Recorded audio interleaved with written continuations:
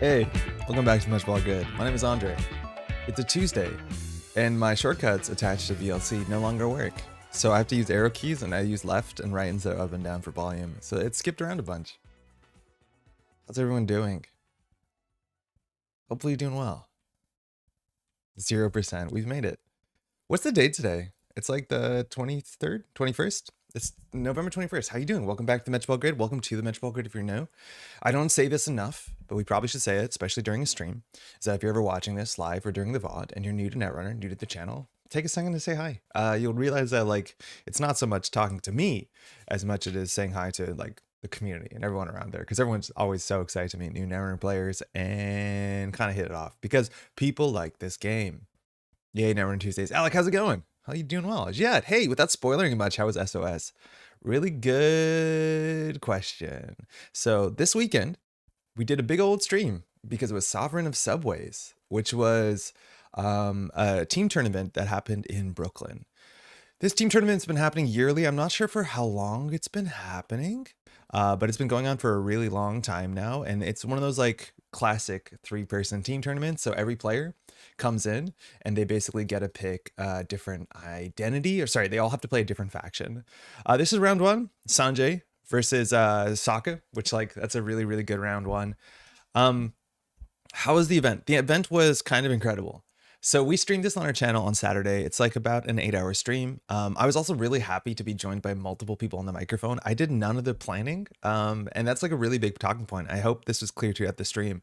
The production of the stream was really, really good. It was really quite good. Card fly-ins, the setup was sick. We got audio on the floor. We had people remoting in to do commentary, and none of this was done by me. This whole tournament was organized by Chen. You might know Kizra, artist, Netrunner organizer, competitive player. And then all the streaming stuff was done by Kato, who I've heard of Kato. This is my first time working with them, and they absolutely killed it. And it's very obvious that they work professionally in this sort of field. So absolute class act. Just always we had Kato in our ear. Just they were pulling up cards, making sure everything ran smoothly. They set up like 30 minutes before the event went live, or give or take, and it all went absolutely flawlessly. It was fantastic. Huge shout out to all the people who joined. We were meant to have 5 different guests, one for every round, which is pretty incredible.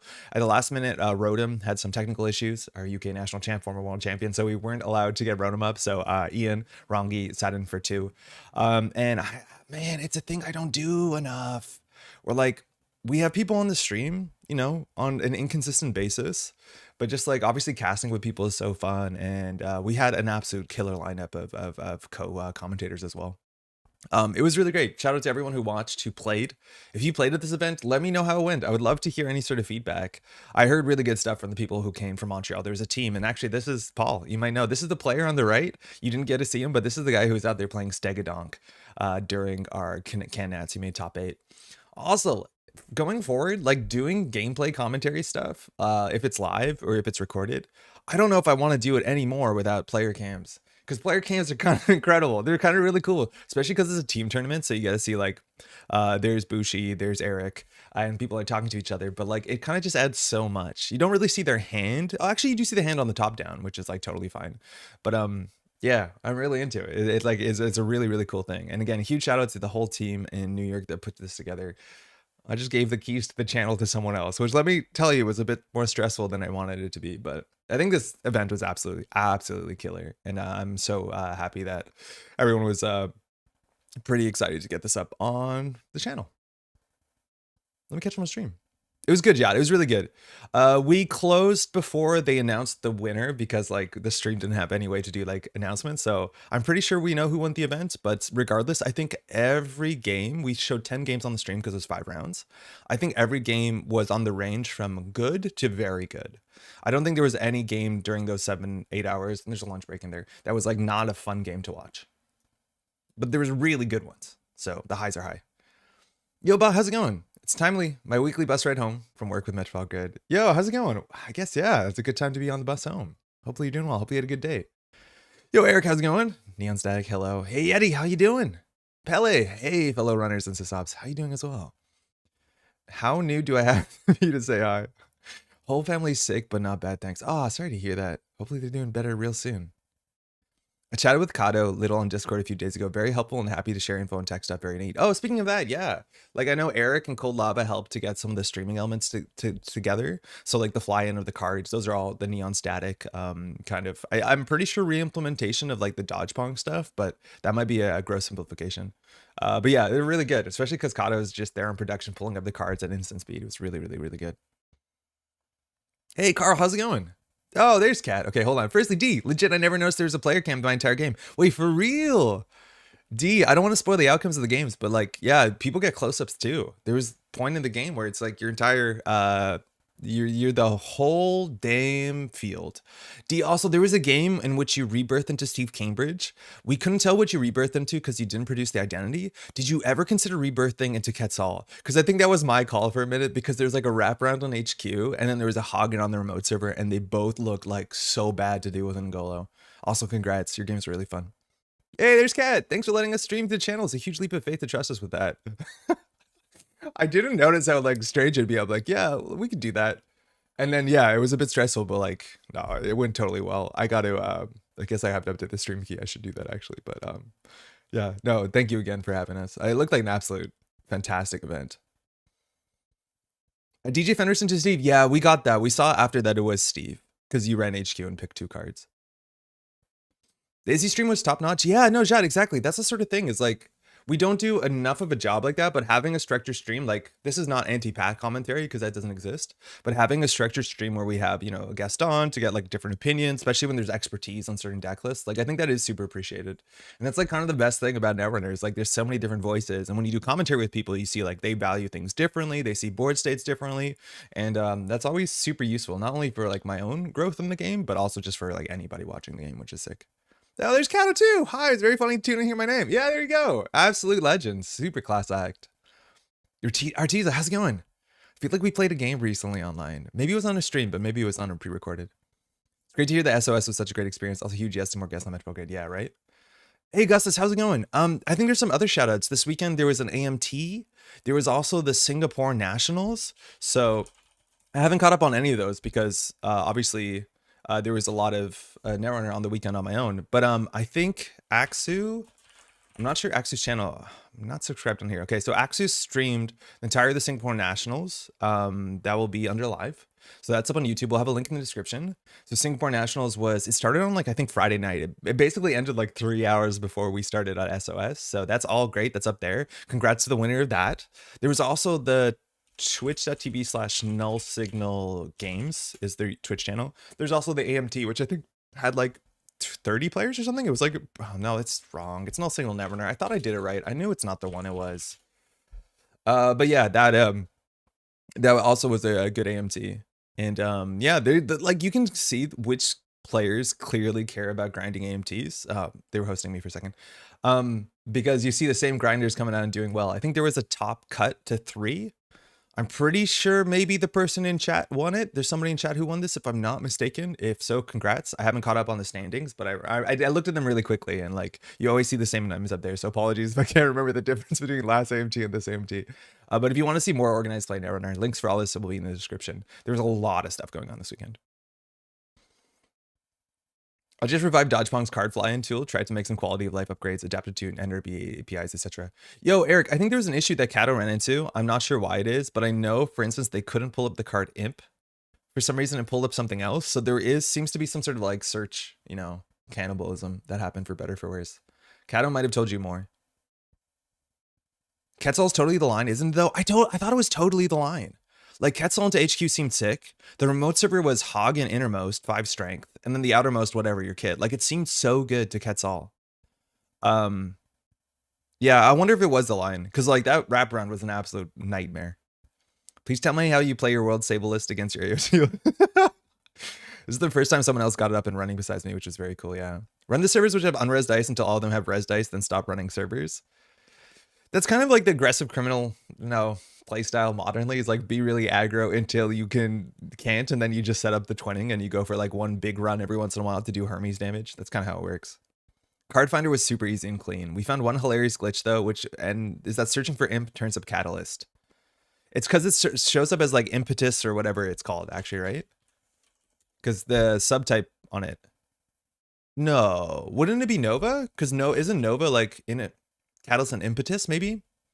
Maybe that showed up. But yeah, I know that Kato was like, I can't pull up Imp. And we're like, it's probably fine. Most people know what Imp is. Recorded, but I don't think it'll see the light of day. Yeah, Artesia probably won't see the light of day. I'm so sorry. Hey, Zombie, how's it going? Augustus won AMT. That's what I was pretty sure of. I didn't want to spoil it on stream for those who want to watch it, but I guess we did. Tiebreakers are 2-2 on AMT wins so far. Yo, so I know tiebreakers. It's like a new testing team from a bunch of people. I know there's folks from all over. Do you want us to talk about it a bit, Augustus? You want to plug it in chat? Spicy Egg Infusion. We saw this also at Augustus, I believe, played this deck at the top of, in the top cut at UK Nationals, I want to say, which is basically, I think the Vengeful Mammoth in Toronto is like a very similar type of deck. But we saw that like Restoring Humanity, there you go, Restoring Humanity punitive deck. And the version of this deck that now swaps into Ag Infusion has 17 influence. Like we played this on stream, I believe on Thursday with Pat. And I genuinely think that this version might just be better than the RH version. Because it's different too. It's like interesting to see what you want to do with the suite. Like Big Deal obviously is really cool. It works for Genesis. It can close games out of nowhere. That's really fun. You lose one, your digital life. You only have two. It's probably good enough, as much as you also don't have the Ag Infusion money. You have the NGO front, which is really cool for baiting runs. You have only single Anoetic Void. I believe it's called out there should be two Anoetic Void here. And the ice is really good. And the idea is that the Ag Infusion ability like will cost the runner generally more credits than the credits you can gain from the punitive from the Restoring Humanity version. And I think it's just trickier to play against this deck to try and close off centrals too. So I feel like it's probably, I don't know, the Agenda Suite's like one card bigger. You're a 5 card bigger deck in general. I wonder if this is just strictly better. It's definitely a bit harder to pilot, but I do really appreciate this version. I think this version is really, really cool. And it's just a shame as soon as we had an RH deck that we're really happy about, it's like immediately supplanted by an ability that's more interesting. Immediately think of Buckethead. Such a great song. Zombie, I'm not sure I know that one. Wonder if the imp thing has to do with the JSON issue or search issue maybe then. Cold Lava, how's it going? Yeah, I'd imagine it has to do, like, if it is actually Nova, then it might be a different problem. But if Nova is showing up, it's probably Impetus. Imp not finding the card literally named Imp seems more the search than JSON issue. It's also like narratively on point. Interesting stat from our small GNK last night. Only one ID from either side was an FFG ID. Everything else was NSG. I think that's interesting. I think we're at the point where the amount of IDs that are, you know, it's already weighted really heavily.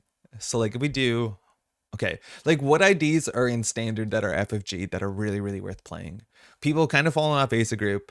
Sports Metal and the outfit are still pretty good. I like the outfit a fair bit. Ag, 4 and 9. We banned out the Shapers. Is there a Shaper in Rain Reverie? No, there's not. Yeah, it's like a small pool. It's like totally worth noting. It's actually quite a small pool. And barring like one or two like really painful misses, I obviously NSG has been doing a good job. Kit? Yeah, I guess so. Yeah, I think a lot of folks would just consider Kit to be like a system update card and not even worry about it being FFG. But yeah, you're right. It's Kit. Asa was the one being played. That's a safe bet. I can only assume this is asking a lot of dev work, but I think it would be awesome if at some point we could package the card puller so that anyone could just download and run it. It'd be really cool. I think people would use it. Like, and this is also like such a big thing why I was like so jazzed to be working with, you know, the team with Kato and folks at SOS. Is like, this is how it was at Worlds this year. It wasn't how it was at Worlds last year. And if you appreciated the promptness of like the overlays and like the pop outs of the cards and stuff like that, which makes, you know, viewable watching. And if you watch the Flesh and Blood World Championship, you did see stuff like this going on so people could watch it this weekend. That's also pretty cool, is that you need somebody whose full-time job is production, who sits there, pulls up cards, make sure everything is right. And that is huge. It is like one of the, like, unfortunately less sexy jobs possible when it comes to production. Is like, you know, a lot of people maybe want to be on the microphone behind, besides there's actually a lot of people that want to be behind the scenes, but like making sure that you can pull up cards so people can understand the game is like so sick, but it is a full-time position. And I think Kato is like showing off why that is so important, which is sick. Yeah, yo, Mondi, shoutouts for Kato running stream. 100%. Also, Mondi, thanks so much for coming up and casting around. An absolute pleasure. Steve is probably the most played ID who also isn't played. So on that note, I think that's actually what we're going to be doing today to a large extent. So we have a bit of news. We're going to be diving in. Also dev worker, HMU. I wanted to build a deck here that was actually inspired by a Steve deck. So Sanjay over here played a Steve deck, and I don't know what to expect when people play Steve Cambridge. I also couldn't remember Kevin Tame's name at instant speed, which was a problem during the stream, and it was super embarrassing, but we figured it out. But this sort of Steve deck, like on its own, if you look at these 3 cards, this one being daily casts, doesn't seem like it's doing anything special until Sanjay just starts playing like 60% of the Prognostic Cezve engine that you expect in as lists. And then is like, you know, instead of running Masterwork, because he's not running 3,000 pieces of hardware, he's just running like Paragon, which whatever, you can run whatever you want in that slot, is basically building a pretty good on-tempo deck. And there's only a bit of spoilers here at the first round, but like sitting across from Sokka is always going to be a hard matchup. His early game like slaps. Like he's flying through. Sokka has a really ugly early game. He floods up. He deals with it in like very creative ways. Just there's been a blown in archives for a couple turns, which you generally don't want to mess with that soon on. But this engine looks really cool. And I think we're going to try and play something like this and then see how awkward it is. But like just Prognostic Cezve seems just good enough. I wonder if we can go out the way to play as more programs and hardware and we can build something that's a bit more avant-garde even on top of that. One of the big issues right now is criminals, like you don't have MU. So already you're in a weird spot where like for that engine to work, you want to be running Cezve because Cezve is good for that sort of engine, let alone it's good with other stuff like Bayabens and so on and so forth. But the biggest issue is that if you want to play Cezve, you also don't have the MU to play other stuff, right? Like it's hard to play Amaku in a full breaker suite. It's hard to play Bankroll, which is really good with that sort of engine because it slots. And then it's hard to play Sneak Door Beta, which if you're playing Steve is a really good card. But of course, we're at a point where that's really, really, really difficult. So I'd argue we might have to go out the way and play like MU cards and hope that they're not too tempo negative. The problem is like, what are the good MU cards? What cards give you MU in standard that aren't consoles? Like DZMZ actually works relatively well with Prognostic Q-Loop. I just like, am I excited to play DZMZ Criminal? Am I? Z standard. We might be able to like remove console. Yeah, how would you? Oh, can you search for MU without searching for mu, like must? Switch window. I think I'm okay. You scared me though. This one downloads all cards ever and organizes them in sets and renames them by their name. I think Eric, if he shared a link, it didn't work. It's just DZ and T4000 mem chip. Did we lose the really bad one I don't like that gives you credit every turn? Space after MU? What do you mean? Oh, okay, in quotes. Yeah, that's a good idea. That's a really good idea. So, yeah, I think Cyberdelia is gone. I'm pretty... No, Cyberdelia is still here. Shit. I didn't want to play that one. Yeah. Okay, so let's look at the options. So in theory, we can also... Can you do 2 of these? Because I'm pretty sure if you do X minus... I'm not sure if it's... I don't know if it's exclamation mark or it's minus. It's always not what I think it is. There's no way that works. Yeah, how do we search this? What's the syntax for negative searches? I always think it's backwards. It's not this, is it? That would be really cool. It's that. Sick. Okay, never mind. I got it. Thank you. I didn't even try and share a link. It's eHiden. Netrunner to be card downloader after GitHub. Oh, sick. Okay. So there's very few cards that give you MU. I'd argue that's probably fine. MU is not a very sexy part of Netrunner, unfortunately, and it makes you care about your console more. Some shapers feel a bit different about that. But we have Cyberdelia, we have DZMZ Optimizer, and T400 Memory Diamond. T4 Memory Diamond, I don't think is the worst. It's not the worst. It's not good. It's 2 MU cheaper, and DZ actually is an econ card, and because it says once per turn, the fact that we fire Prognostic on the corpse turn, it might actually do something. I think that's kind of interesting. I think Cyberdelia is both too much influence, and also a card that's only relevant into the mid to the late game, and at that point, we might already be too slow. So we'll find out. And then Puffer says MU on it, which is fun. Also, Flesh and Blood, the pop-ups on and relays is becoming such a necessary feature. It helps people keep up that don't avidly know the entire card pool and helps learn. This is a bit of a Flesh and Blood segue, but there is Tower number 9. So there's a new card game coming out called Star Wars Unlimited, I think. Shit. And it's FFG's putting out. It's a collectible card game. It's Star Wars. That's for a lot of people all you need to know. That's a collectible card game. I'm out. And I am out. That's totally true. But I've been watching some of the gameplay to see like how this game is different than anything else. Tower number 9. And there was this Flesh and Blood content creator. Oh no, come on. Hold on.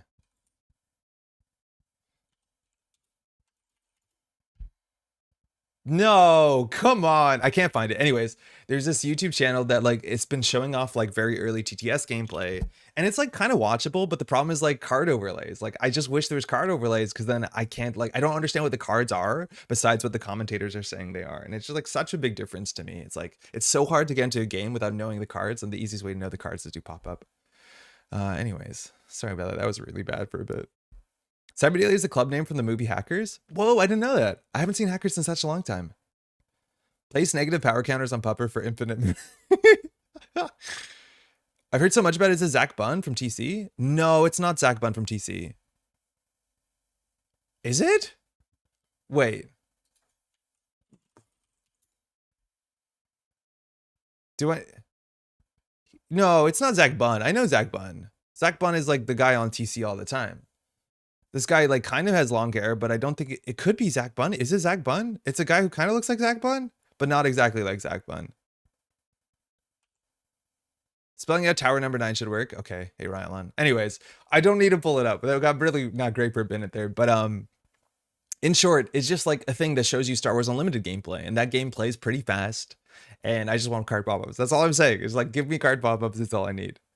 They launched the 30th anniversary of Hackers. Yo, Veronica, how's it going? How you been? Also, Voida, T400 does protect a bit against flatlines with increased hand size, which I've considered in Jinteki matchups. Yeah, I have played T400 Memory Diamond unironically in As decks and held 6 cards in hand, and it is meta relevant, right? Like there are damage decks that care about cards in hand, right? Either the, you know, sort of end of line decks that are doing things with what's it called, Reaper function. Obviously, the punitive list, like getting to 6 cards in hand is pretty safe. Like this is a bit of a tech card.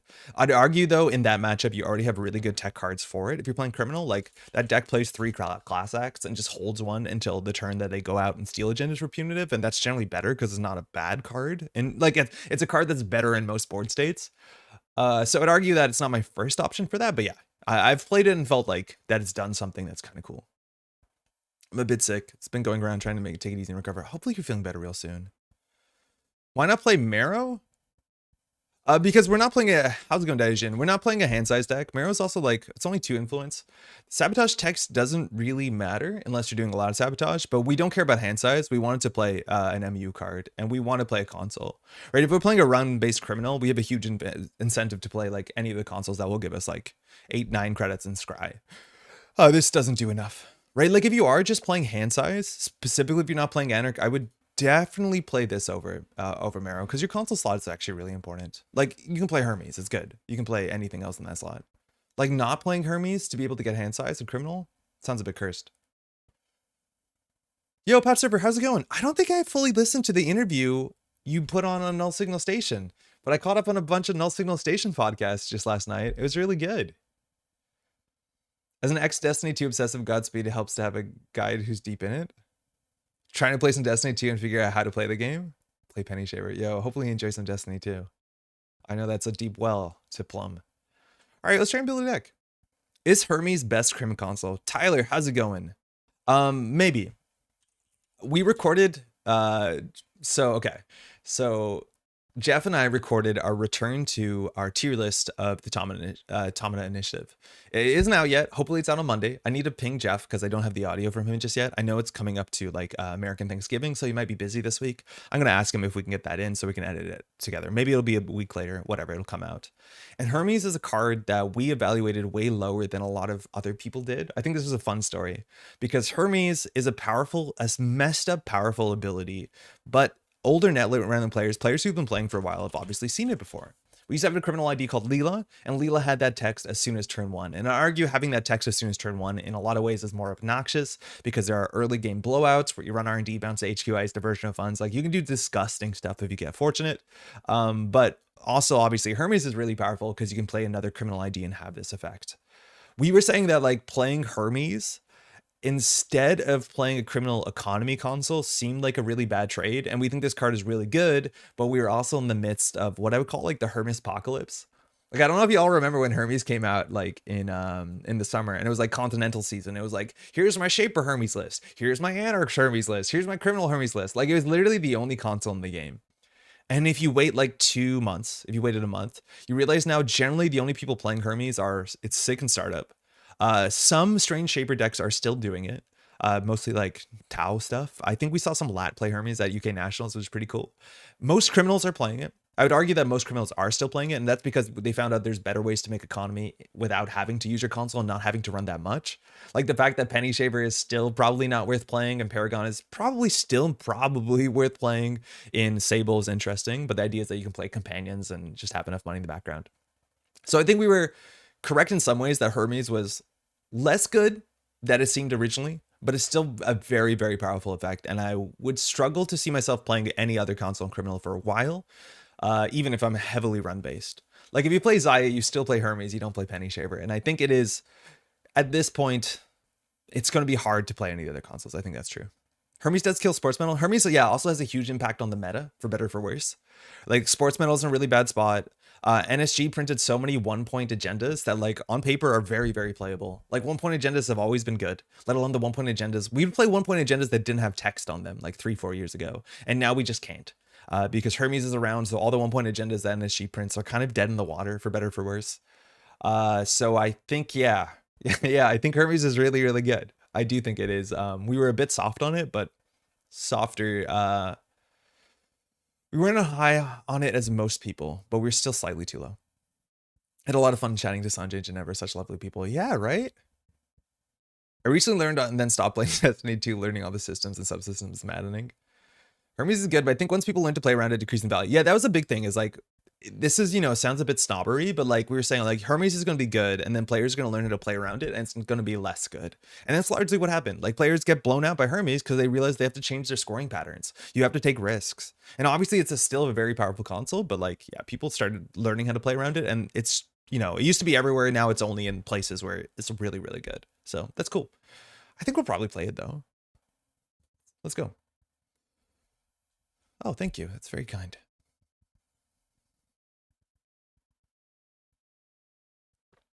New runner deck.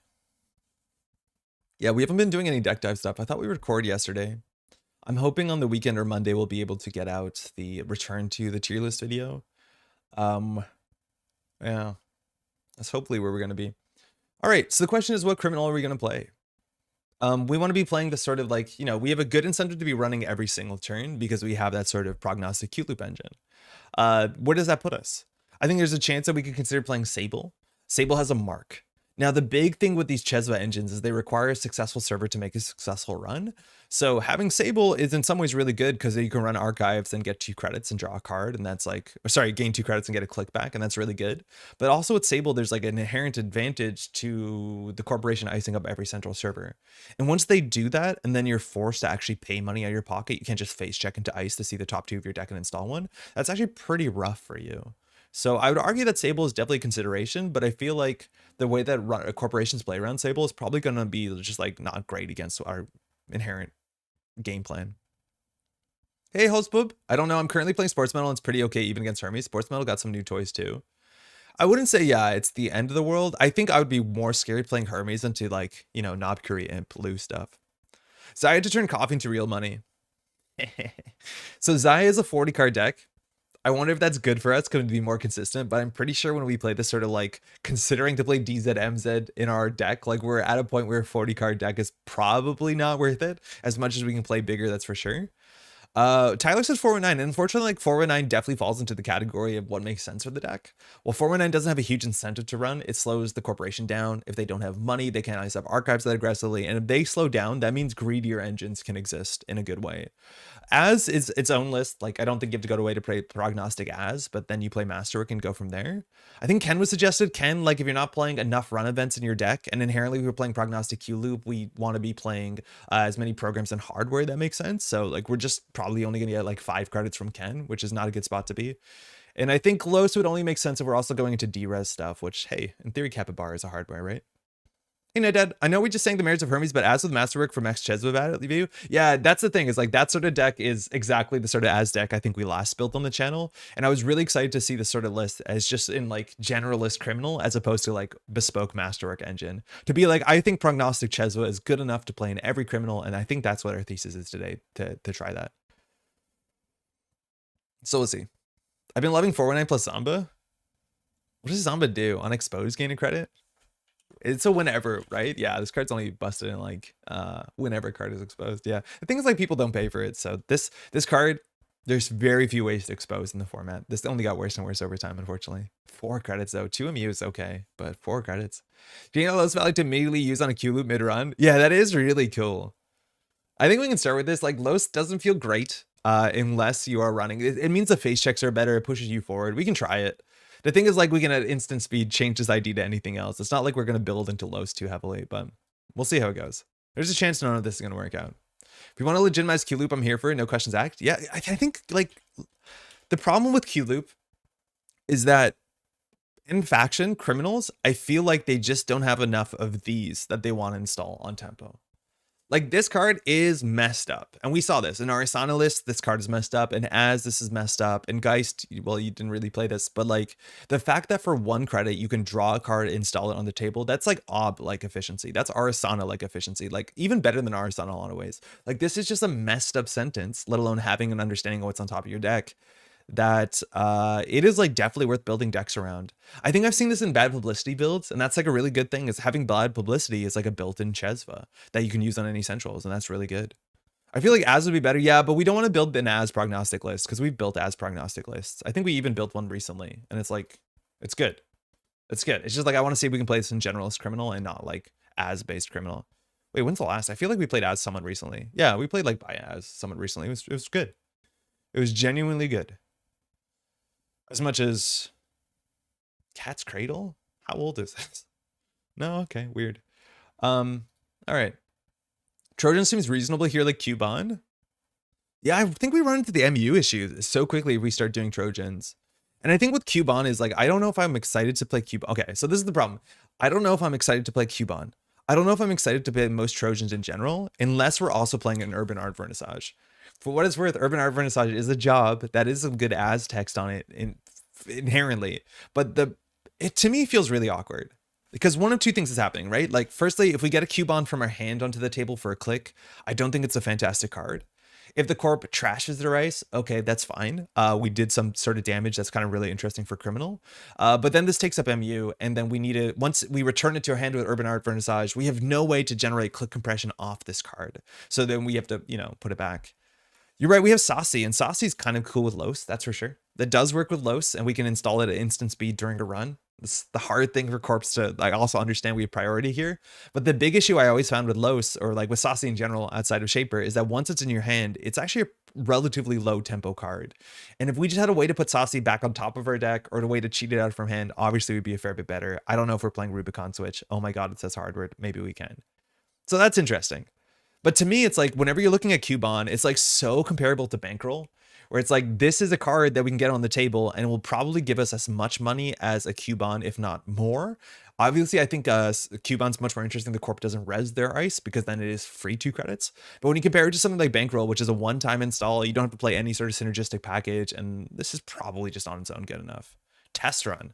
Yeah, but Test Run is only from not from your hand, right? So you have to discard it and pay 3 credits to get it back on top of your deck. I did play Test Run, mind you, in like the Spark of Inspiration decks as a way to like reset it. Amaku's already better forcing corps to pay and does something good for you on like Zamba. Yeah, I'm not a big Zamba fan, but like Zamba was only like interesting when it was part of a busted combo that had to be banned out. Yeah. So we'll see. We can see what we can do here, but there's definitely like a lot of flexibility here. I just think like if we do Saucy Rubicon, we might be in a really ugly spot unless we can start up really, really quickly. Because we have to still play fundamentally like good criminal pressure to force the runner to be awkward. Let's put a 1 in, we'll put Rubicon in, and we'll see what the rest of the engine looks like, and then we'll build into it. Because there's a chance that this deck is going to look very vanilla and just have this weird engine, and we'll see how good it is on that merit. So let's go. Yo, Paul, how's it going? How's New York? Congrats on your games on the stream. They were really fun to watch. Okay, so Prognostic, I think we're going to play 3. Just so we make sure we have it. That might not be correct. It's only good if we get all of them. And then we're going to play 3 Cezve, which is also a bit rich. But a Cezve begets another Cezve for free, and that's an okay spot to be. Let's just say that. So we have Cezve, we Prognostic. Now we want to make sure that with Prognostic, we're playing enough programs or hardware for this to be good. So this is where you start to realize like we're already having an MU problem. So like playing incidental cards like Saucy or Bankroll get difficult, as much as at this point here, we got to try considering like 2 copies of DZ and go from there. It was tiring but cool to play with fellow netrunners. What was the venue like underneath the streaming room? Because we never got to see that. I read what the Carcosa Club was, and it sounds really interesting, but I can't tell exactly what it is. So we want to play events. We definitely do want to still play events. The fact that it messes up with our prognostic Q-Loop is like, it's a downside, but I don't think that we have a huge incentive to play no events. It's also totally worth knowing that as a console, if we play Paragon, which is what Sanjay was doing, when we make a successful run, we can actually bottom one of those cards. So if we look at 2, when we bottom one of them, we can actually set up a prognostic on the corpse turn or later on our turn, which can be pretty good. We're also probably going to be playing Class Act, and Class Act on its own is also interesting because when we draw, we actually see both of those cards, as much as sometimes it cannibalizes your own triggers. You have to be very, very, very careful. SOS was a blast, even though my team got rolled. Never saw the stream table, but everyone was great. Yo, Dan, really great to hear. What'd you end up playing? David, I don't hear anything.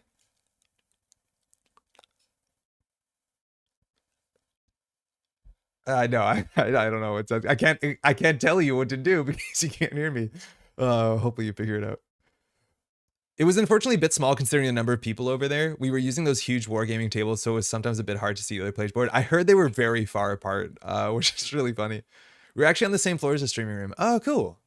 In hindsight, I wish we gotten more teams up on the stream table. Side effect inviting the world champ to visit, I guess. Yeah, that's always like a consideration that goes into the event to be like, what do you want to show? Do you want to show the top table or do you want to just show like as many different people as possible? And we ended up seeing one of the same team, I think 3 of the 5 rounds, as much as we did see a different player every time. So like, that's still pretty cool. But yeah, that's always like the thing that I know when I recorded Cannats, it was like hindsight, be like, oh shit, we saw a lot of Hoshiko. And it's just like hard to do all that while also organizing an event. So it only gets better. Very fun. Yeah, you know. Still really cool. Thanks again, Kat, for organizing it. Yo, how long were you in New York for? Like, I know y'all went out for a nice dinner. A photo was shared to me, which seemed really cute. So hopefully you had a good time after as well. I played Big Hosh, Maori, and then YDL PD. Oh, super cool. Stream table at SOS was actually on the same level as the rest of the rooms. It was just a private room in the back. Oh, okay. Yeah, it was quiet in there, which like, that's good for streaming. Would it be a bad idea to bring a lot of old FFG product to an in-person event and try and sell it? I don't think it'd be a bad thing to do. I think those sort of sells, like generally you should just do on whatever marketplaces that exist.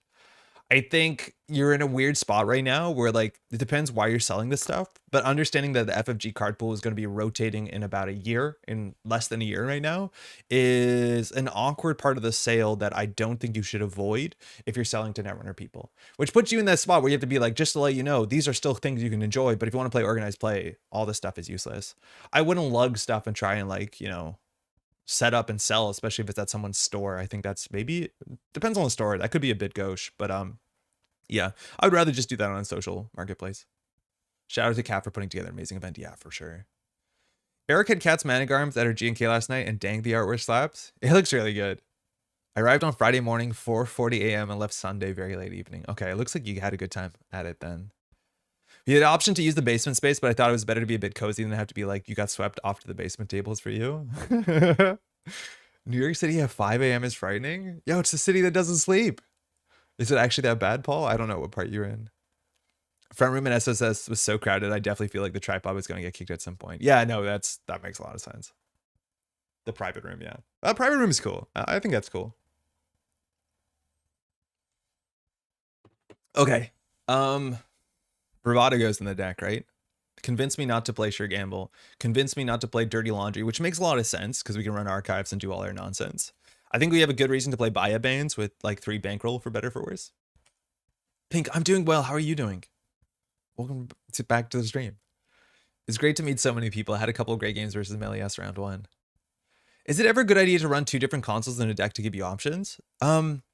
It's worth noting, Tyler, that you can do that. You're allowed to overinstall your console with another console. I think there are some decks that I've seen it in the past where they've done it and it slightly made sense, where like it generally hinged on the fact that back in the day there was like setup consoles and then there was like value consoles, gameplay consoles. So the idea is that back in the day they had this card that says draw 1 card whenever the corp creates a server. It was really important to get this down on turn 1 so that when you play an asset spam meta, it drew you like 14 cards. But then at some point into the mid game, there's a chance you wanted to transition into a console that actually did something that actually closed the game out for you. It's hard to imagine what a Shaper console looks like that would do that, but I think there were some considerations at some point in time. I remember seeing virus decks that would play like a couple copies of what's it called, grimoire to set up. And back in the day, before the console rule was actually changed that you can overinstall consoles, you'd actually sell your console to the Aesop's pawn shop, and then if it mattered in the matchup, you would swap down with a turntable, which was a very, very good console against certain matchups where swapping their agendas with agenda counters, swapping a 1-pointer for a 3-pointer was the most important thing you could do. So I've seen it even at top tables. Modernly in Netrunner, the last year or so since they've changed the rule, I don't think I've seen it. I don't think I've seen it in a deck where it really, really makes sense.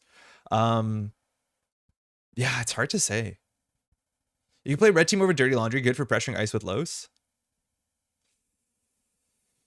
I worry that if we do that, we're in this situation, right? Like, I think Red Team is undervalued. That's for sure. But I think like the fact that the red team forces on central servers and forces us to pay 5 up front means it's actually really hard for us to do our engine. Because like ideally, right, like we're doing Prognostic Q-Loop, we're installing a bankroll, and then we're dirty laundering R&D. I still at that point we have no money, but it's really hard to play a bankroll unless you're playing career fair and then continue to pressure the board. You know what I mean? It's like because all our money's up front and then we're kind of stuck off of our building engine. And I think because we're in such of a building engine, we probably behooves us not to pay 5 credits for a single card that's set up. Yeah. More events means less Q-Loop value. Yeah, I know. I'm aware. I think we need to make sure we don't go too hard on it. But buy events is really good with Cezve. I wish I could ask people's handles. Cool to play against you. Yeah, I don't know if there's name tags. Name tags with names and handles kind of slap. People seem to be known to slot in tech Ma, but it hasn't been too common. I've also played like big Hoshiko decks that ran multiple consoles, but like just so you can draw a console. Remember when Crit HD ran Heartbeat as a backup? Oh, that's a really good one too. Yeah, Heartbeat was this was a tech card where this was a console. Oops, in a deck in which the meta had a very, very potent deck that would just kill you out of nowhere. That just playing a Heartbeat in your deck as a 1-of and hoping you drew it was like a legitimate win condition. And in the other matchups, you didn't play this or you played draw at the console. That will change with excellent for draft formats. All right, I think we could probably play a diversion. Obviously, we were playing Los or 419. You want diversion. I don't know if we play all 3 of them, whatever. The big reason, though, is that we can play 3 Boomerang relatively well. Maybe we only want to play 2. It's really good off the top of the deck with Prognostic Q-Loop, and then it makes sure that our relevant trigger stays relevant even into the late game when we deck out, which is really good. Is Rubicon Saucy our engine or just some random side thing? Feels weird to have 1x Rubicon when it needs to be found. I just put Rubicon in to remind us to consider it, but I'm pretty sure Rubicon Saucy is just like too much nonsense for a deck where we're trying to streamline it and then we'll see if it like doesn't even function. Finish Nats were one back in the day with a 2 console shaper where choosing the console based on matchup was the point. Oh, that's super cool. That is really, really cool. I think there's some big arguments why you'd want to do it. Modernly, I don't know. I think it's harder to say because it doesn't feel like there's consoles that are very like matchup dependent currently, as much as like back in the day. I think there was a couple more of those. Mostly what's it called? The one where you trade turntable. I wonder how much we should prioritize putting cards through. Sorry, Tratping, how's it going? We should synergize prioritizing putting cards that synergize with ourselves versus cards that let us deal with the metacorps. Generally, when we play on JNet Casual, we just try and build like a cogent deck. And then once we get crushed by asset spam or whatever, then we swap in cards. That's at least the way I do it. Like if I was preparing for a tournament, I would definitely worry about like, how does this deal with Reality Plus? But like here, we just want to do a proof of concept and then we play it and be like, it looks like what we were doing was working well, but we are struggling to deal with, you know, this and this and this, and then we can tune it. I just want to do a proof of concept to see if like this engine is worth pursuing further than just like, you know, the nascent idea. Maybe that's foolish, but we just want to make sure that we're not like discounting it if it just sucks against asset spam, which like that's the problem with Lowe's is like Lowe's sucks against asset spam. And there's a fair bit of decks in the format right now that play like 3 ice sometimes. That's not good. Are there other consoles we want to play? Flip Switch is not bad in the meta. It is a meta card, that's for sure. So we could play it. It's a sort of card that definitely gets cut in our fundamentals deck, but whatever. I prefer playing you early because I suck. Think, come on. I like that approach. No need to refine something that doesn't have solid fundamentals. Yeah. Yeah. And that being said, like there are conversations to be had about like I'm building a weird deck that fundamentally is a bit flawed, but is really good into this meta. I think that is also another approach, but that's even further from where we are. But I think that's also another cool way to look at deck building, to be like, oh, I go to my meta and 60% of it's Reality Plus. Here is a deck that like is really good in Reality Plus meta, but has like no matchup versus built to last or whatever, which like that's most decks, I reckon. I don't know if I want to play any other hardware, which is like unfortunate. I think Lucky Charm has kind of fallen off. Not that it was ever too big, but like Pinhole Threading is the card that we're not playing. That's the one event that we probably should. We should play Pinhole Threading.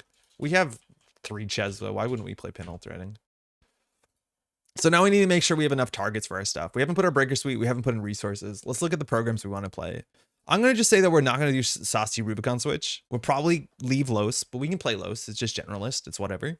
So Amaku at 1 is pretty good.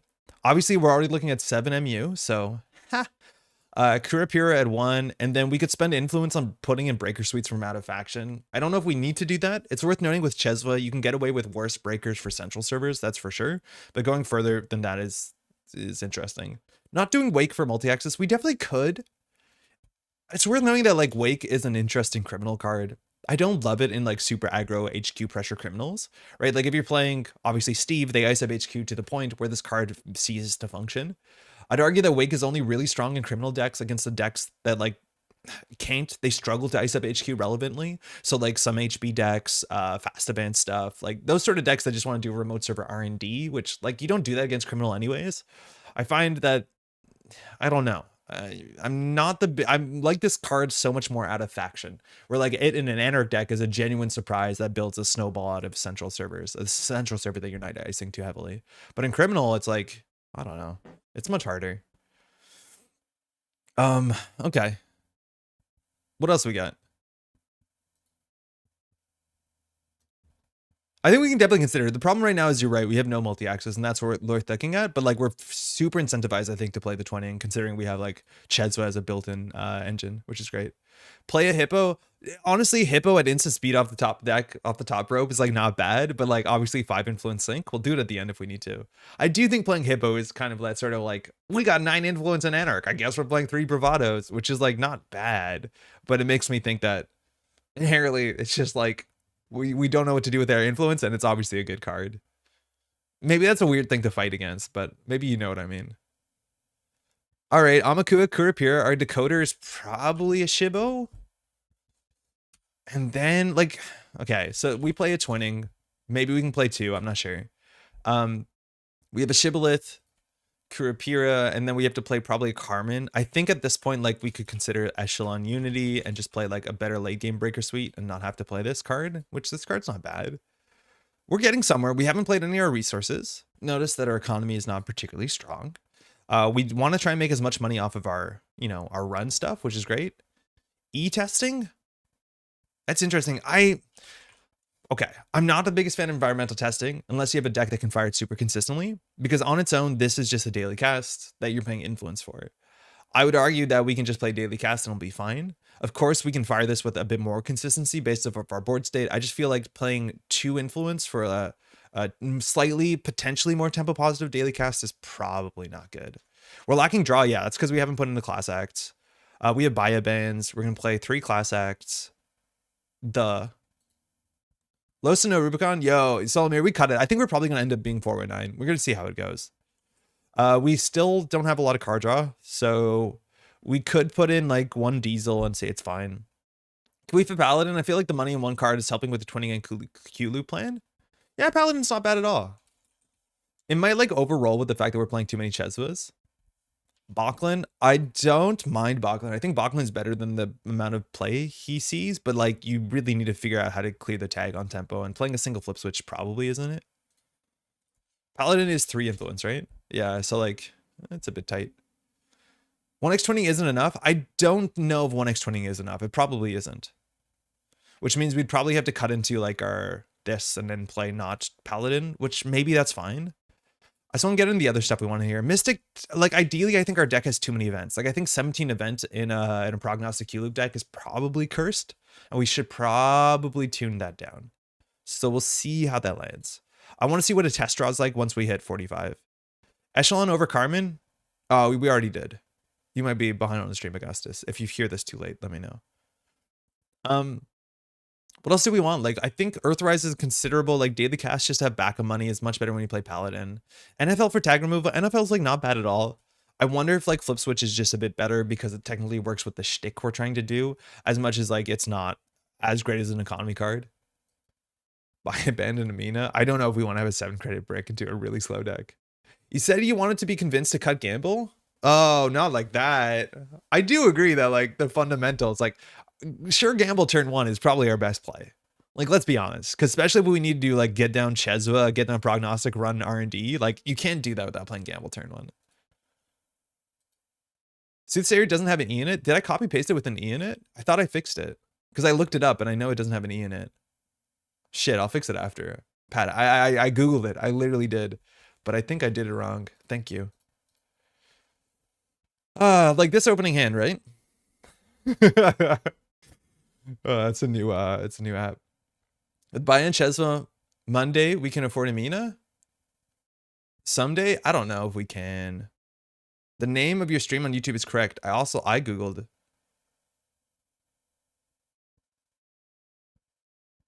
Oh, you figured it out. So I did do the research. Yeah, because I originally spelled it with an E, and I was like, I don't know if that's correct.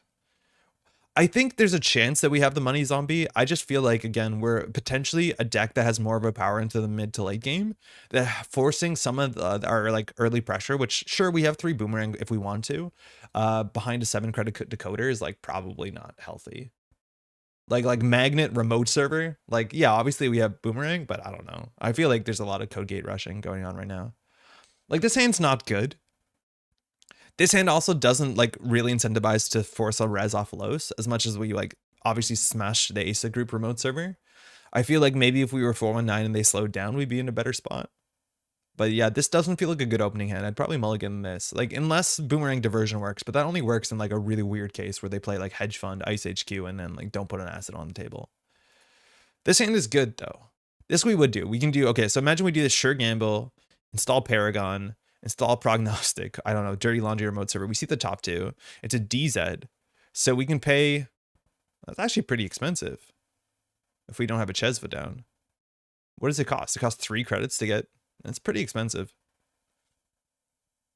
That's actually kind of pricey. -1 Paladin, -1 Ian, +1 Shibu, +1 Leech. I worry that we have too much MU already. Phil slots a career fair and Carpe Diem. Even droids, how's it going? I wonder for Prognostic if we have a way to do that says programmer hardware on it. I don't know if like just putting a bunch of events in it. Also, Carpe Diem is a pretty butt card if you don't have a mark. I don't understand this. Like I haven't seen people play Carpe Diem outside of like mark mechanic, but the fact that this is a 3 credit econ card, you might as well play no free lunch. And sure, you roll your mark, but you don't roll your mark until after you play the card. And if the mark is just R&D, you're like, shit, I didn't want to run R&D. You just played a 3 credit econ card where like no free lunch is just a superior card for that slot because it is a 3 credit econ card. Obviously, the other one sometimes makes a run when you're lucky if you want it to be the run, but not knowing where it's going to go at the start of the turn is where Carpe Diem becomes manageable. Or if you play Mystic Miami and other stuff like that. I don't know. I'm not a big fan of Carpe Diem as a 3 credit econ card. That sometimes works out for you when like you can play no free lunch and this text is super meta relevant and it's not that different. Welcome to my TED Talk. Sauce as? No. We're trying not to play as. We're trying to play the Prognostic engine without masterwork and all this sort of stuff. 3 cards for an early DZ, 2 clicks faster seems fine. It's only fine if we can use the text on DZ to be relevant. But like, okay, so then we draw Pinhole, we draw Doof, we install Bankroll for free, like on turn 2, 3 clicks in. Like, is that good? Is it? Charlie Carpe Diem into face check R&D is better than random archives run? In this deck, it doesn't really matter what it is, but like, I just don't think there's a lot of board states where you can't afford to face check R&D wildly. Like you play into Reality Plus, you can't really Carpe Diem R&D. Sure, with Los, yeah, maybe it's a bit easier. You kind of undo the Reality Plus tax, but you know what I mean? Like it's just not always good. I'm hesitant. I think you need to be on fermenters. Unfortunately, you're correct. I think fermenters is really good with the Prognostic DZ engine. That's one of the few like ways that you can make money off of a program. Yeah, Bankroll is kind of what our slot wants to be. And this is like super, super naive that we're going to be running all the time, all the turn. We don't have mutual favors, so like we can't find our breakers. As opposed to what, just cling to draw instead? What are you saying that should be better then? I just feel like this piece feels bad in the deck, right? Like getting a DZ down on turn 1, it is so hard for us to leverage this into a tempo positive way, card. The way that Shaper decks are running a bunch of programs that they can install when they want with things like SMC, Simochip. Like this is better. Like I wonder if we don't play DZ and we just play an MU card, like the neutral one. Dropping a Bioband seems fine. I think Biobands is like really important for draw and it works with Carpe, but like, I don't know, maybe we drop a Unity sooner. Changeling, how's it going? I'm a certified Dirty Laundry hater, so take my words with a grain of salt. Oh, I like Dirty Laundry a lot. We try not to dirty laundry archives though, unless we have like prognostic tempo. Just play Keiko. Holy shit. Wait a second. Which influences Keiko? Echelon, go away! Echelon! Come on! Okay. Oh my god. 3 credits for 2 MU and a credit a turn? Oh, it's a companion. I thought this was going to be like the text on 20, where it's any card. So no, we can't play that. DZ works on both turns, so there's some good potential with Q-Loop. I agree, Mondi, and that's why I was excited about it. But like the chance of us installing a program 2 turns in a row with like, you know, this many programs in the deck is like kind of slow. So that is the problem, is like how many programs can we put into the deck to make DZ prognostic make sense? So I think that's what we have to figure out. I think if we can figure out how to make the program text on this make sense, we're in a good spot. So maybe that is, right? Like put 3 saucies in and just like fly from the top rope. 1 paladin is enough to make Keiko worth it? I don't think so. I don't think spending 6 influence to have that is better than just playing a paladin in Miami for 5. Play Keiko and Q-Loop and Hosh. Surely that's busted. People have tried it before. I think maybe even you've tried it, but I've seen it and it's like not bad. I think that's the other big card that you can consider in these sort of decks, is like getting bad publicity is really good with Prognostic Q-Loop. So like 419 mining accident is also like a line that you can go. Stay on page. So like let's check this. Let's play a bunch more nonsense in it. You still need a second twinning. I think there's a chance. Yeah, we have no multi-access in the deck. Okay, so this opening hand, it's not good. I don't think we can play this. This opening hand, this is a bit better. Do sure gamble. Whatever, prognostic, let's buy a bands, whatever. We see the top 2. Oh, buy a band's prognostic is actually kind of ugly. Can we ditch twinning to go Wake? Guy, I don't love Wake because it's about running HQ. And in Criminal, that's the one server they ice up really, really well. There's no way around it. They just ice the shit out of it. So like twinning is really good because it allows us to do our thing while at the same time building our board state. And it is HQ and R&D multi-access. I don't know. Is the point to play Q-Loop? Are we purposely not playing Arson? The point of this was Sanjay in round 1 of SOS played like Q-Loop Steve, and it looked pretty good. It looked fine. He was just playing generalist good stuff. And yeah, he has Leech. That is actually a pretty reasonable card in the slot. I don't think he's on bankroll though. I think that's the big thing, is like he's on obviously too much coffee and on Amaku, of course. But like you see, he's just playing the fundamentalist stuff, and then he has this really cool scry draw engine because he's playing Paragon, which we are too. I just wanted to see how strong this was. To see if it felt good without like really, really building hard into it.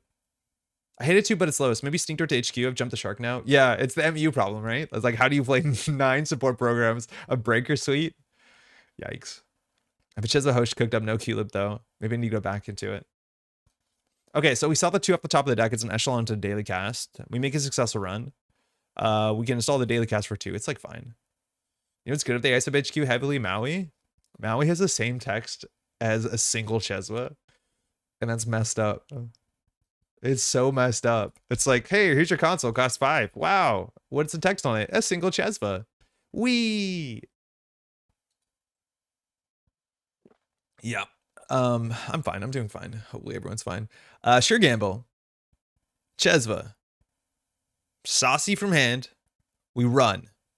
You can't do anything with Cezve. Solves your MU issue. It doesn't hurt my MU issue, that's for sure. That opening hand seemed okay. Could be 1.5 Cezves thinks of the value. Yeah, just for HQ too, right? Like, shit. Leech could also be considered instead of Saucy. I think it was considered before, yeah.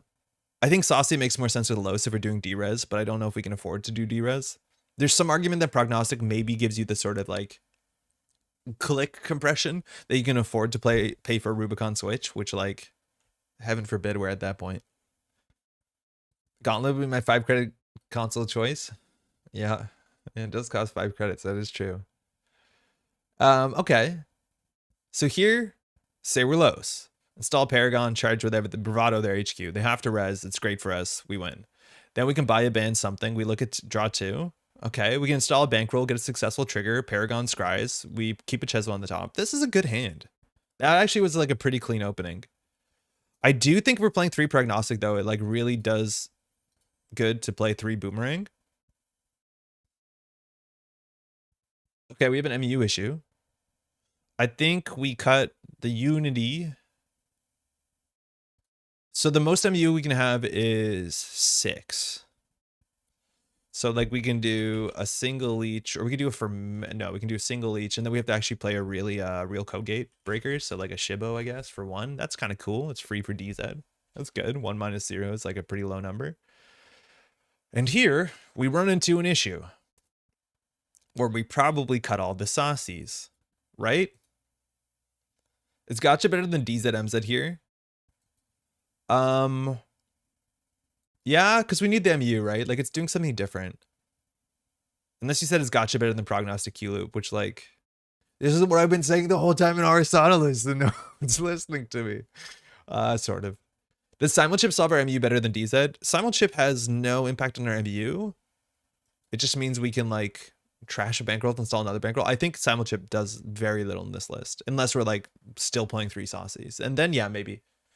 I think saucy Simulchip is like kind of fun. Mulch. Yo, Monty, okay, hold on. I haven't tried this yet, but like, did QTM ever test something like this?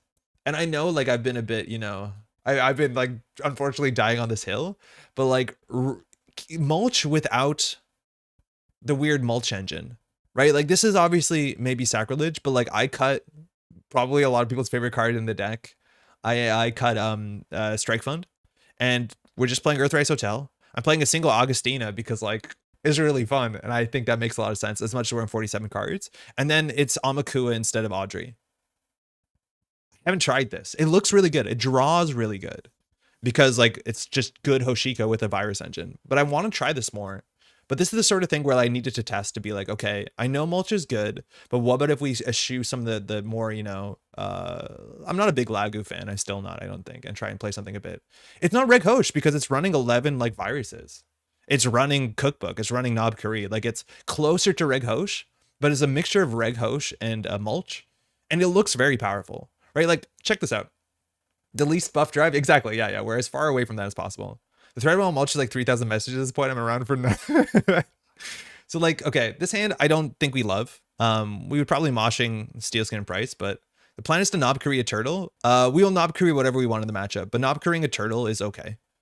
Like, I think Turtle is just so okay in the format, especially because the Mavirus hate has died down, that like it's worth having it in the deck because eventually, yeah, you can Knob Curry the Turtle. It comes in with 1 strength, which deals with a fair bit of the ice in the format. And then eventually it is a problem. They have to purge it out. Like, it's just an ongoing threat. There is some mis-synergy with Amaku and Imp that like, yeah, you could consider not playing Turtle and putting in a single Audrey. And I don't think it's that big of a deal. Whether you're playing Audrey without Strike Fund, whether that's sacrilege, yeah, that to me seems a bit stranger, but like it's worth something. It's like, this is definitely worth testing. But like the early draws are, okay, that's a really bad draw, honestly. But like this sort of early draw, like this is so comfortable to play. And that's because this is more reg than it is like mulch. Like the idea they can do Sure Gamble, Paladin, Cookbook, Almakua, and you tell your opponent to go. Probably we would have ran that turn instead of getting Cookbook down just to like get Hosh, and then we draw into this. Great. We price, look at 4, we get down an Imp or a Simulchip, and we kind of go off from there. Audrey's the key to mulch. I agree. I can see that. And I think that's the strangest change too. And like Audrey Simulchip is really powerful. So I think this is not exactly mulch as much as it is like reg virus Hosh. And I don't know how good it is. It's just like, I think we played too much Hosh on the channel that people don't want to watch Hosh anymore.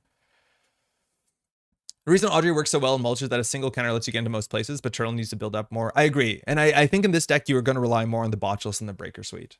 I think Amaku is not the reliable breaker, but Amaku is like the late game solution. Was there an experimentation with doing mulch and freedom? The disruption is very fun. I think in the freedom deck, it's like I think, okay, so the thing with freedom is I think freedom's ability is like probably even further behind Lou, where like this sort of deck, you need to grind through your deck really quickly to set up the late game where your bin is full and you have this sort of Laborite Simulchip engine.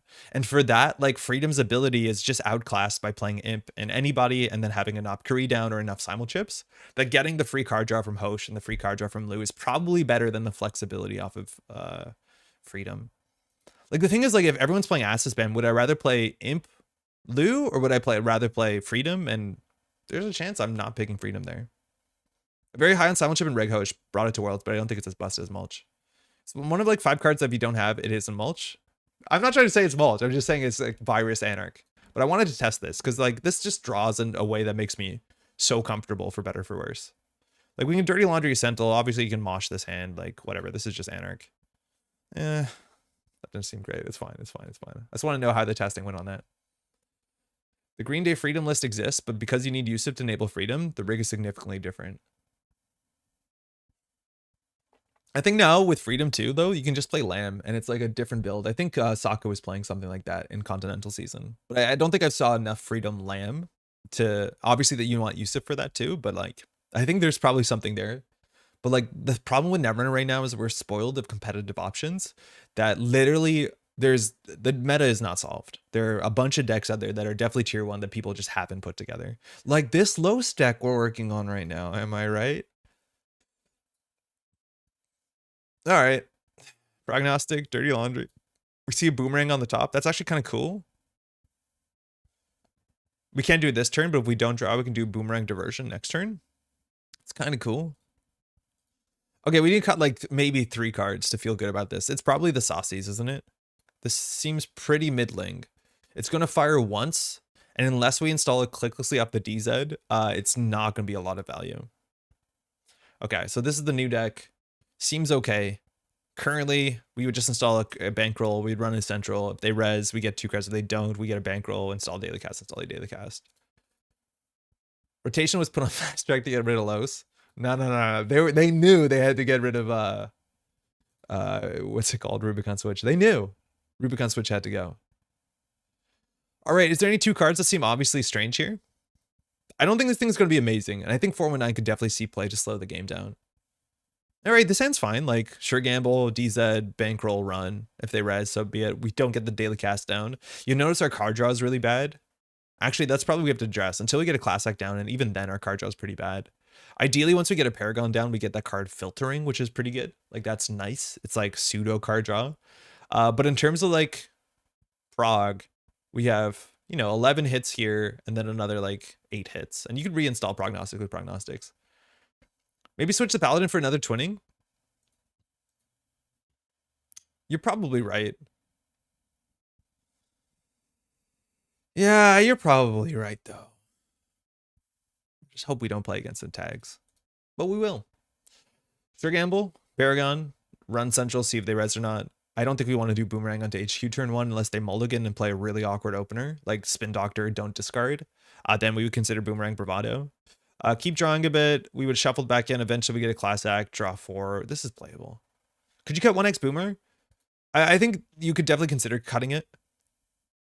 I think it's like one of the best triggers of the Prognostic Q-Loop that it really incentivizes us to keep it, because it is something that we can do at instant speed. We can even do like a double Boomerang turn. And I think that is probably one of the cooler interactions with Prognostic Q-Loop that makes it relevant. I also worry that we're slow enough that having 3 Boomerang is probably worth something, albeit this does, or as is showing, right? It feels so bad to install DZ early, so do we make those T400s and play them only later?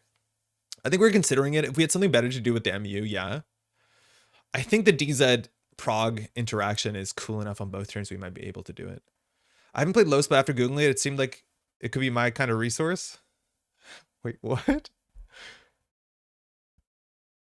Oh, we go to Zaya. Yeah, we go down to 40 cards and like never. Yeah. Let's try this. I think I can play 47 cards. It's going to feel worse because we're further away from card draw. Especially because we're a prognostic engine deck, and we probably, it does, you know, help to cut down to lower cards. Oh, lost. Yeah, okay, I get it now. That's very good. I think we cut this. Like, we just try and clean the nonsense out of the deck. Cut a Pinhole. Ah, no, Pinhole's so good right now. Pinhole's how you win the HB matchup. Pinhole with Cezve was messed up. I'd rather play 46. We cut 2 breakers to get to 45. Warlock, how's it going? Reg, prog, loss.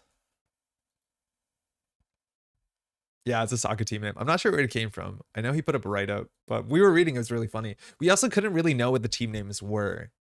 But they're always really good. Like, that's kind of the, I don't know if y'all knew that if you went to your first team tournament, but like the team names at any team tournament in Netrunner are always like the funniest.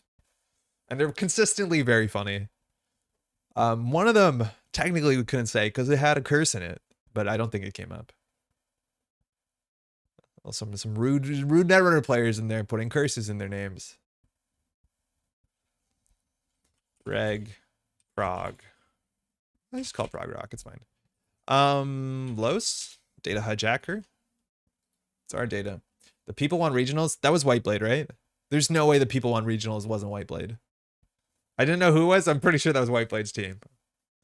Can I get a confirmation that the people want regionals was a team involving Eric Keelback? I wonder if you can fit in best of one of the worlds. I wonder if I can fit the best one from worlds in one YouTube message. Progrock, hello. It was Jeff and Whiteblade. Okay, very good. The best bit was when someone asked him what regionals was. Was he a judge too? Like I recognized Eric's voice when he came up to the table because in the last round there was like a maybe not the last round, second last round there was a judge call that had to happen, and I was like, oh, Whiteblade's here laying down the law, which is good fun. That's like a really cool thing is like there's so many players who are absolutely who grew up largely on like the FFG, you know, structured tournament series, the way that, you know, FFG with like regional store championships, and they have this like really clear progression, which I do value. I think that's great. And there's a bunch of players, arguably maybe more players, who have no idea about that structure and are like totally maybe sated with the COs and the GNKs and the confusion of what the difference is, which like, yeah, could be better, could be worse. But yeah, I do like regionals, that's for sure. Eric said many people at the event had only joined after regional stop. Yeah, I have no doubt. So Pink's on outfit. This could be, there's a recent outfit that came up, I think. We have to watch out for like Lady Killer. Obviously, it could just be big deal stuff. Boomerang's really good into the matchup. Boomerang Doof is like not bad. We have a pinhole for the early remote. I'm thinking we're gonna keep this hand. Yeah, it's fine. Yo, Bill, actually that decklist thing should work soon. My friend Wasa, who put together the like Twitch decklist thing, has been working on it recently. And he did push an update. It just has to be approved by the nice people at Twitch. Okay, what do you think is on HQ? The runner born after 2020 can't cook. All they know is Blue Moose. Charge the remote tempo, be bisexual, eat meat, damage, and die. Yeah. This looks like a Rashida. We can just run it, I'm pretty sure. On 5, she can only res Valen Chow. That's a bad face check, though. Yeah, Eric, we're on those. It's just because we have to be on something. So, like, we can do pinhole the remote server. We can also just boomerang the remote server. We have 3 boomerang in the deck, but boomerang into Doof is, like, the thing we want to do. The problem is if we boomerang this, they probably don't res, and we want Los to res. So figuring out how to play this is actually kind of interesting. I think we just do boomerang, run it. They have some incentive to res on the basis that, like, res dice is good because it gives bad pub. But this, if it's a board control, we're fine with it. Ah, shit. Give us a Rashida. Wall to wall. Oh. I think we have to pay to trash that, but that's kind of like, now we're really cooked. This means it seems like her own build, unless people just keep putting Sokka's list into other factions. If we install the trash this, we have no money. I think we will. Boomer Doof run remote. Boomer Doof run remote actually was probably better there because it incentivizes them to res, so Los gets value. I do like that a fair bit better. She didn't play on turn 1 a too big to fail, which is like why I don't love Doof, but Boomer Doof run remote is very, very reasonable because it means that we don't trash the thing. I was expecting that to be Rashida. Yeah, well, at least there's a too big to fail there, so she would have been fine. As much as now, like, the remote server is a bit messed up, but like she could big deal next turn. I think we can consider running HQ here. If we do credit daily cast run HQ, it's a Trebuchet, we lose the Trebuchet. If it's a Valenchow, we lose the Valenchow. So I think we might just slow down here. We can run R&D to get a bit of read on the deck. I think it's in our interest to get down the daily casts. If we do bankroll, run R&D, like, I think we just do... We could run for a single here. We died at punitive really bad. But otherwise, we just do credit daily cast. That's probably fine. Like, we just have to get back in the game. I have mixed feelings about Doof just because it eats 2 clicks. Yeah, it's not as good. I call this out on stream a lot. I think we see a lot of like subpar Doofs, for better or for worse. Hostile. Good, 24 credits. But it's like slow for everyone. Now, if we go HQ here, like Doofing 24 to 19 doesn't matter. If we can make it good for ourselves, that's one thing, especially because with the ice res, it gets a bit better. Corps have a lot of ways to get up from low credits. It depends on the faction. With YDL, it definitely hurts. Like, I get Criminal's really good at click compression, but the return for feels bad, especially with how Corp econ. I don't even know if Criminal's that good at click compression. All right. We can bravado the remote server. I think that's kind of fine. If we get a bankroll and bravado remote server, just kidding. This gets us back into the money as much as it doesn't do much, and incentivizes them to res, which means the boomerang goes in rotation. Otherwise, we're getting money off of this, and we're getting a bankroll. It's fine. Turn 3, 24 mana. It's a problem. We might get, if she just has in hand like a, what's it called? Big deal. We lose the game. Such is big deal.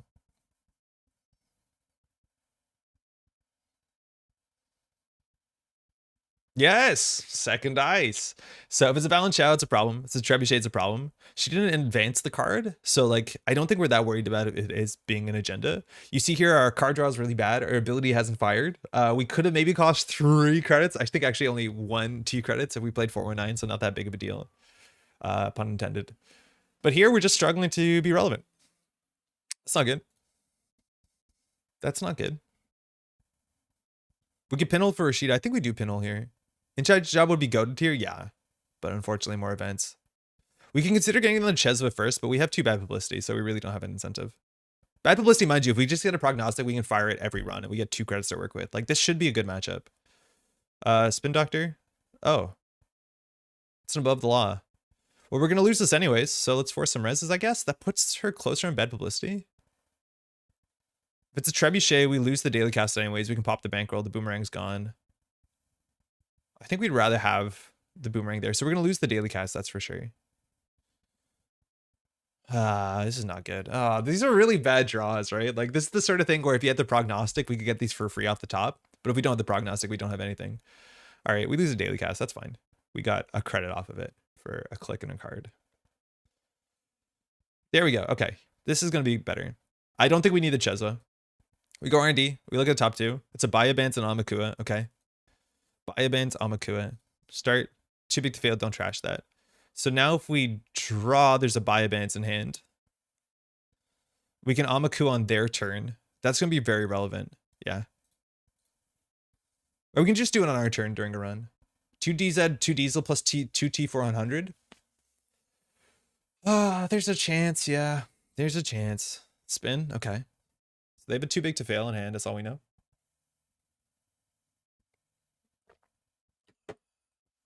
Third ice. Okay, so we have to push centrals. So here, we need to get this boomerang back in recursion. So I think we can just run R&D. We probably should use the bad publicity. It eats a prognostic trigger, but only slightly. We're going to eat it anyways with Bayabans later on in the turn. If we Bayabans, that's probably better, yeah. We'll Bayabans our archives. So look at the top 2 of the stack, yeah. So Amakua and DZ, okay. So here we can use prognostic. We'll eat into our bad publicity, install Amakua. Breach server. Order here does sort of matters. Draw 2. So we have a DZ and a boomerang. Boomerang's really good because we can challenge centrals. So we need to set up the twinning now. The 1 above the law is out. So we want to install a card paying 1 fewer. That means we have to get a Cezve down. A second bankroll doesn't matter that much. We have the boomerang. The DZ's not that great here. So getting the twinning down is okay. We enter a bad publicity here, so we're kind of low as much as we have the bankroll. The DZ wouldn't fire this turn, but now we just need to get it up to counters. Once we get up to 6 strength, we're in an okay spot. And if they purge, I think we're fine with it. As much as we could lose to a pretty big fail. Too big to fail? I mean, big deal. So getting to 6 means we can deal with all the listed ice in the format. Yeah, that makes sense. Okay. So boomerang we have to install for hand. Oh, never mind. So we have to figure out how to use the twinning here. So this is probably crack the bankroll. We have to get down a Cezve. We have to get down a boomerang on R&D. We have to run.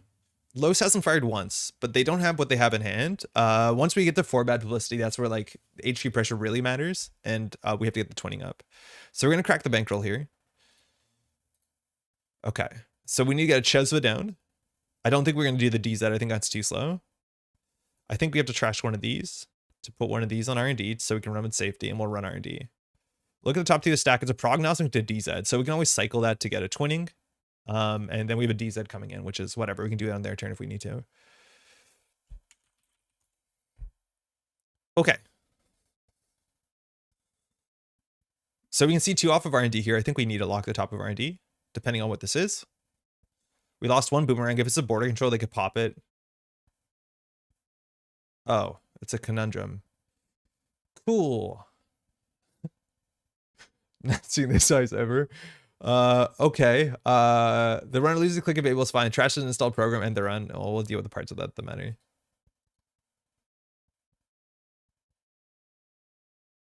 I don't know if you need the virus tech. This is 7 strength, which is really funny.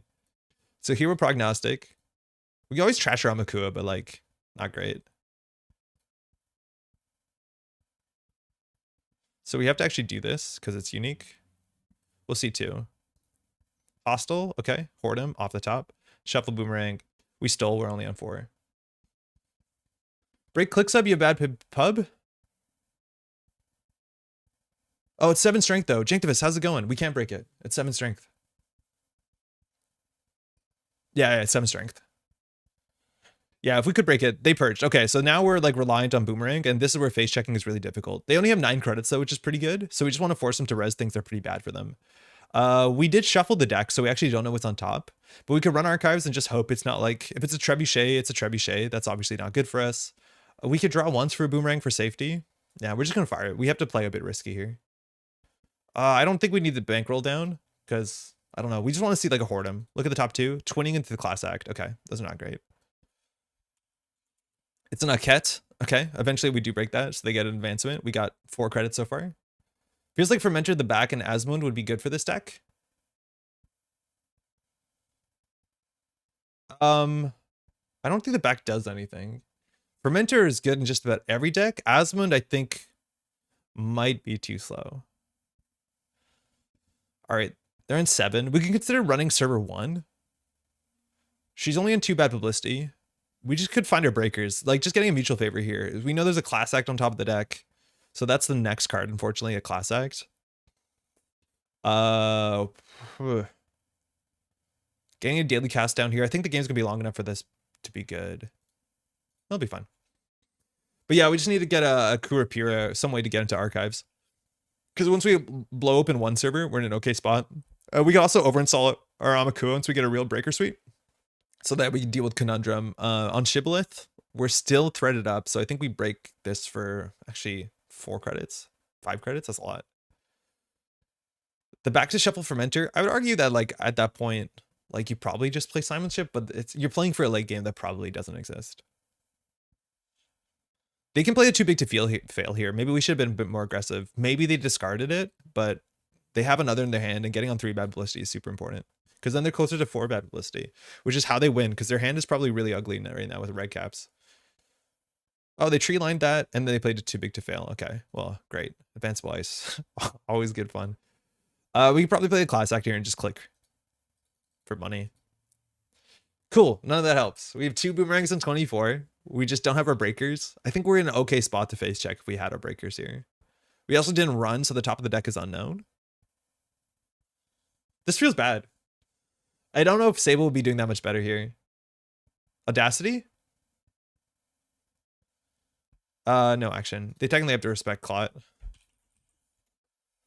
If they Audacity 5 cards in hand, we're happy.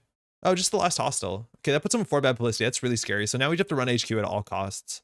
The problem is we literally have no breakers whatsoever. Drop for a boomerang is the best we have. We just have to send it. Yeah, we're totally cooked here. We're so cooked. We just haven't drawn any breakers. So they probably have red caps in hand, right? So they win in 2 turns. So why don't get Crim? Playing with single breakers, I never understand. Well, you have to play a mutual favor, right? And also we're playing all these, like, we're playing these really, really, really, really greedy slots, right? Like, we thought DZ would matter because we'd have the time to install like 600 programs, and that's like super realistic. The back trigger runs from Prog, get back from Enter and Boomerang and Bankroll. Yeah, but then we have to install those from hand. Oh no, they shuffle into the deck. Even in Geist decks, or even in like As decks, or sorry, yeah, Geist decks and As decks, like there's a bunch of matchups where you didn't install the back because it is too slow. Like imagine we had back here, and obviously this is a bit of a rush matchup. Like it's just not useful. Yeah, one of each breakers will do that. That's for sure. And the problem is like this is one of the matchups where the face checks are so bad that like, yeah, we cut a flip switch, and maybe flip switch is good because we're lows. Whatever, let's just see what the ice is. Top 2 the stack, class act into Kurapira. So Kurapira is 1 down. And that doesn't open up R&D in a good way. Asmon fetches your AI breakers. I would rather play Earthrise Hotel over Asmon. All right. Fires. We've got 6 credits off Los. Doesn't sound that bad. Okay. Well, we need to get into HQ or we need to threaten Clot. So draw for Kurapira. It doesn't do anything, but we need to draw. So now we can consider running. There's nothing good to run. Yeah. Not very good. I think we just install the second class act and call it a day. All right. We don't need another Cezve. Leech is not the worst. Second twinning is not great. We're not going to fill up our MU before the game's over. We still have our breakers. They put a wall-to-wall in Unseen. I wonder if that was an agenda. It's been there for a while. But in theory, they want to draw into red caps. So I don't know why she shuffles in. Maybe she shuffles in wall-to-wall so that like she has something going in the remote server that we have to like pressure. But this is just like draw for red cap. So Audacity, double advance. We don't lose to a 5-3 the deck could be running. We literally just cannot make one run. Okay. Okay. Oh boy. Could be Trickle Lights. I'd be surprised. I don't think you need to in the outfit. Like I'd expect Haas slash and burn agriculture sooner than that. So we can get Kurapira if we run archives, right? We bake with bad publicity. That's probably the line, right? Just to see some cards on top of the deck. It's slow, but we have to hope. So like we can do Kurapira, Leech, Dirty Laundry to get to 2 strength Amakua. I think Amakua 1 strength opens up HQ maybe. I think that's what the only thing we can do here. Unfortunately, this gives an advancement. And if they advance a card in server 1 and it's a 5-3 and we lose to that, like so be it. I'm just assuming they have a plan to score this out without the outcat counter. Because getting the outcat counter here seems a bit ridiculous. But we could lose that. Church, this is our first game. So far not good. Because we have all these bad cards in our deck that don't do anything. But it's only getting better. We can't break all of it. So break the end of the run. They get an advancement. Ideally, we don't steal here because we want to get Amakua at 1. The problem is we haven't seen a Trebuchet or a Valenchow yet, and both of those are really, really hard for us to deal with. Trojan Horse. That's a problem for one of breakers. So they threw one of those out. So we could consider Pinel threading this. They didn't advance this, so it looks like it might be a Rashida or a wall-to-wall. If that's the case, we can Pinel it. I think Pineling Rashida is actually kind of important. Is that Conundrum? Yeah. They played Conundrum. And we have Amakua, so it feels bad. So we can Pinel archives. I think if it's a Rashida, we lose the game. So I think we need to deal with it. We have 4 bad publicity, so this is not that expensive. If it's a wall-to-wall, we'll probably trash it as well. But we saw wall-to-wall, so we should expect advanceable ice to some extent. It's not the worst card. Sometimes you did just see it in like these sort of... Oh, we also don't get Kurapira counters, which is like kind of cursed. Because we can't break all the subroutines because it's triple advanced. Man, I don't like advanceable ice. It's a wall-to-wall. I think we're going to trash that. Our money's not super relevant here. We just, like, this is the problem, is when these cards are in hand, obviously we're playing from behind, but we literally do not have the clicks to install them. And that's obviously a problem. This does end the run. We have 2 Boomerang and 17. They're drawing for it, so she might be just looking for red caps instead of trying to close the game out in a remote server. And I'd argue she can close the game out in a remote server. We need to see a single advance here. This is also where like Hermes run R&D is really good. Unfortunately, we have Paragon. I think we expected to be able to run easily, and it's not the case. 4th ice, nice. Okay. I feel like D-Res packages at the moment are just weak. The D-Res packages are like not a thing. I don't think they're a thing. You can't D-Res outfit ice that easily anyways. I don't know if we know the top of the deck. I don't think we do. We'll draw once. Oh, we did. Okay. I think the Shurigam was a bit more interesting. So this is where we can hope that we can get in somewhere. So we can consider contesting HQ. We're assuming this is a Trebuchet or something that we can't deal with. Obviously, that will be a problem. We have 11 credits, 13 with Cezve for the run, so we don't really have to play Shrink Gamble here. We have a chance of 2 in 16, a 1 in 8 for the top of the deck to be a Boomerang. And if that's the case, we can do this really safely. We're playing from so far from behind that we're just going to take some risks here. We're going to run HQ, and we're going to hope that we can get a Boomerang off the top. Sick. So we don't have to install that until they overextend and they res a piece of ice thinking it'll blow us out. We'll use the Cezve so we get the twinning so we can swipe HQ here. If we had a Hermes, we'd feel pretty good. All right, give me a Trebuchet. Come on. Second Afshar? Oh, wait, HQ is actually really easy. So we'll keep the Boomerang on top of the deck.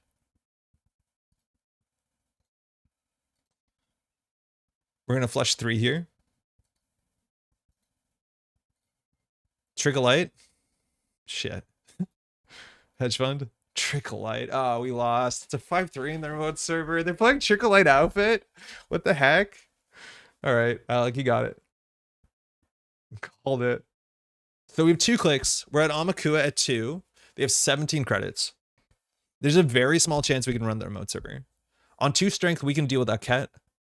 Ooh, Offshars are here. We can deal with boarding control. We'd have to run it twice, though. So the best case we can scenario is we hope that we force them to res ice. If it's a Valenchow, we boomerang it and continue going. Afshar and Outfit is questionable. It's not amazing. It's kind of fallen off. But you're right. It is it's something. We want to fully break this so we can bypass. In theory, giving them the credits actually... That's strange. That means they have another border control here and they have to win in their remote server. But ideally, you force the corp, the runner, to spend more money there. Yeah, so they just have it for sure. So they're just going to do double Trickle Light. But there was no reason to not make us spend more money. Maybe we wouldn't. But that's the game. Good game. We got, I think, 8 credits off of Los, which doesn't feel terrible. Yeah, so they're going to move 2 counters at once. So they're going to score a 5-3 here in SDSS. Yeah, we were way too slow. We didn't draw up in any way that made sense.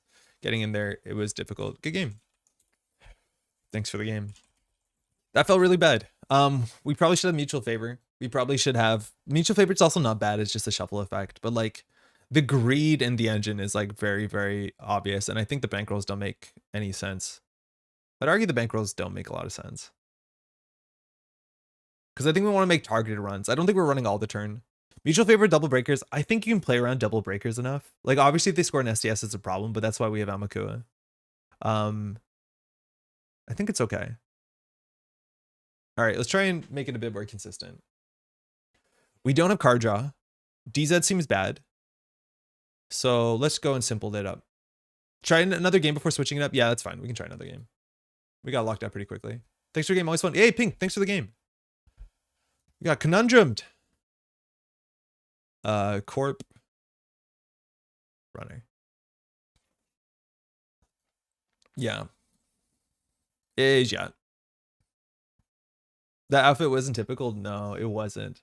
But the thing is, like, that outfit is the sort of deck, it seems, where, like, barring the Trojan horse, like, a more consistent criminal deck would have a better matchup. Okay. This is going to be a good on-meta Reality Plus deck. DZ early is bad. One of the deck was lucky to see against Amakua. I don't know if I know the text on Conundrum.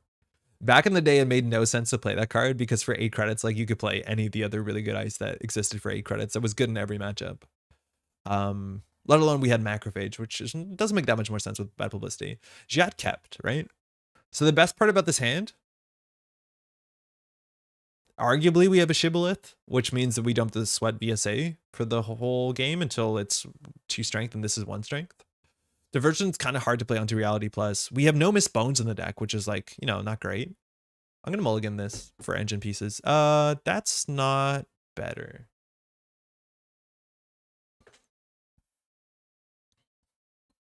I think our best matchup would be like Asa.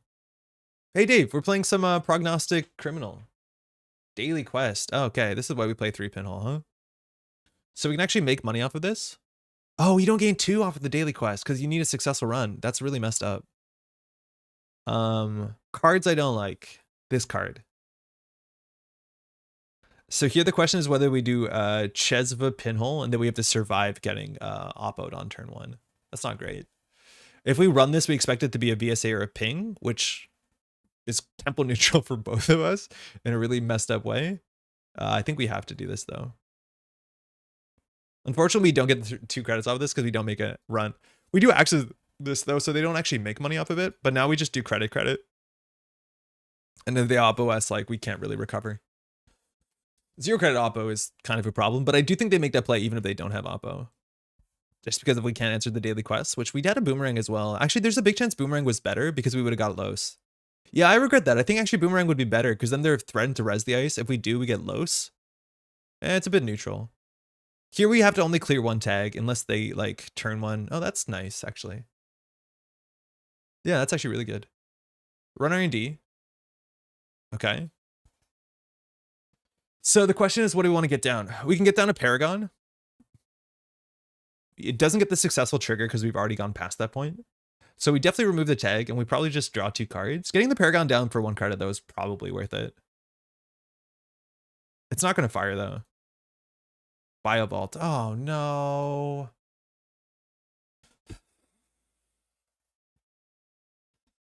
We're playing against Hyper Glacier.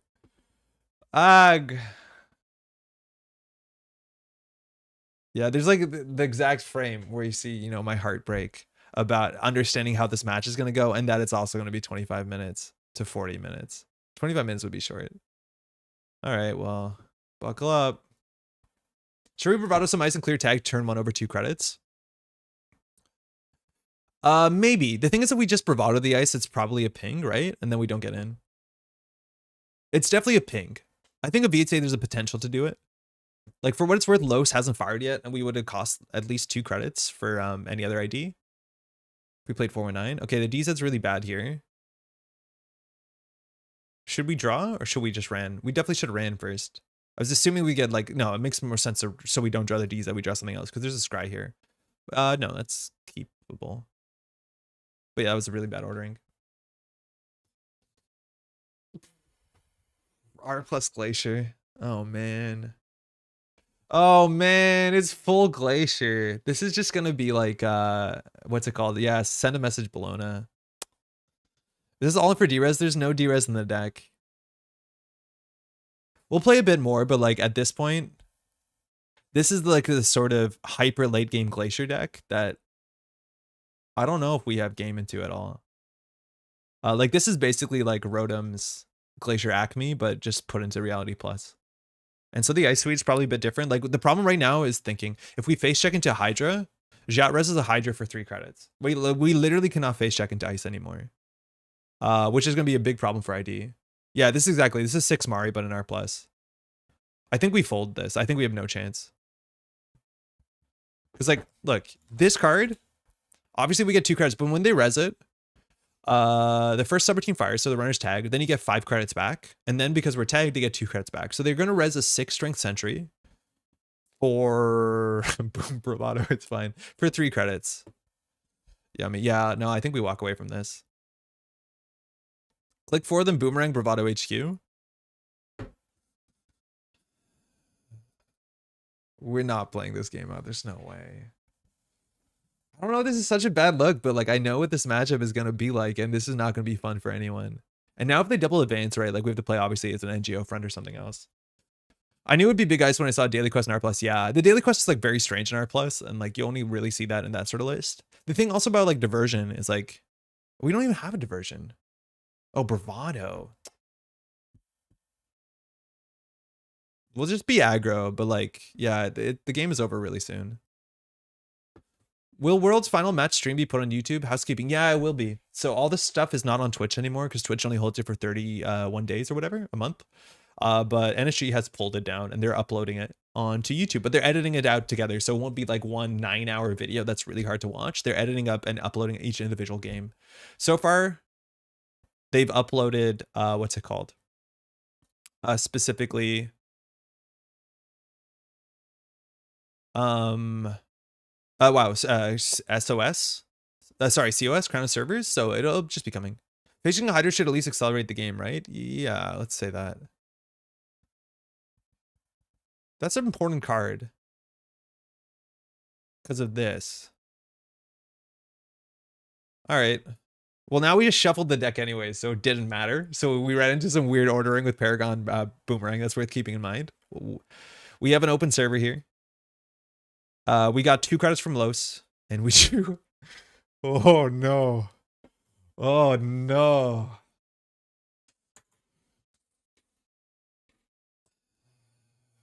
All right.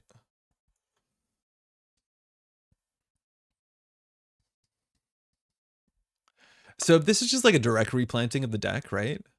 Those DZs are going to get value. Yeah, I know. We've installed one program. They have to get value now. It's worth noting that this deck, if it is just a straight replant, it has literally no tag punishment. It's on like 3 border control, and it has a whole bunch of magnets. But like, this is the sort of match that even in a tournament goes to time. Generally. YDL, yeah. Daily quest, okay. We had a pinhole for that at some point. Okay, so attitude adjustment. Like, the big thing about this matchup that you have to play is about running central servers. Or sorry, running the right server at the right time. Because finding out where the agendas are is obviously super important. So we can keep Boomerang for server 1. On 11 credits, if there is a Hydra, we don't go through it. And there's still an 8. And this innermost is a ping. 6 Mari has Biovaults. I feel like this won't be the exact same list. Oh, you're right. The 6 Mari that I'm familiar with didn't have Biovaults. It had 3 border controls. So there's probably a mixture where like you can play 2 Biovaults, a border control, something like that. But there's a big chance that the Ice Suite is slightly different. Like, I don't know if they're playing Funhouse. But yeah, that's a good point, Johnny. I'm just going to go for central accesses to try and close the game. We just need to make sure that we access with Bologna credits at all points in time. Admittedly, if they res ice, like Los matters. So far we're 2 credits up. This is not the best matchup to be Sable. Zaya is okay if you can sit back and like build up big turning wheels. But yeah, this is exactly not what you want to be doing. When you want to be like, look at my 3 bankrolls. Okay, cool. So yeah, this is slightly different. All right, well, that's cursed. We'll take a tag. They gain 2, we gain 2. Take that reality plus. We're reality plus the whole time. I wonder if this could have said 2 credits or 2 cards. That would have been really cool. That'd been really cool. There used to be this like Shaper program that give you a card draw whenever Nice was res, and nobody played it for many reasons. Twinning. Nah. We're gonna shuffle anyways. 15 credits. Are the DZs for MU really? Yeah. Yeah, they are. So Funhouse fired here. Like, there's some incentive to challenge server 1. I think we do challenge server 1. I think we can float a tag, right? Like, if we get blown out by tag punishment, it's fine. But the fact that the Reality Plus is fired and they can't res a Hydra here, it's more likely to be a ping, and then they have to res a ping for really 2 credits, which, like, that's okay. This has to be a ping. Yeah, there you go. That's fine. Okay, so they actually spent money on that turn, which is good. Yeah. Collective Consciousness was 2 MU. I know. I really wanted to play that card. And Geofront in the remote server. Oh, shit. They actually have tag punishment. Okay. They actually do have tag punishment. All right. I'm out. All right. Good game. After Worlds, you mentioned possibly providing commentary for Italian Nationals. Actually happened. I have done a really bad job at reaching out to the Italian Nats folks. They messaged me a while ago at Worlds, and I unfortunately listed it as red and then forgot about it. I know I mentioned it last week. Thanks, you too. So I don't know. I think it's this weekend. I don't know where it's going to be streamed. I'm not actually available to do a lot of commentary. I'm going to reach out and be like, if there's any way I can help, we'll definitely plug it on Thursday, but it's definitely like a miss on my side. The Italian folks were like super, super nice at Worlds, and I feel a bit like an ass, but that will be this weekend for sure. Unfortunate opening, an unfortunate deck.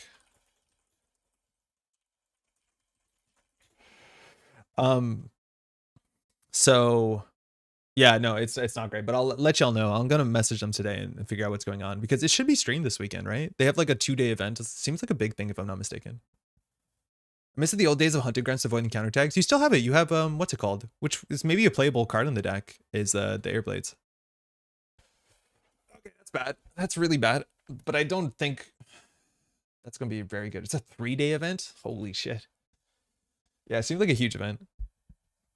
Yeah. Okay. Airblades are influence? Yeah, but so is hunting grounds. It was the same amount of influence. Right? Unless you're playing Apex. Which, yeah, okay. Alright, let's make some changes here. So far, it really seems bad.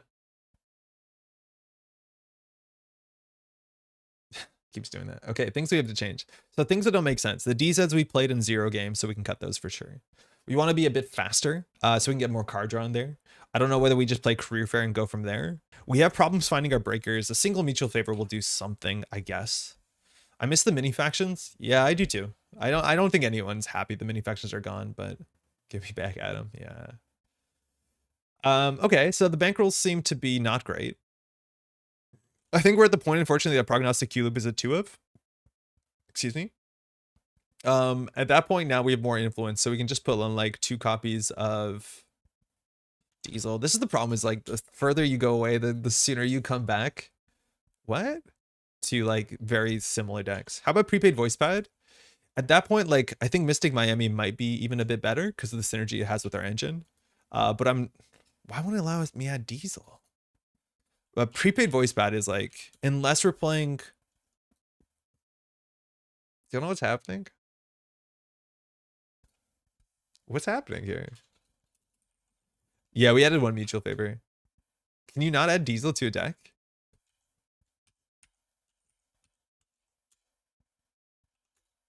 Okay, that was weird. Add Blueberry? I don't mind Blueberry that much. You shuffle the deck a fair bit. It's okay.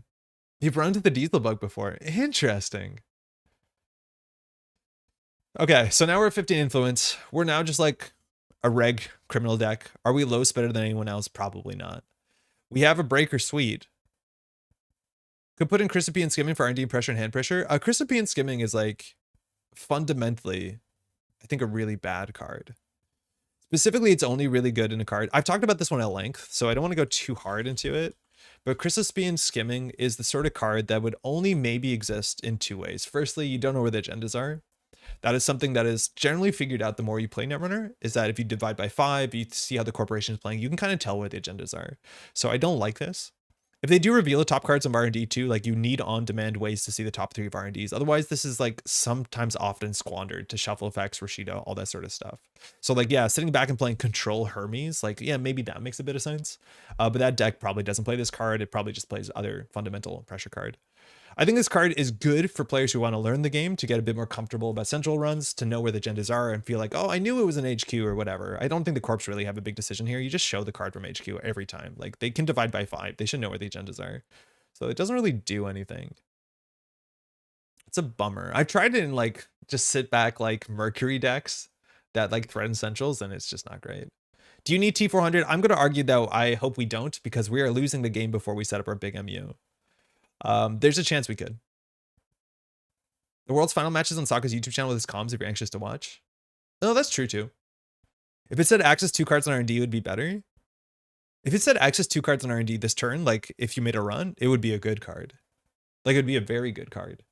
Because you basically like get a cantrip, or you get a not only multi-axes, but multi-axes that you can play with an inside job, so that you could see 3 cards with like Mercury. It would be very good.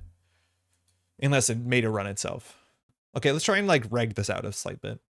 Skimming replaces itself, so putting in your deck is pretty low cost, but it's kind of a nothing card.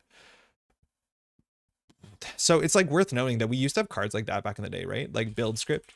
And this card cost an influence, but this on its own replaces itself +1, and people don't play this. On average, you want your card to do more than just pay credit to replace itself. Right, like you can play a 40 card criminal deck and people still play 45 because the ability text is more relevant than like thinning by a slightly amount of cards.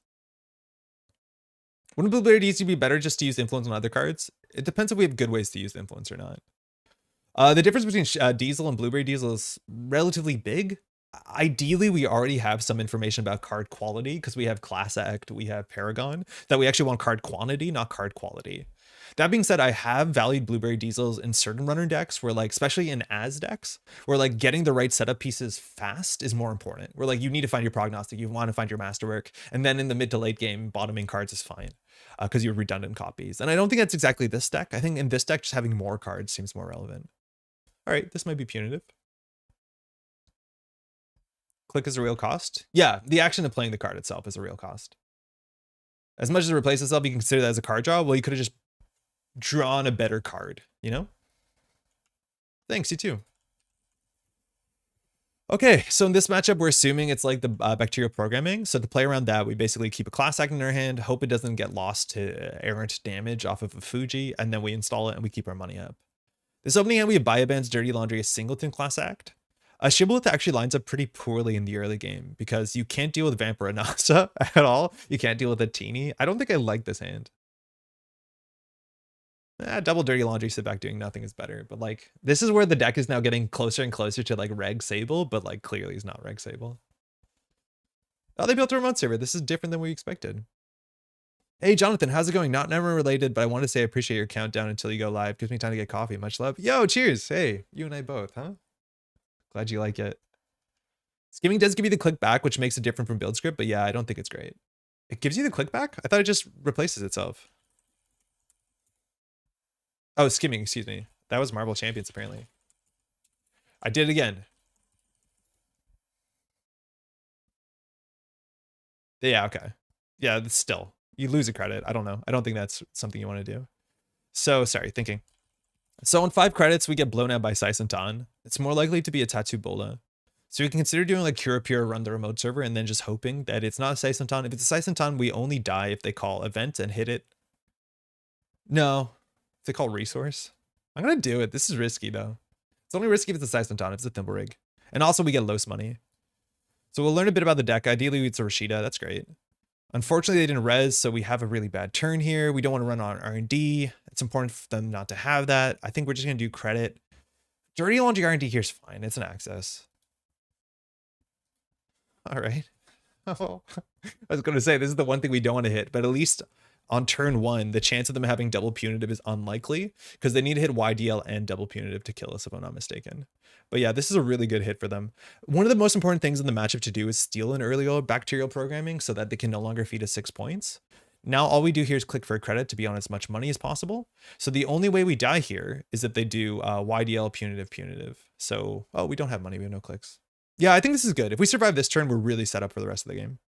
Obviously, it's good for them because they can get out of this with Hanses and stuff.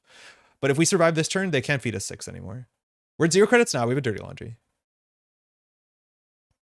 If I was better Netrunner, I would simply draw a better card. Yeah. Looks like we're fine. So that's a really big deal. They're going to discard some cards into archives. But if they don't have the punishment here, we probably don't die. The auto punitive in like the first 10 cards is like 10 to 15%. And they need money. Oh, 5 credits. So here they can't actually do much. They got a credit off of Restoring Humanity. So we probably want to charge the server. Gonna jump in here and say it's important to steal an early bacterial, not from the bin. Yeah, from the bin, they can then feed you 6. And then they can do double bacterial and they see 14 cards. Or yeah, slightly less. They see 13 cards. That's a problem. So still on 5 credits. The deck has Saisantan. If they call resource, we just straight die. So face checking gets a bit more difficult. I'd argue we can transition to a late game. I think checking archives here is a bit dodgy. I think server 2 is a spin doctor. I think we can run server 2. 16.9%. Yeah, there you go. So it's a spin doctor. So hopefully they shuffle all the face downs here. They left 1. So I don't know if we have to run it. I think we're just going to set up. We can just draw. Classic we keep in hand. So I think we just do credit, install a daily cast, and go from there. I was close. Rashida, okay, that's the best case for them. So now they need to build up a huge credit lead. The problem is, like, if they do leave one face down in here, and it could, you know, just be a subliminal, it could be an actual bacterial. If we run it and get down class act and have, we don't actually need that many cards in hand. The most they can feed us is 4. And if they feed us 4, we win. So if we just have 6 cards in hand, they need to do triple punitive. So like, it's risky. So we install this first, then we check archives. We don't die to double Fuji because we win. And this respects, what's it called? This looks like an Anoetic on top of Regenesis. So I'd argue here, we're just going to install the class act, run archives.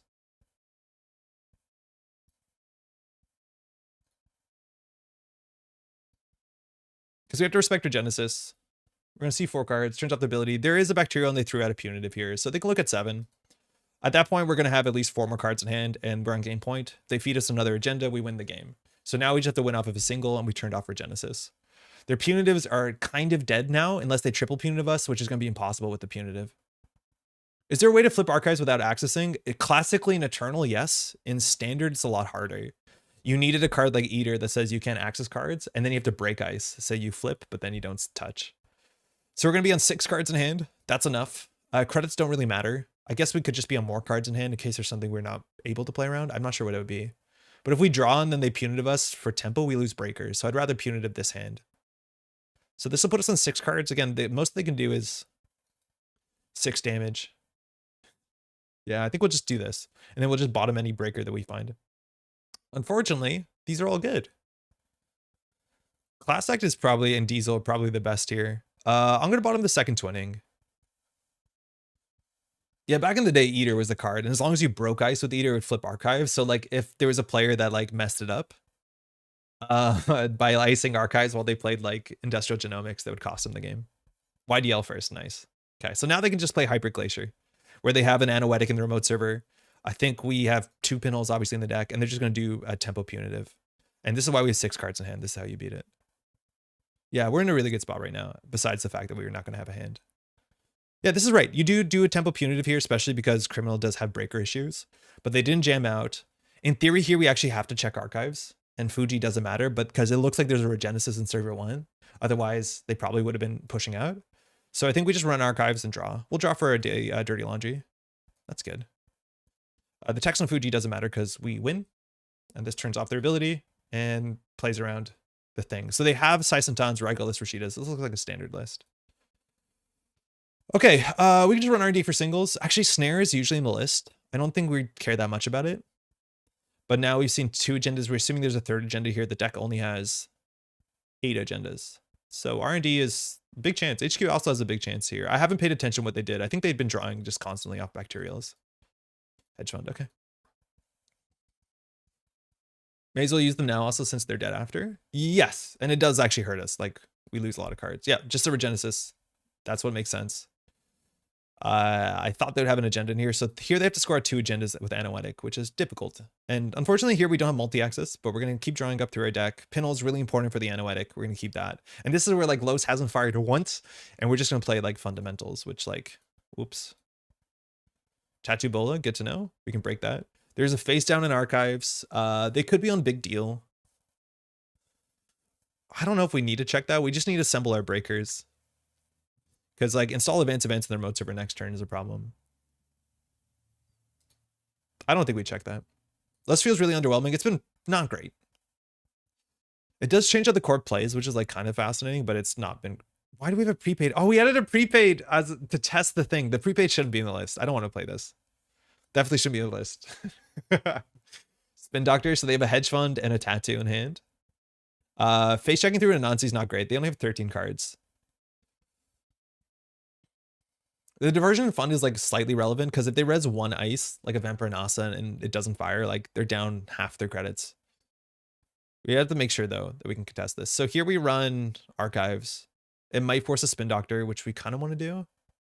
Lost with Hermes could be interesting potentially. Yeah, I guess so, but I don't know if it's better than anything else. This forces the agendas back into circulation for, again, better or worse. 19 credits. We just need to find breakers here. That's important. It's good to have that. So we still don't have a Dakota yet. So we can draw once. Sure, gamble. So Vampire Nasa and Natini don't end the run. So we can still just solve Echelon and then run the remote server. I don't think the main list runs any end the runs on Codegate. So here all we do is we pinhole Archives, breach, trash that. It's an Anoetic. We put that in an Echelon and we run the remote server. If it's 2 code gates in a run, like Vampire and Nasa into Atini, it's a problem. I'm assuming we have the money. Tattoo Bola, okay. That's good for us. We gain 2. We literally get Tattoo Bola's text. And now we know for sure we're going to get in. Unless it's the NGO front, which some of the lists are running 1. So they can swap it if they want. But now we can get through any ice. Vampire Nasa doesn't kill us. Anansi doesn't kill us. Yeah, it's Anansi.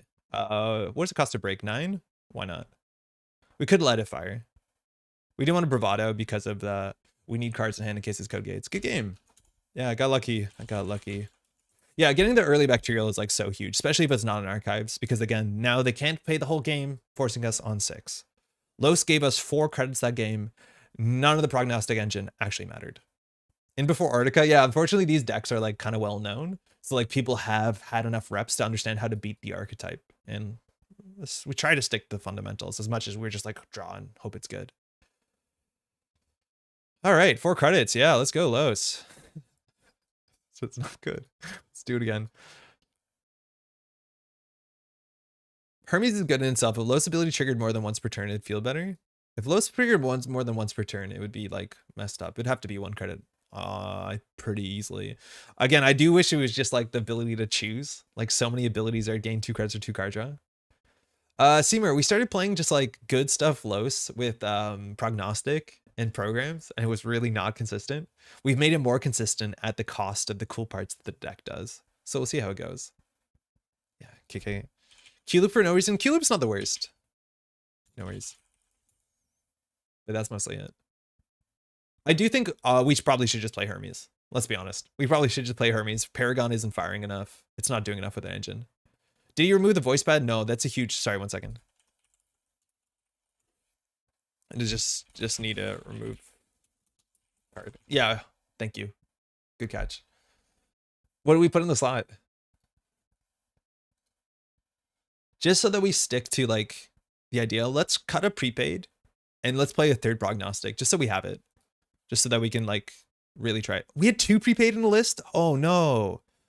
How did we do that? How did we accidentally get 2 prepaid? Oh, because we tried to add 2 diesels. All right. What do we add? We have a slot here. The Q-Loop is cool. It just doesn't feel amazing. Because we only have this much. Let's try Paragon and play 2 Hermes. Pinhole. We already have 2 Pinhole. I don't know if we want to play another one. We could play another Mutual. It's not amazing. Let's just play a Miss Bones. Never feel bad about that. 3x Hermes? 3x Hermes might be a bit rich. I only really appreciate 3x Hermes in decks that are like super aggro early. So like Zaya, Mercury, stuff like that. Because it's not as important as you get it in turn 1 in this deck. Because we kind of want to set up sooner than that. For what it's worth too, like maybe we consider playing Reprise to some extent. I don't know if I have to do this. But like Reprise is a card I totally forgot existed. All right, that's a good hand. That's genuinely a good hand. I don't know what sort of op Dave plays. Best of luck, have fun. There's so many sort of ops to play around. We've definitely played against Dave before. I'm not sure what kind of thing he's on. But this hand's like really flexible. Amaku is really difficult to rely on in a lot of op lists that are like kind of defined by the fact that they play 3 Mavirus because it's so tempo positive in the list. But we have a Baya Bands, early Hermes, 2 econ cards, both of them not very click intensive, one for early game, one for late game. The only thing we want here is Pinhole. Good hand that only has cards from Stable Carnage list. You telling me? And imagine here we roll the Central Mark. We like get in there. We get a bounce. Like, yeah. Blows is not going to matter here. I do think we actually do force the remote server res though. Like I do think we do sure gamble, run the remote server, force them to gain 2 credits. Like this early game Asa kind of push is the best for us because they spent 3, we gained 2. We could have done Amakua run something. So now we have to do Hermes hit essential and get a bounce because that is a Rashida. Did they mull? They kept. So I'm going to do Hermes. I'm going to run R&D. They should res the Rashida here. Actually, this is a really bad line. They didn't res the Rashida. Yeah, you definitely want to res the Rashida there if that's a Rashida. Because you know what that's going to be. So you know, like, I can't interact with it. So that's, maybe we should have been a bit slower though on the axis. But yeah, if you have a Rashida there, you res it. Maybe it wasn't a Rashida. Run with Bayab to install. Bayab to install was fine. I don't know if this is like exactly what kind of list it is. Bayab was pretty fine there. I think you're right. But is it going to be even better now? Draw 2.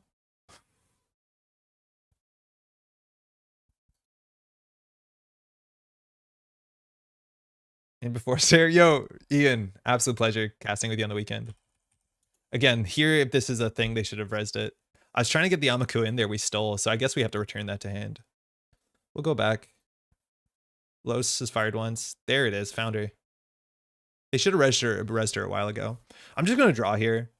Getting another Amaku counter is kind of interesting. We know nothing about HQ, but I think we're so far ahead, we don't have to like push it that hard.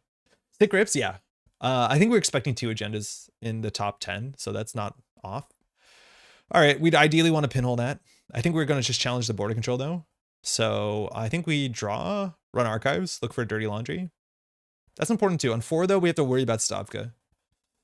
Violence. Postus, how's it going? So we can do run archives. Funny enough, with op, we actually do get the Los credits because they do res a piece of ice.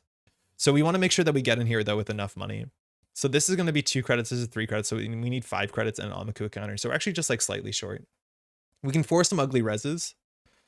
If they res anything on HQ, that's even if it is, they blow out our Amaku, I think we're fine. So I think we do run HQ here. I don't think we need a boomerang. Because if they res, that's the only way we can challenge the Regolith this turn. Yeah, that's fine.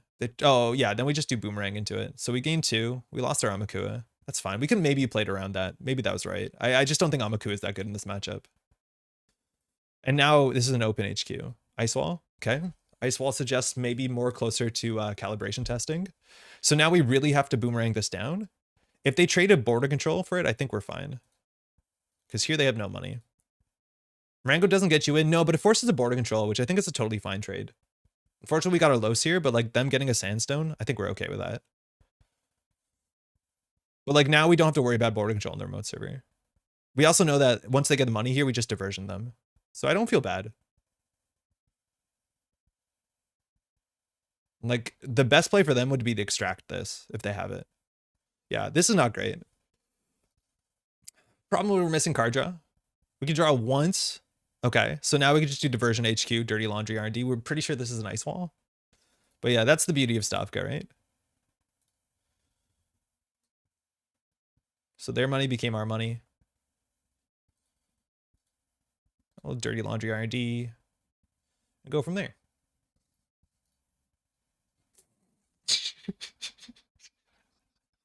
I think this is an ice wall. They're getting pulled apart. Oh no, that's not good. Again, we're not playing a prognostic engine. We're just kind of slamming centrals. It's worth knowing this deck has 11 agendas, right? Like playing into Hermes can be really rough. There they got the ice wall down. So now we have to find a breaker. So this is where you just set up the 20 and try and close the game. Yeah, they have to do this. Forcing them to res on HQ, I think is like totally fine here. I think we do force a res on HQ. I think we appreciate the access. This is the ice wall on the table. So if there is an ice wall here, we get a thing. Like there's no bad face check here. Yeah, Hermes seemed to be a bit better this game than silly Paragon. Thimblerig, fantastic. So we have to watch out for Thimblerig board control, but that was a 4-credit swing. Los is fired pretty well in this game. We have more money than common sense. We have a Shibboleth. Unfortunately, we have to deal with a Stavka. We just need to find a Carmen. That's really good to have in our back pocket. Here we could put the daily cast down, but we'd rather just get through a deck because we need to find our breakers. So now they can move the Thimblerig around, you know. It's only a matter of time before we find a mutual favor. Our boomerang is entirely stranded, so we lost one in rotation, but it is what it is. We can actually potentially challenge the server. If they put anything in it, though, that doesn't look like an agenda, we just pinhole it. More money than Lou will ever see. Yeah, but Lou gets card draw. I'd trade half our money for half the card draw for sure. All right, if we do Shibboleth charge the remote server, we think this is an ice wall. They can probably res it. If it hits a Stavka, we do get blown out. Sorry, if Stavka hits a Shibboleth, but I think this is an ice wall, so I'd rather force the res here. The problem though is as soon as we play this, we're like weak into Stavka, but the deck usually has only one more Stavka. So here they have to res an ice wall. If they don't, we get in. Yeah, there you go. So again, 3-credit trade in our favor. I think we still pinhole this. Let's draw once. The fact that we have the second pinhole makes this really easy. Yeah, Atlas. Oh, damn. Okay, Atlas. Nice. If they score an Atlas without an Audacity, though, we're feeling okay about it. If they go down to 0, unfortunately, here we've forced the nice res. That maybe is a mistake on our part. Yeah.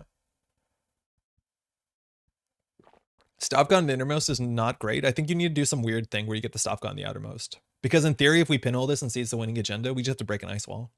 And we can let the Stavka fire. I think that's a really tricky thing to set up, though. Thimblerig is like really slow to do that. Yeah, here they extract. They don't score out. They extract advance. So they extract Spin Doctor, nice. So we want to challenge that. We need more card draw. Advance Atlas for a counter. Ooh, Slash and Burn as well. Really cool. As much as there's not an Atlas with a counter, so I don't mind. We don't return anything here. All right. So we have to deal with the Spin Doctor. We need to find a Refractor draw. That helps. It means it's easier to do this. Look at the top two. Dirty Laundry to Cezve. Okay. So on their turn, we'll Cezve. So we're just going to draw once. Imagine using Prognostic Q-Loop at instant speed to get a damn Hermes. How cool would that be? Right before they score out, you say, hold on, and you put a Hermes from the top of the deck. That is the reason to play Prognostic Hermes. That is so unbelievably cool.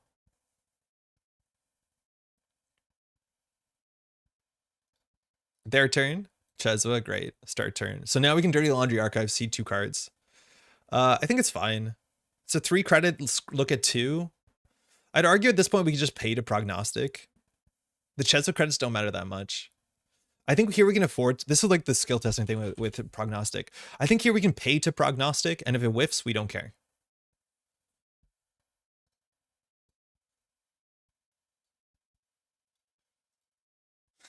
Sick.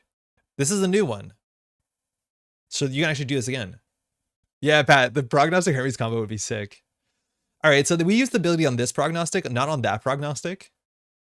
So we're just going to use it again.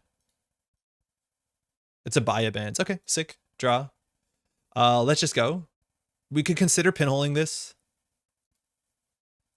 Top 2 of the stack. Class Act into Twinning. Okay. So we're going to get the Class Act down. So that's fine. Draw 2.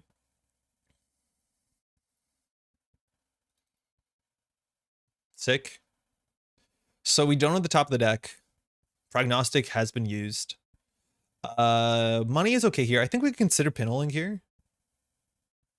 It's really prog deck with all these tempo changes. No, it's getting further and further from it, but it feels good now. We did a cool thing. How many reprise did that chat convince you to put into the deck? Not Pat, I've actually been the biggest proponent of reprise apparently for the last couple turns. So we can consider pinholing this. I think we could. The deck sometimes runs defensive upgrades. We just want to make sure there's no Tucana on the table. We'll do it. We've used our Cezve though. This is maybe a bit messed up. If it's an agenda, we can't deal with anything, so that's a big reason not to, but trashing Tucana feels pretty good usually. And it's either Sure Gamble or a Daily Cast here. I think we'll do the Daily Cast. We have the Sure Gamble in our pocket. We're going to draw 4. Still no breaker. That's not good. We just need to get into R&D. We need to get the twinning down, and we just need to be running constantly. Arguably, we should have got the twinning down now, but the only way to get counters here is with the Cezve. That's probably hostile, right?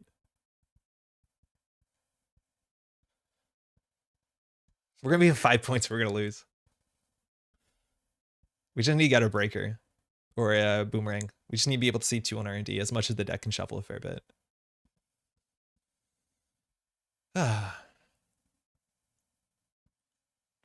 We lost connection. Reconnected. Hey, no worries. They jammed to their remote server and then they think. That's interesting. They drew first. So 1, 2, 3, 4, maybe 5. We still haven't seen Maviruses. There's usually 3 in the list. Okay. So Managar, Mavirus, Malapert, Tucana. Those are the standard suspects. So I think we do Sure Gamble, Twinning, Dirty Laundry, Archives. Go from there.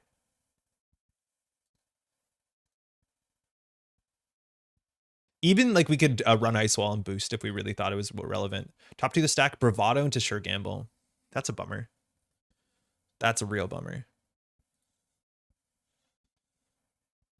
The pads we replaced should have been more breakers, apparently. Yeah, I think more breakers would be good because we have a run-based engine and we're just not like, imagine we could break Ice Wall for 1 while doing this engine. Instead, we're like dirty laundering Archives. Like that feels really bad. So it was Bravado into Sure Gamble. Like, I think we just run R&D here and like, unfortunately, Cezve Shibboleth. Like that feels terrible, but it's right. Forgot to boost for twinning. Oh yeah, we could have done that in the same turn. Yeah, sorry. Yeah, you're right. I was going to consider bouncing HQ, but we could just do it through the Archives run. That's really true. Yeah, if we miss, we just boost. That's the beauty of it. I forgot about that. I thought we'd have to like just bounce the Sandstone, which like it would have been fine, but not great. This saves as a click. So now we just want to boost. It's 2 strength, that's fine. But this charges the twinning. So this is why the engine makes sense. So we need a draw. That's cool. We'll take the gamble. I don't think we need another prog. See what they score out here. Mavirus, okay, so it's going to be 2 Tucana, so now they're going to build the second ice on R&D. At least the ice will be res, which gives us Los. But this means they're scoring out like an IZF or an Alice without a counter, which we don't feel bad about that unless they Audacity their hand. Or they, You took the Bravado? Yeah, that's totally fine. We want the Bravado. It's better than... Because in theory, we could be running off the ice wall. It's no different than Dirty Laundry. Let's see what they score out here, right? Like, if it's just a 3-2, we don't feel bad. A 4-2, though, the last Alice of the counter, or an above the law ruining our twinning, that's going to cost us the game. Because then we have no multi-access for the rest of the day. They swap that. That's a really scary swap, so they have to Tucana in front of R&D here. It's just a Spin Doctor? Why do they do that Mavirus, though? They did that preemptively. That means that they're probably going to extract on this turn because they wanted to do it on their turn. Did you get Los money, though? They haven't resed an ice yet. Spin Doctor shuffles in border control and extract. So now they're going to install, and I think they're going to do install slash and burn, maybe? They can't do that. They have the audacity. Oh no, now they're going to trash the ice wall, right, to get a Spin Doctor. It hasn't fired yet. Now it will. Yeah. So they get an Azyef. We lost the Hermes and the Bravado. But now R&D is open, so they have to ice up R&D. They also draw, like, you know, last click. They can fix it if they overdraw with Spin Doctor. But we should get, yeah, we got Los there. So now R&D is wide open. That's very strange. We have to do this.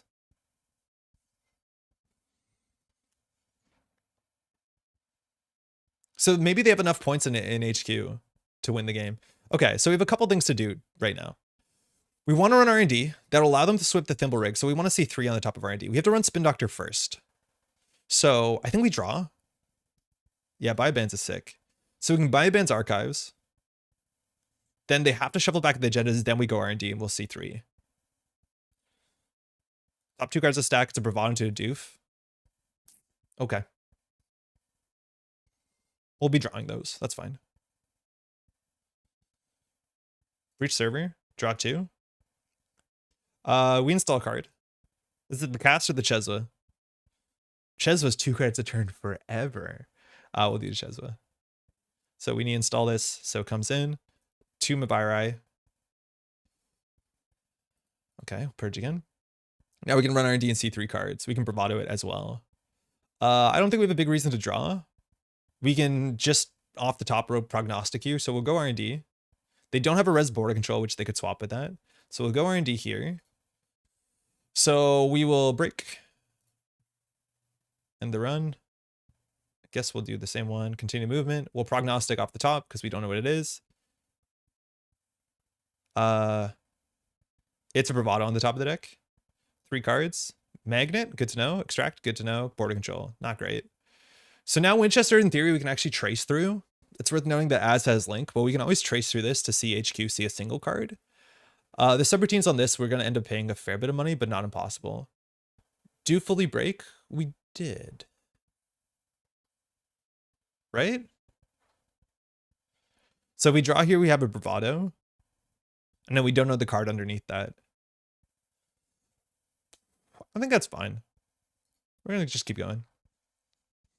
So now we need to draw into a Kurapira, a Boomerang, or a Mutual Favor. Credit, Hedge Fund. Okay. Can use Cezve to pay the Winchester next turn. Yeah, I think we do go sweep HQ here because they played the one card I think we knew they top decked. Oh, sorry. Sorry. Do you mind undoing click? This is the big thing you have to remember is that we need to fire this on their turn because we can afford it. Ah, shit. No worries. This is on your turn. So we'll just remember this is on their turn. It's a class act. Okay. So I'm just going to cycle this so that we can use it on our turn. Cool. You click break one subroutine and click manually for end the run. It doesn't make a difference if we fully break it or not, right? Undo turn. Yeah, no, it's fine. We can fix it like that. So we know class act is at the top of the deck. So inherently we should draw first. Boomerang's really good. Okay, so we can throw an R&D. We know the top 2 cards, so we should be running HQ. We can Bravado HQ on 15 and 4 Cezve. That's fine. We could also consider Boomerang in the Winchester, but I kind of want to keep the Boomerang for this server. And then we have Boomerang as a way to shuffle.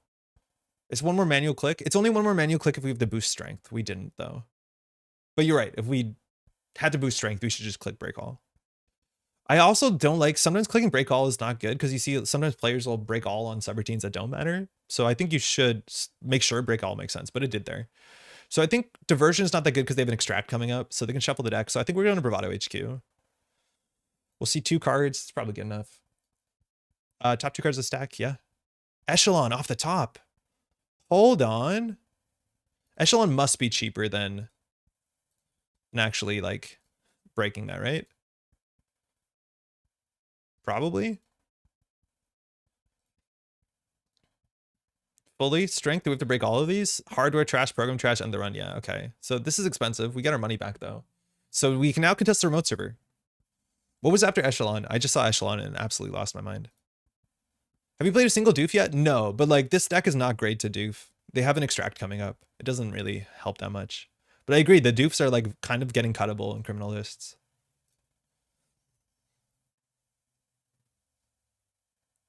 This doesn't feel bad though. Like the prognostic is actually doing something. It feels good. Sweep 2, Audacity, that's frightening. Sandstone. Okay, so we know Audacity, Sandstone, Magnet, and there was an extract coming up in a hedge fund. One doof in early game. I don't think we doofed them. I think we regretted not doofing them, but we had a board state in which we should doof them. All right. We just need to find a crew here and we have everything. So the doof was the next card. I argue that like we've kind of ascended beyond daily cast because we have 4 credits of run value every turn.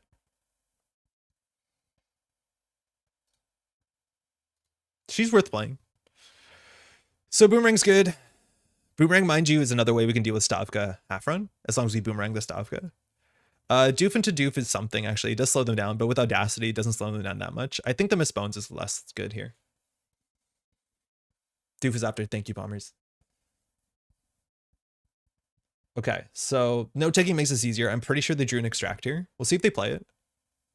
It shuffles the deck too, so they end up drawing an unknown if they shuffle.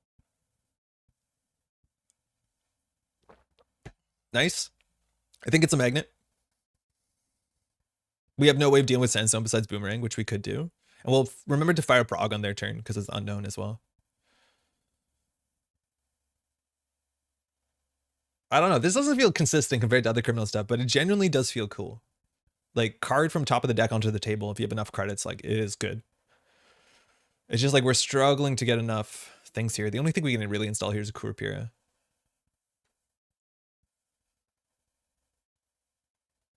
God, Cezve though, just such a fun card. Like it makes the math on Central so bad. Ideally, we have 2 more installed breakers. It's not going to happen. We only have 1 more in the entire deck. No worries. So in theory, if you install a card and then start thinking, like you should definitely do the thinking before you install the card. Obviously, everyone's been here. I've done that too. Be like, we have to ice up R&D and then realize, wait, I didn't think of further. And as much as possible, anytime you find yourself in a situation where you've done a click and then the rest of the turn is difficult, especially after not gaining any additional information, you definitely should be doing the thinking before you put this down.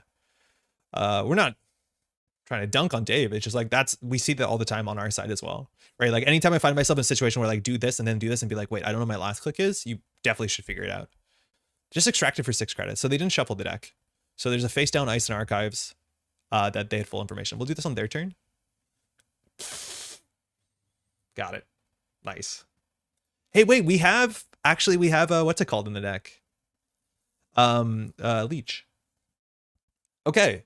So in theory, if you run this in as a Stavka, they don't have a 3-coster to do Stavka Hafrun. Oh, they do. They have a Sandstone.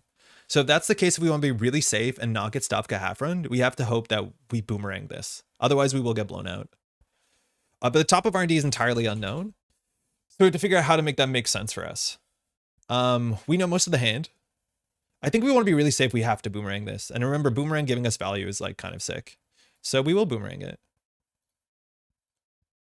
And then we'll just run. We'll see 2 cards. That locks the top of the deck. They use their big shuffle piece. Top 2 is stack is twinning into Diesel. Good to know. Twinning Diesel. I did that on our gameplay, 2 cards and sat there thinking I should have drawn first. Yeah, exactly. It's double Sandstone. Okay, eventually we'll get through this. So we will Boomerang this. We don't want the top 2 cards of the deck are not good. As long as we break one of them, and eventually we bypass these relatively cheaply. So this will be 5, 1, 2, 3, 4. A single axis wins the game. We will see 2 here. We know they have an Audacity, so we just need to make sure they don't draw into board control. Oh, we knew that. Rashida. We will trash that. It's not that good in the remote server, though. This is not a great draw for them. I think I'm actually better with them drawing Rashida. Like, it only costs us 2 credits to check Rashida. They can draw Rashida. Shuffle. Okay. We need to make money here. We're at the point where diversion makes slightly more sense, so we're just going to draw once to get down daily cast. They're unknown cards on the top of the deck. Well, okay. And now this will be 4 strength, which is a bit cheaper, and then we're locking the top of the deck. There's maybe some reason that we trash the Rashida so that when we go back, we see 2 cards next turn. Unknown ice, again, we have to respect Stavka Hafrun. So it's Rashida on top of the deck, so we don't actually have to do anything this turn. This could be a turn where we consider doofing. I think the doof here is fine. Because again, this is boost for 3, unfortunately. We boost for 3, 4, 5, 6, 7. So we pay 8. to lose 5. I think them being on 6 like makes it harder to res Stavka Hafrun, but not too much harder. Like it's not a good doof. I think it's better than us clicking for credits though, because we pay 1. Is it just cheaper to do the traces? Hold on, thinking. It might be cheaper. The board control and R&D. Oh, you're right. It's a board control and R&D. Yeah, that would make sense. I think if it was a Stavka, they'd put it down there. So we can run R&D and see a single and eat down the sandstones. I think that's better because I think this is expensive, right? If it's 3, 4, 3, so we're paying more than break cost. Otherwise, it's 3, 4, 5, 6, 7. So we spend 8 to take 5 back. So it's 3 for a central run and they go around from 11 to 6. It doesn't matter. So I think we just assume here. Can farm twinning plus Kuru on the border on R&D. Yeah, I think we're going to farm Kuru and then we're just going to see the top card of the deck, which we know what it is. You're paranoid of a Stavka Rango? Yeah, that's what we did last turn is we boomeranged it to not have to worry about the Stavka. I'm going to assume this isn't a Stavka because they could have Stavka'd us before, unless they made a mistake and then used that, or not a mistake, maybe they played around us to be like, we don't have a Stavka, and now they do. But it's only a singleton Stavka, and we're pretty sure that's a border control. If this is a Stavka, though, they win the game. Mutual favor, Dirty Laundry, okay. So we're taking a slight risk here. Triple Sandstone, okay. So all we need to do here is boost. We don't actually need to access. So we could break it. We could also just bounce off of it. It's like the same as clicking for credits, so why?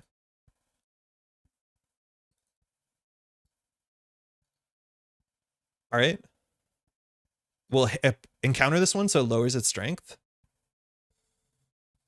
And because we know there's a Rashida on the top, we can just walk away here. You know, the top card, no reason to spend 4 credits per sandstone to see again. Yeah, we're not going to go see the top card of R&D. We're just going to build the twinning to see 3 next turn. So I think here we just triple credit. Yeah, you got it, yeah. Yeah, we don't need to go deeper. We know they're top decking Rashida, so if they put something to remote server, we have to consider running it. But now if they mass draw, now we're forked between like hitting 3 on R&D or running HQ. I think the card that they trashed was Magnet. Because now they have a Rashida in hand. They have a border control in hand. Remote server only costs us 2. It's Rashida more border control Audacity, and I think there's one more that we, probably do know. So now if they manage to mass draw, we flush HQ for 3. Okay, so now they have unknown in hand, and then they'll jam the Rashida. Great. So we have to do a couple things. We have to consider running the Rashida, and then we run HQ and C3. If they have the Rashida, they get a, yeah, it's not good for us. So this costs us 3. It's mutual Dirty Laundry, yeah. Oops. Break for 2, pretty good. In theory here, if they have him a virus, this is what not a lot of players do. If they have him a virus, they could res him a virus and just get a half run while we encounter the Stavka. And it's messed up, but I haven't seen anyone do it in such a long time. I don't care about the Tucana. So now we run HQ C3. In theory, we should draw to get towards the Dirty Laundry, but we have no way to draw it. We could do Boomerang and Trace. No, it's not that great. So I think we flip 3 in R&D and then we see the top of R&D. HQ, top of R&D. We're going to eventually run out of money here. Yeah, I've never seen people just like res him a virus while the Stavka is pre-resed. And like that will ruin you. You can just get a half run whenever you want. Like half run into Winchester forces the traces, which isn't amazing. But like just instant speed half run for no reason. It seems kind of sick. So they could have a 3-2 in hand. I'm not sure you can do that since the runner has priority in the break window. You do it on approach. Right? On approach, you do it. Oh, you're right, because it says further encounter, right? If it's the first ice, they can't jack out. It's for the remainder of the run. So if it's the only ice on the server like this, they could do it. If it was the second ice on the approach, we could jack out, you're right. No, but you jack out on movement, not on approach. I think you can do it. Someone maybe has to confirm that, but I'm pretty sure you can do it. It's just no one does it. And it seems like a really good line. So here we swipe 3 and hope that works out. There. They drew that. Good game. Our early pressure was immense, and then we still had to play out for this many turns, 14 turns. This felt good, but this felt closer to a reg criminal deck. I think Los actually gave us a fair few triggers. Yeah, that seemed all right. Their early game. Gross. I think you needed to pre-res the Rashida on my last click axis. Yeah. And the game is totally different. Yeah, if they pre-res the Rashida, the game is totally different. Like, we only got such an immense opening because they didn't res the Rashida on 4th click, which you 100% do. What's the interaction? The interaction is, okay, I'll pull it up in a second. How was dinner, by the way, Augustus? Yeah, I've been there. Yeah, no, that's the sort of thing where like, if you know, goof it up and you pay attention to it, you don't goof it up again. So like, it's good to goof it up, especially in not a tournament setting, like whatever. Hey, you too.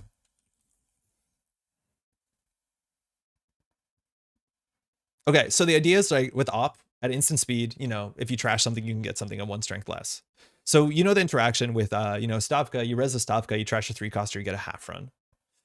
What people don't do is they just purge. Because at any point in time, if you have a Mavirus on the table, at any paid ability window, you can purge with the Mavirus, right? And then go get a Hafrun at instant speed. So like if the Stavka's on the table and it's only 2 strength, you can just purge when the runner approaches it, and then they get a Hafrun up, and now you can't break that 2 strength Stavka. Like, I've never seen anyone, people pop the Hafrun on the Stavka res, but I haven't seen someone do it in the mid to late game where it's like, oh, that's a Stavka, I break it for 2 credits. Then they just res a Mavirus and suddenly it is a relevant Stavka again. Because most people end up trashing their Stavka to like AZF or to any sort of forward tempo they choose. Ah, thank you. Why should they rent the Rashid on the last turn? Not on the last turn, sorry. That was in the early game. Because in early game we ran R&D. Oh, sick. We ran R&D and we stole a Naxos. We stole an Atlas off the top and it bounced the Rashida. On click 4, on our last click, they have no reason not to res the Rashida because we can't interact with it. It's my favorite work. That works. Favorite trick of John Old and Ba. Yeah, people haven't done it, right? Like, I haven't seen anyone do that in a long time, but it's like genuinely terrifying. And I wonder if it's like worth going out of the way. And I don't know, but like, is this card worth playing? I feel like Program Destruction is like really good right now, as much as like 1 subroutine kind of seems a bit suspicious. But like, if you have a Ballista resed, you can make this relevant for the whole dang game. Even sometimes like purging a Mavirus to get an end the run, like just to make half run end the run is like kind of relevant. But like maybe it's actually worth going out of the way. And I think we played decks like this before, where you play like Rototurret, you play ZATO City Grid, and then you play 3 Mavirus, and then you just go full rig destruction. Actually, maybe we'll do that actually right now. Or suggest Tucana Kimberlite Field next? Yeah, something like that, right? I think we should build a deck like that. I'll be back in just a second. I'm just going to use the restroom and then we'll be back. I think we're going to be in our deck building. We've been streaming for about 2 hours and 40 minutes. I think we're going to stream for like another 2 hours today. I'm feeling pretty good about it. Give me 1 second. I'm just going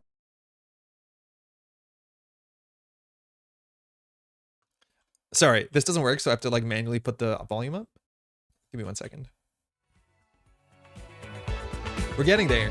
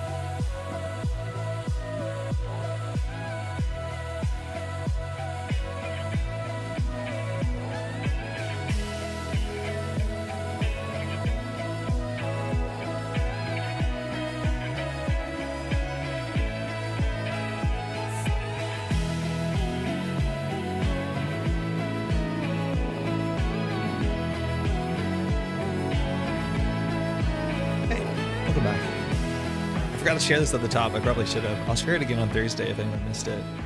But I got multiple messages on the weekend for something I was so excited for, and hopefully you are too. If you're at Worlds, if you watched the Worlds recap, there was a specific piece of art that sold out immediately from the art store that I was like, dang, I need one of these in my life because it's amazing. And I got reached out to by the artist. It's bird time. Link for this will be in the description. I'll share it too as well if you want, but it's pycat.art.square site, shop now. Pycat made this absolutely fantastic art print that shows you all the birds currently in standard Netrunner with beautiful art, and it's available now. If you want to purchase it, 69 Canadian dollars here in my area. This sold out immediately. I think Mar bought it. I'm not actually sure who bought it, but like there was a lot of interest in this piece, so now you can get one yourself. So sick. Multiple people reached out too, which is so cute because I think everyone knew how stoked I was for all these very pretty birds. Unfortunately, I can't buy one because this now ended up on like a Christmas list, so tune in a month to see if I have one of these on a wall somewhere. But it's a really nice print. The birds are great. It's like the great mixture between like, you know, such cool nature art, and then you get con affiliated breaker text, which is great. This is so good. Again, link will be in the description. Pycat Usain from QTM. Yeah, no, it's awesome. It's awesome. I'm really stoked to see what other art Pycat puts out, because there's a whole art page here, and all they got is bird time, which is enough for me, but hopefully we see some more. This is sick. Okay. Hey, one thing I wanted to say really quickly, because this is something I've been noticing, and I want to know your feedback about this, because I think we're coming to a point where things are getting a bit hard. And we saw this a bit on SOS this weekend. So if you played before, we had a card like this in standard called Hard-Hitting News, where like it was very easy for the runner to make one bad run and basically against any deck and kind of throw the game, unfortunately. Because as soon as turn one, if the corporation had more money than you, they just paid slightly more money and you got 4 tags. That's not good. And I'm so glad that Hard-Hitting News is out of the game, and now it's been replaced by Opera Research. And Opera Research is a much more nuanced card, and sometimes you see games where it fires once or not at all, because of course for this to be relevant, it only gives 2 tags. It's a bit cheaper for the corporation, they don't have to win a trace, but of course only if the runner has done any of this sort of stuff. And right now, the thing that I'm a bit worried about is I've been seeing more and more games, and I think we saw a bit of this on SOS, where Reality Plus is producing these sort of like get blown out early, the game doesn't exist sort of games. You saw it today too, and like maybe this is just my mind state, which is not in a good spot, is that if you're not prepared for a competitive Reality Plus deck, it feels to me like turn 1 Reality Plus. Where like it's kind of, you know, NSG doesn't want ice face checks to cost you the game, but this sort of ability that makes all the face checks, especially in the early game, really, really bad, and it's hard to keep the tempo down, and then heaven forbid you steal an agenda or hit a behold or something, you kind of do lose the game, right? Like this is, you know, a bit of hyperbole, but like if you face check turn 1 into a Starlit Knight, the corp plays 3 for this, they gain, you know, they got their 2 credits back, and then you have 2 tags. Does that cost you the game? I feel like there's a whole bunch of runners where it kind of does cost you the game, because then they keep you down and they play that sort of game where they like, you know, crypto crash out and keep you down with the Mani Sanai. Where I think we're at the point where like if your deck doesn't have a really, really strong, robust economy and you make one bad run to Reality Plus, it feels like you get Hard-Hitting News on turn 1. And I'm not sure what to do with it, because we saw that at SOS. There's a whole bunch of criminal decks that were like, I can't face check into ice because one bad ice res costs me the game. Heaven forbid, you know, you hit a behold. And then the game is just over, because the game is all just about credits, and there's currently no good credit way to remove tags in a way that makes sense for you. And that feels really bad to me, where it's like a matchup that it feels like an old matchup where like, and I don't think it's at the same power level, but it's a sort of deck that is very interesting as long as you're prepared for it. But it's showing like a really big gulf between those who aren't prepared for it and a blowout versus those who are, and then maybe an interesting game.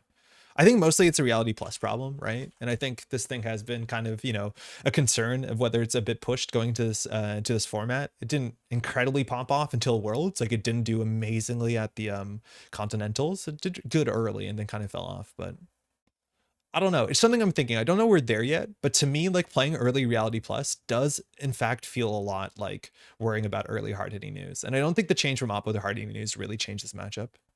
Certainly not a fun situation to run a Starlit, but it's also probably optimal to not face check, but it probably doesn't lose you the game unless you run last click. The thing is, like, it doesn't lose you the game on the spot, right? Like you can probably on the first turn float 2 tags, 1 tag. And to some extent too, like I think this is a result about the difference between what tag punishment looks like in FFG Netrunner and what tag punishment looks like in NSG Netrunner, right? Like you don't see this any much. Oh, sorry, wrong one. You don't see this that much in that many. All right, click on everything. You don't see this as commonly in a lot of the tag-based decks. But the idea is that like getting market force in the early game, you're done. You're cooked. You're cooked. You float 2 tags on turn 1, like you kind of lose the game, but you lose the game in the most miserable, slow way possible. And at least to me, that's a bit different than cards like Shipment from Vladisibirsk, which it doesn't exactly lose you the game, but it pushes the other, at least like you're closer to the game being over outside of your control or not. And I think that's maybe a bit more healthy. It's weird that like Retribution versus Self-Growth Program feels like 2 different things, and Retribution doesn't commonly show up as much as it ruins the criminalists. But yeah, I don't know. I feel like the fact that the matchup is still such a long grind out, drag down affair feels bad when like the early game tempo loss can basically cost you the rest of the game and you're always just trailing from behind. To me, it feels a bit rough. When playing against it, I try to remember that Resing Ice and using Oppos are a limited resource of R+. Use the runner can leverage the fact that it was wasting an Oppo for 2 tags with no other benefits is super suboptimal, as is resing multiple ice per turn. Yeah, exactly. How's it going, Mun? The thing is, like, it's really hard in that deck to actually force the reality plus downside to be a downside.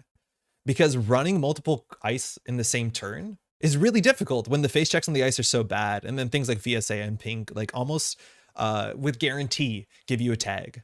So I feel like the downside of Reality Plus is so much harder to capitalize on than a bunch of the other IDs that came out in the same, you know, pack, the same set.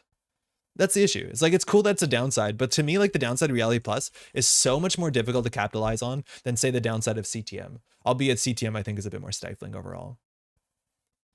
Marvel Champions introduced a new aspect for all its hero cards. Do you think Null Signal can introduce a new faction for runners, maybe corporal runners? Keith, how's it going? They did. They introduced the Deadpool faction called the Pool faction. I played with it for the first time this weekend, and it's interesting, albeit I think it's pretty busted. I do think that NSG probably won't push off to mini factions for a while now. I don't know if you're aware, you probably are, that we've had mini factions, right, in FFG land, and those were actually really cool. They had a small card pool, but the fact that this had a really strong ability largely oversets the fact that the card pool that they interact with is pretty small. I think it's cool. I think NSG doesn't have a big reason to do that right now because they've been exploring like design spaces and building like kind of, you know, somewhat mini factions within factions, right? Like core damage mattering is a subsection of cards that plays radically differently. And I like that a fair bit more.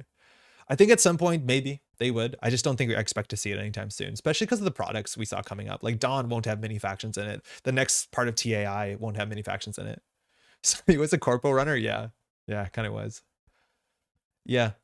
I don't know. The thing with mini faction too, it's like, unless there's a fair bit of support, mini faction cards are not too dissimilar from neutral cards with influence, right? Like the idea is that all mini faction cards for all the main factions, they have to pay influence to do it. So the idea is like, you could look at Ampere as a mini faction, as much as that's not the case, because you don't have a huge ton of cards that came with Ampere that are specifically Ampere cards, but it's not too different from that as much as like, obviously the mini factions are so beloved. I think as long as you have any burst decon card in the first 2 turns, mean the oppo for 2 isn't a big deal. I don't know, because it's like a mixture of like oppo for 2 is a problem, and then understanding that any point in time on the table, and like I think the psychological damage of the fact that at any point in time on the table you can have something like a crypto crash, and if that goes through, you're out of the game. And then even then, it's just more of a drag down game where you don't have money, and not having money, unfortunately, like you're not playing cool Netrunner anymore. And I think that's what we saw at SOS. And like whether the players played the matchup perfectly, whether the court played the matchup perfectly, that's an interesting discussion on its own, of course. Like obviously you can play differently. But the idea is that if you just don't have money, and then of course Amani Sanai seems super messed up right now, you're just not playing any Netrunner anymore. You're just kind of prison locked out. And it's yeah, it's definitely a mood. Esta feels more like a mini faction, for example. Yeah. And I like that. I like that a fair bit. I think crypto's a bigger deal than R+ in that argument, to be honest. But yeah, that's fair. I think Amani is the most messed up card. I think Amani doesn't feel like an NSG card. It feels like an FFG card. It is so like if you cannot deal with an Amani, and the fact that Amani now is attached, like this is kind of the same thing where like Warrior Tracker was kind of messed up for a while. Is that NSG goes out of the way to either print really good cards that Warrior Tracker protecting like is the name of the game for like a season in Netrunner with things like, you know, Venge and Keeling and all that other nonsense. But now the fact that Oppo is attached to trashing things, right? Like if you can't trash Amani Sanai and brave that, you know, trace 4 tags in the mid game, you can't win the game. It's like nearly impossible to win a game in Netrunner with Amani Sanai on the table. I don't think I've seen it. I don't think I've seen a runner let an Amani Sanai be on the table and win the game, unless it's one of those like acid spam decks that you can like just run centrals. It doesn't matter. And then it's really risky. But if you can't deal with Amani Sanai, you can't win the game. And the numbers on Amani's side are just absolutely messed up. Like the fact it's just absolutely messed up. And this is a prison. I like Amani. Yeah, I know, Kat. I think like the closer card that we see to Amani is Vera. Obviously, Vera sees no play, but like this is more what the trash to res cost ratio should be for an effect like this, as much as this effect is like way worse. I think we saw a player in SOS play like the same daily cast 2 or 3 times. And that's the thing. They're just like struggling to be in the game and they just can't play the game anymore because Amani is on the table and you're scoring out crypto crashes. I can't wait to see Amani go. Me too.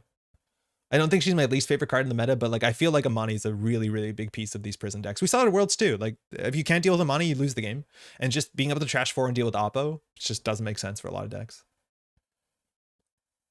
I've done very little losing to the Crypto Amani R+ deck, but I can still see it getting the ban harmer given the results.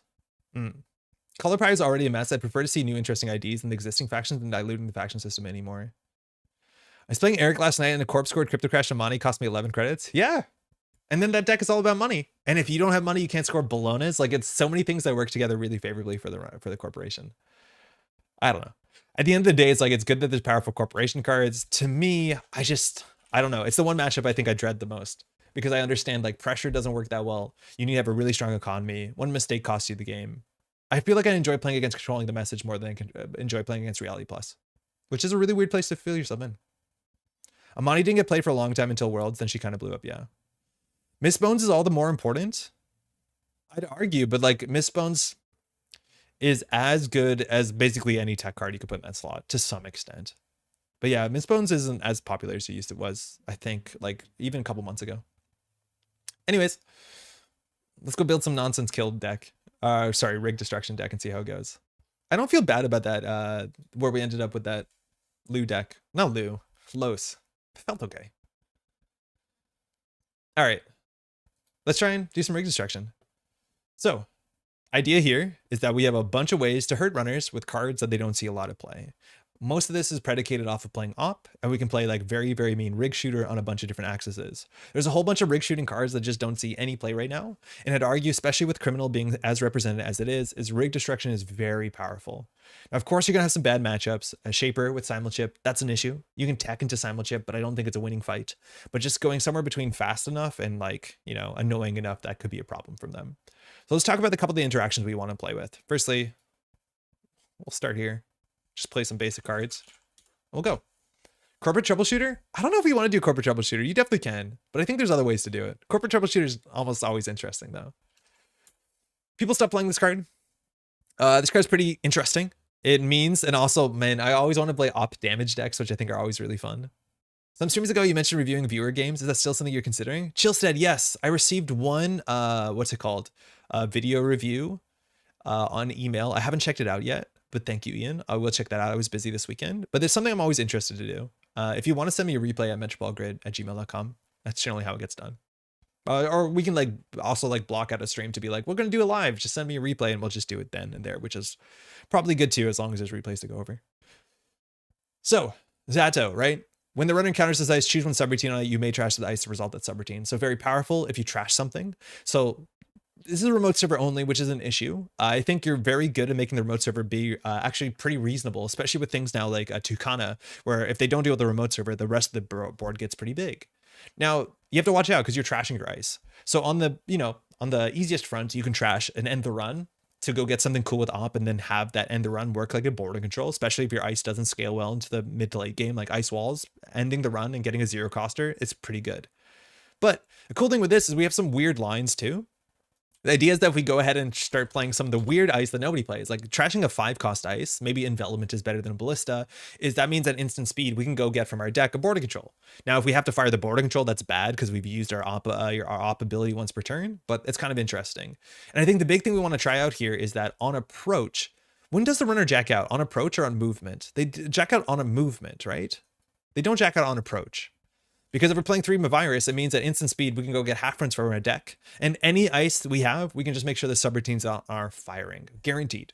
Because we just Mavirus for a Hafrun at any approach window. And then we get a Hafrun res. We can play 2 in the deck. And then the subroutines have to fire. I have a Ballista in my deck, of course. That's not saying much. Oh, no way. You only need 1 Mavirus into Stavka, Hafrun to Wreck a Rig. Yes, for sure. You only need 1. But the idea with this is that we'll be able to do many more. Yeah, Lucille, they jack out on movement, so this should work. When they approach, they can't jack out, so this should fire. Worth including a fast advance angle to put additional pressure on simul-chip clot runners? Maybe. The thing is, like, you generally play a bit of a fast advance angle anyways, Freedon, just by like playing a slash and burn or audacity. So I think we do. I think we don't have to go out of the way to do that much. So let's build an agenda suite. So I think we can consider playing Kimberlite Field. This is another cool way to like deal with simul chips. With this, we probably want to play some amount of seamless launches, which aren't terrible in the list anyways.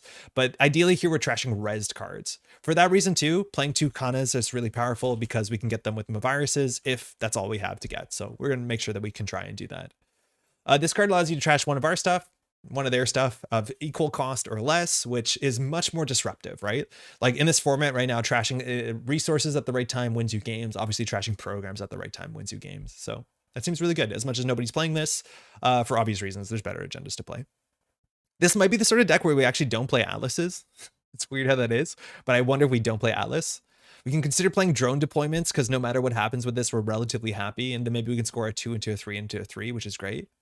Movement is pass, pay to window, jack out, pay to window on res, go to approach eyes. Oh, cool. So after they don't jack out, we still have the pay to ability window. That's really, really good to know. Thank you, Lucille. I think you sent a message on the last stream. I didn't respond to it, but it was a helpful message.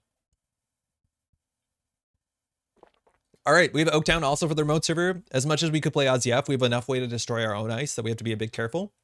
But scoring out Oaktown, pushing ourselves forward, that's also pretty good. Because now we can score a 2 into a 2 into a 3. So this is like a standard agenda suite. Maybe we can cut down like an Oaktown or a single Kimberlite Field to have a hostile takeover. That might actually be pretty relevant because it fires 2 Kana with some consistency. Bob, remember when I played Rig Shooter Op with Kimberlite SDS Oaktowns at Worlds? All right, we're getting there. I jump. All right, we'll see how close we get to that. I didn't know y'all were doing that, but that's sick. All right, let's see if there's any assets we want to play. We have a fair bit of influence still to spend, so we'll do something interesting. Hey, Alexander, how's it going? Hey, how you doing? So other stuff that makes sense in the deck, right? If we have any way to push them into a remote server, that's pretty good. Obviously, we're going to be playing Rashidas and Spin Doctors. The 0 slot is good. I jump back on after dinner after your Kimberlite. Excellent stuff. Yeah, we'll see how this works out, but I'm relatively excited for it. Cybersand Harvester is kind of an interesting card because it allows us to produce a 1-coster at instant speed. I'm not sure what 1-coster that would be. This card's tricky to make work, so we'll see if it does make any sense. It probably doesn't. I don't think there's anything that's very obvious we want to put in the list from here. In terms of Rig Shooter 2, we want to make sure we have good ice that does shoot Rig. We also want to make sure that we have, like, we can consider a Trojan Horse. We can consider some sort of late game plan. We also could always go for, like, Mana Garm, stuff like that to have a defensive option. I do think we want to play Seamless Launch. We'll play 2. Super deep borehole just to bait them back to running to Rig Shooter. Can I shot Rig? Rig can be shot. Okay. What do we want to play? Winchester is just good enough. This just goes on HQ. That's good. Rototurret is good if you're on Zato. Yeah, Rototurret is probably fine. It's slightly cheaper than Ballista, but it's a better worse face check in some ways, but better in some other ways. It's interesting to see whether Rototurret's better than Ballista. It might be. The 1-cost MBN 2 tag for stealing an agenda card. The problem with that sort of card is that it only matters if we have tag punishment. And like adding a tag package and then adding tag punishment package probably stresses out like what we're trying to get done a bit too much. But that being said, let me say this. I think Public Trail is super underplayed in the modern meta right now. I think Public Trail into End the Line kills way more runners and way more decks than people want it to. So that's not great. Yeah, Retribution would be like, we could do Public Trail into Retribution if we really wanted to. And maybe we can consider it.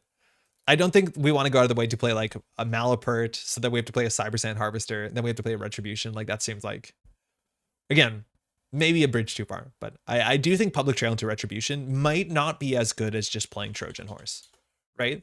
Like this is basically all that in a single card as much as money might matter more. Yeah, Trojan Horse, Cat says. Yeah, I like Trojan Horse better than all of that in one card. We play one. If it's good, it's good. All right, border control in 3. We do have Oaktown, so jamming out early is good. Also, like, just getting an end the run to fire. Wait, hold on. How does this work? Okay, with Zato, it says, each piece of ice protecting the server when a runner encounters is choose one subroutine on it. So Envelopment actually doesn't have the subroutines on it, right? Oops. It doesn't. Until it does. But when you trash Envelopment, it doesn't have the end the runs on it, right? Because this is the only subroutine on it when it's trashed, if I'm not mistaken. I'm pretty sure that's how that works. Envelopment does work with Zato as long as it has a power counter on it, right? Sorry. There's a ruling on the card page, I believe. Oh, very cool. It does work as long as it has a thing on it, because that's a good thing to hit.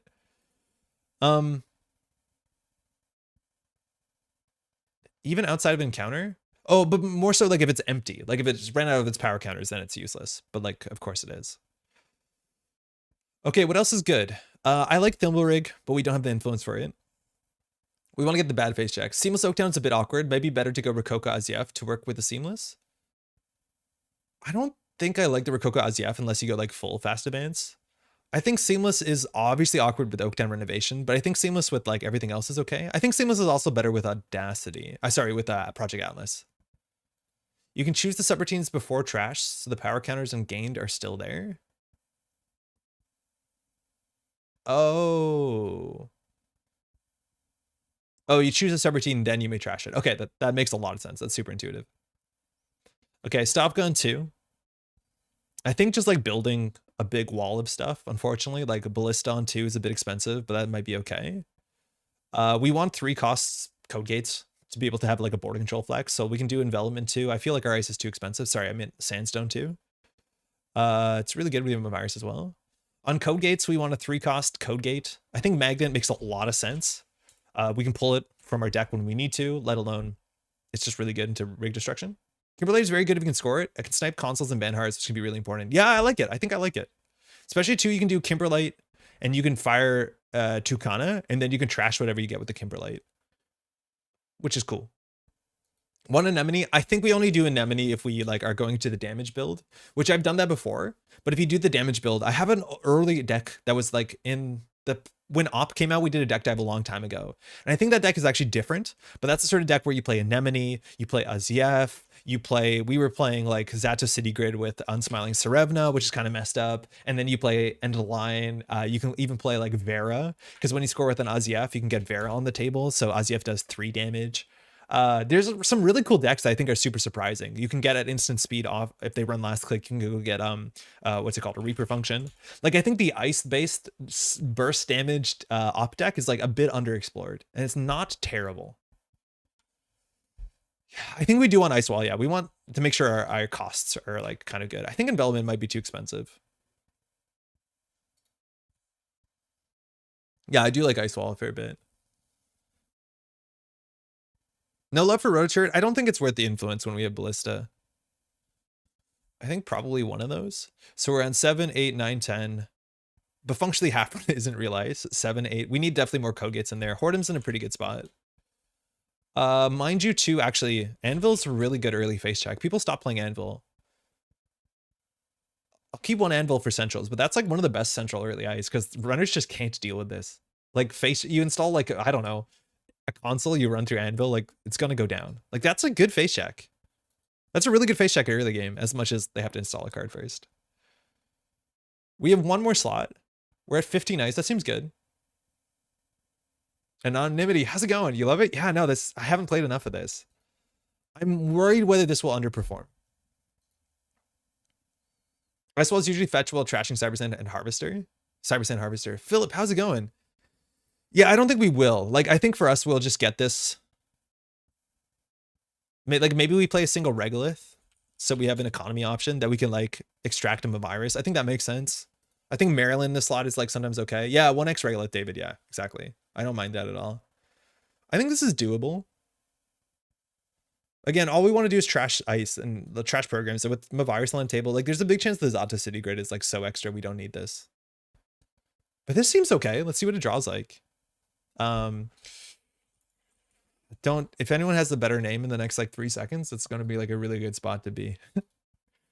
We can also just do it on JNet. Okay, this opening hand is good. We can do Rashida, Ballista. Resing Ballista for 5 on a face check is pretty bad. Credit. If that fires, we get this. There we can do like Oaktown, Mavirus, Advance. And then the idea is like, oh, I can deal with a Ballista. Then you can Mavirus for the Hafrun. And merely at that point, the Ballista is actually not very good. Obnoxious. I'd argue that the Ballista is pretty bad. Paying 5 for an end to run is like terrible. I wonder if Stopka is just enough that we don't need to play a Ballista.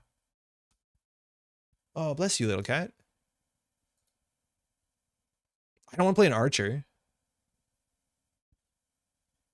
Huh. What other ice trashes things? Anvil, Archer, Ballista, Boarding Control, Colossus I don't want. Nanico just sneezed, yeah. Trebuchet, I don't know. Honestly, Trebuchet is kind of cool, but paying 7 for this is a bit much.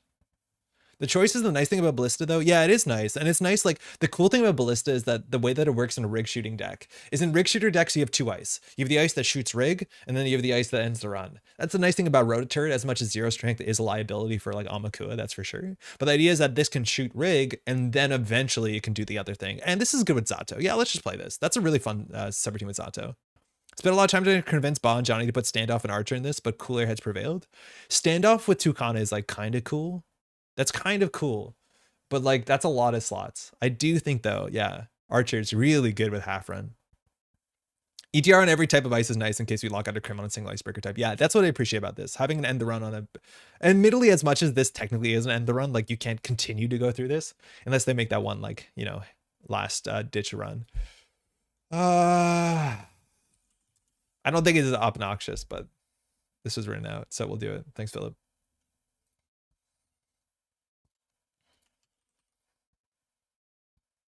Cool. New core pack.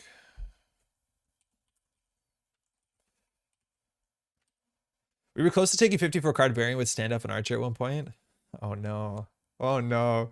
There's like, I know you did that in Eternal too. Like you played more cards in Op because the idea is Op is a toolbox.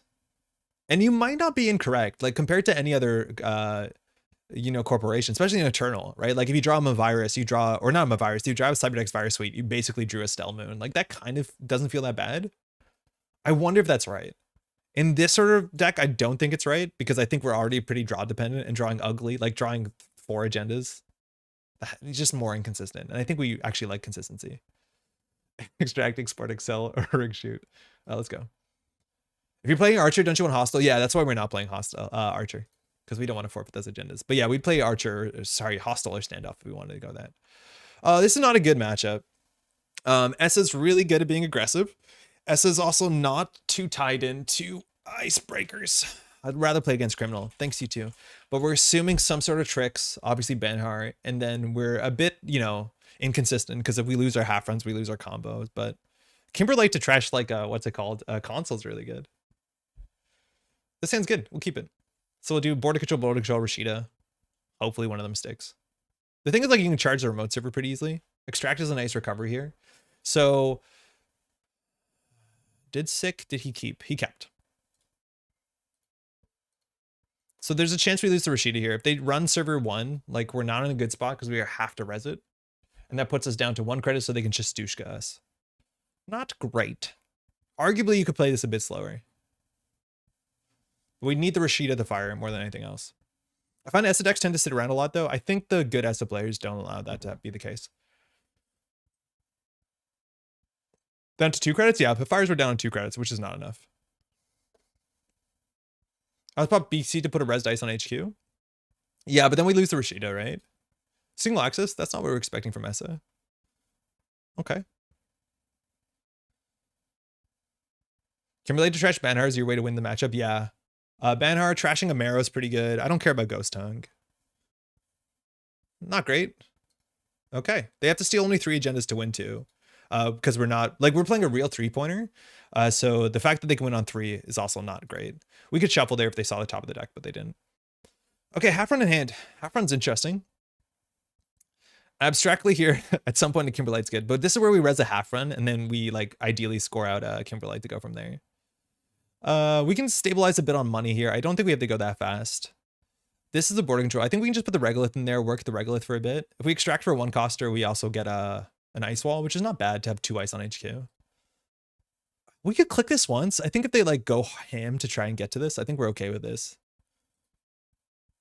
Hey, I'm 3 hours behind on the stream, but at the beginning you mentioned that newbies should say hi to chat. Hey, Vital. So hey everyone, I've been in the game for about 3 weeks. Those of you in GLC probably recognize my almost daily questions. Yo, that's awesome. Welcome to the game. Like, I can't shout out GLC enough. I'm not in GLC a lot. If you tag me, I will see it and I'll lurk. But GLC is just like such a fantastic resource. So glad you did. All right, Ghost Tongue, Sabotage 2, they lost the Strike Fund, pretty sick. I think we can get rid of ZATO. We can always extract the regolith for 1 coster and then eventually get a Spin Doctor, but we don't need the ZATO in this board state, and I think we like most of the rest of our hand. We lost a Winchester. That's a bit of a bummer. How does Essa ever get into remote there to steal Oaktown? Border control sometimes, magnet. You're right, we probably could just push it. Yeah, I think you're right, we probably should just push it. I play a bit defensively against Essa. It's like the same way that I play against, unfortunately, checking for 2. Now, one of these came from hand, so this is only checking for 1 action here. So it's not the most efficient use of sabotage. But I was going to say, I kind of play the same way here that I play around Banhar. Okay, good. So in theory, we want to store at the Kimberlite. So we could, I think we do res. So we have seamless in the list as much as we don't have it. So I should have thought before I res this, but we can do regolith, extract. That gives us good money. We can also just do extract to get an ice wall in HQ, which we have to play around Banhar. Then we can get a sandstone on this server. And then we can do install advance, or we can do install advance. I'd rather do the Oaktown, I think. So I think we will extract it. Otherwise we can do hit. Yeah, I think we go extract. This is a bit aggressive. Game's amazing. My only regret is not discovering it sooner. It's okay. It's going to be on for a long time. But yeah, sorry. It's the same way I play against Reyna, where I just play slow because I know you can get blown out. Like slower than you would against other decks. All right, here we go. I still want HQ, so that's going to eat that. Oh, we can't install advance here. So we can trade the border control forward. I'd argue that we don't want to do that. Sorry, that was scuffed. I don't think we push in the remote server here. I think we take some money and then we extract. Yeah, this is not good. Remember what we talked about thinking about your whole turn? I gave us a 4-click turn, unfortunately. I think we just do regolith, extract. Otherwise, we can put the Stavka on HQ, Sandstone on HQ. That's fine too. Like if they charge the regolith, we're happy. Yeah, sorry. Jane, it's very easy to find games. If you want someone to play with and explain the game in VC, I'd be happy to play some starter decks with you. I know Xanny voice chat can be rough though. I will get there and get playing at some point. I just need to get over my anxiety. Oh, that's a response to that. Yeah, no, it's like, I promise you, there's so many folks like you in VLC, right? And you can just be like, hey, I'm new to the game. I wonder if they finality. They're doing server 1. They're charging the regolith. That's fine. But there's a lot of folks like that. So at your own pace for sure, but I promise you, you will not be upset about it. Of course. If they trash the regolith, we're not too upset about it. If they take 2 net damage to go through the border control, we're happy to res it. Just to have a res dice is sometimes just useful enough. But I don't think we pop the border control to protect the regolith. Good to know, thanks. Yeah, for sure. For sure. Like, you can be super upfront about it. Be like, hey, I'm a bit nervous. This is my first game. And then the only person who will respond to that, which I think there'll be a lot of people, are people who like are very understanding. And I'm on the voice chat helps with anxiety. Yeah, it kind of does. They're worried about envelopment, which does 5 damage. So they're going to draw. If they charge us, them paying 3 to deal with the regolith, we're fine with it. I will res the border control just to do 2 damage here. They obviously are playing Steel Skins and Strike Funds. They know what this is. That's not great, but they lost to Chastushka and a Laborites. We're not too bad about that. And then they have to pay 3 more credits. And then next turn we do install Stavka. And as much as Stavka on its own doesn't do much, right? Like if they install a Cleaver or a Bonchulus, maybe. But I don't like how few cards we have in our hand. Yeah, hitting Chastushka there is really good.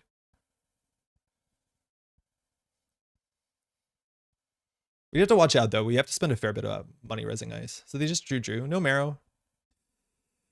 Ooh, okay. Hopefully this attracts enough attention here that they don't like push through centrals, but like this is not great. This is where Kimberlite feels hard though. Like if we don't res our stuff, the Kimberlite's super easy. I actually don't mind if they finality. Envelopment is my favorite art in NR. It's really good, but most Scott and Minga stuff is really, really good. We don't have envelopment in this list if I'm not mistaken. Banhar is in server 1. It looks like they're going to charge it, so it forces us to res something here. And so they need a breaker. Oh! Choose up to 2 cards in HQ. We'll just go YOLO. We lost a drone deployment and a virus. That's really bad. That's really quite bad. Oh no. Oh, we could lose his turn in some weird way. But this is the problem, is where like Banhar is really good into Stavka, of course. Whose deck is this? Just came back. Levi, we built this deck. It's a rig shooter, so we're playing like drone deployment Kimberlite. I wonder if drone deployment is just not worth it. All right, it's gonna pop the border control. Maybe they charge remote serving trash the program. It's been hard. It won't trash. We have to res this though. Unless we don't. If they run back, we get them if they pop the boarding control. So we can just go get a code gate here, I'm pretty sure. Yeah. Because they probably pay a credit here, I think. I don't think we res the Stavka. Because very important to know is that Benhar has now been eaten by this. If they ever decide to run back, we can Stavka them. So in theory, like pulling a barrier breaker is interesting here. As much as like Sandstone they can't deal with. Oh, excuse me, that's on me. So if they break for 1 here, we're happy. If we pop a boarding control, it's like whatever. Fire all. It'll be 2 damage. Steel skin, nice. And finality, good hit. So now we have to use this. So we get a 3-coster. It'll be on the outside though, which is a bit awkward. Magnet forces an option. Sandstone, ZATO. That's interesting. I think we should have to go for the magnet. It's the only 3-cost on the run in the deck. Okay. So they can't run back unless they do something pretty wild, like running hot, which is not great because they did 1 Sabo. This is probably a lamb deck. We probably wanted to figure out some way to like get a 1-coster resed. It's hard to do that here. In terms of the 2-costers in the list, I don't think we have any besides Tucana and the 1 Regolith. I don't think we have ice on 2. But here, like legwork loses so bad. We have barrier into barrier. Here they have to decide to trade their Begamot to be on game point. And being on game point on like turn 3 is really, really bad into sabotage. I don't know if we do this. Value Hafrun? Yeah, value Hafrun's not the worst. But if they trade their Begamot for this, like just to be on game point, yeah. Yeah, get hard, yeah. We have a Hafrun on the table because we drew it. We have 2 in the deck, so like it is what it is. They stole it. Imagine playing around a Kimberlite field that hard, right? So do we have to score this out? I don't actually think we have to score this out. The question is like, what else are we doing? We probably draw, which we should have done first click. It's magnet to Stavka. The problem is the Stavka, we can trash the magnet to get a 2-coster. We can install the 2-coster on top of the Oaktown and trash the Oaktown. So if they do a last click, always draw. Yeah, I like the draw here because we have to discard anyways. CTZ, how's it going? I don't think we have to score that out. Should have done that first. Oh, I just stepped on a damn splinter. Would Magnet Archives been a better play? No, because they can run back. Maybe they would respect it. Maybe it was. I don't think they would check archives there, but like they've been checking archives for singleton cards. So we could have realized that they check archives a bit more liberally than maybe some other S's we played against.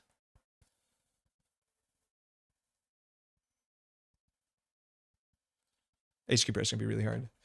They just ban Hari in and win now? No, we can Stavka to trash the magnet to go get stuff. Like we have options. It's hard to get in now. Like they assume this is an end the run. Like obviously it's not, but they have to assume it. So finality is something we have to play around. We're definitely going to advance this once. If we Kimberlite field to trash the Marrow, that's kind of interesting.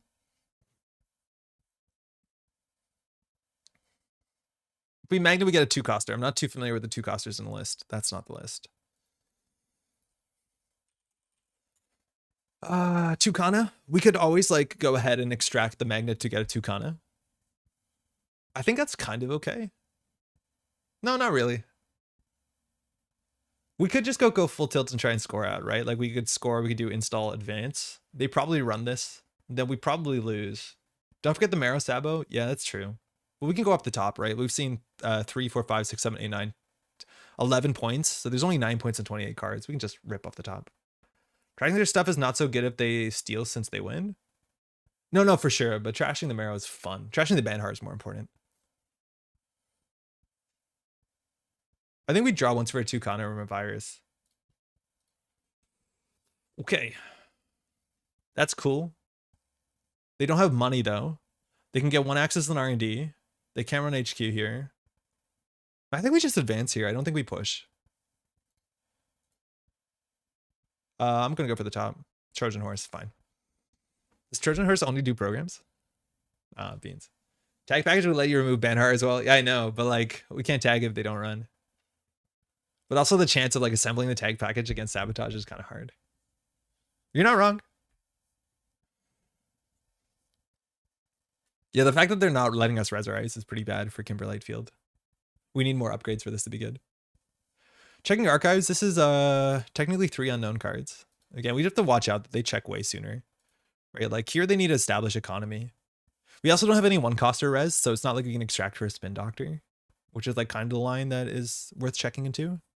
They're on 5. I wonder if they run R&D here. No, sure gamble. Seamless. Oh, that's a lot better because we can now Kimberlite for something. So I think we draw, we do Kimberlite, and then we do Hornum. Well, that changes it a bit. Tucana is a snowball. Whatever. If we top deck the other Seamless, it's like really hard to score a Kimberlite. Maybe we could have done Install Advance. I don't think we can. Banhar's on RD. If they have a finality here, they can see a lot of cards, but there's still not a lot of agendas in the deck. There's only 4 agendas in 24, so that's 1 in 6. Another Begamut. We can Sabotage 2. We'll do 1 in 1. Second Hafrun. Okay, so we lost our Hafrun tricks. Begamut's at a massive 6. R&D is the mark. So the finality is just C4. 5 strength is pretty good. Here they're going to be on 1 hand size though. That's kind of fun as much as we don't have a ZF. And they probably have more Marrows. Running R&D here. So if we res the Hafrun, they break for 1 credit, but then we have a resed Hafrun, and I think we Kimberlite the Hafrun. No. So it's a Hafrun.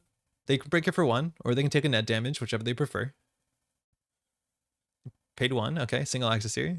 Could lose. Some of Virus, okay. We trash that, makes sense. Ooh, 2 in a row, sick. Okay, so unfortunately, we haven't seen a Spin Doctor. That's our last Virus, and understanding that Virus, we can instant speed, like go get something that trashes it. But I think we just do Seamless, Advance, Advance.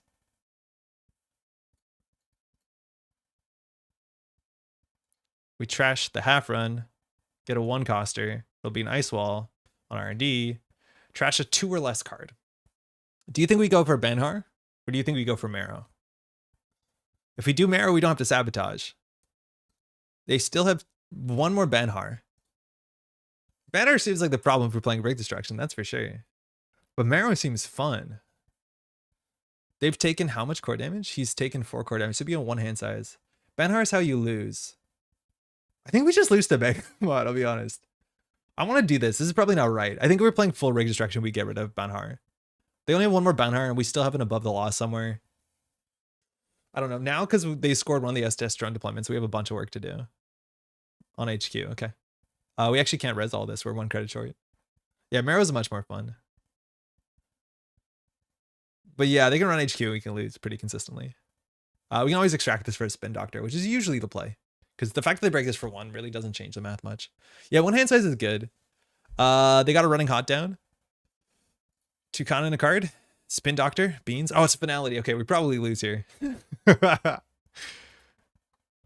Yeah. The fact that Essa can like obviously move our cards into archives is not great when we want to like lock them out.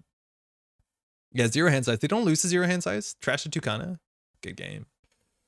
Oof, we got pulled apart. And now is like, you know, the difference between having a tempo positive agenda and the Kimberlite field doesn't feel great. Thanks for the game. Also, like, this is the sort of matchup where like if they can make it all about centrals, the ZATO remote server doesn't make sense. They just keeling themselves. Yeah, I think they'll be fine. I think the chance of them winning off of R&D is really high there. We have only 2 more agendas in there. Actually, wait, there's 3 more. Yeah. Yeah, we got torn apart. I think classically, like, S to op is not a good matchup. But yeah, we didn't get to do the thing we want to do. We just felt like we had worse ice. Like, less flexible ice. Let's try it again.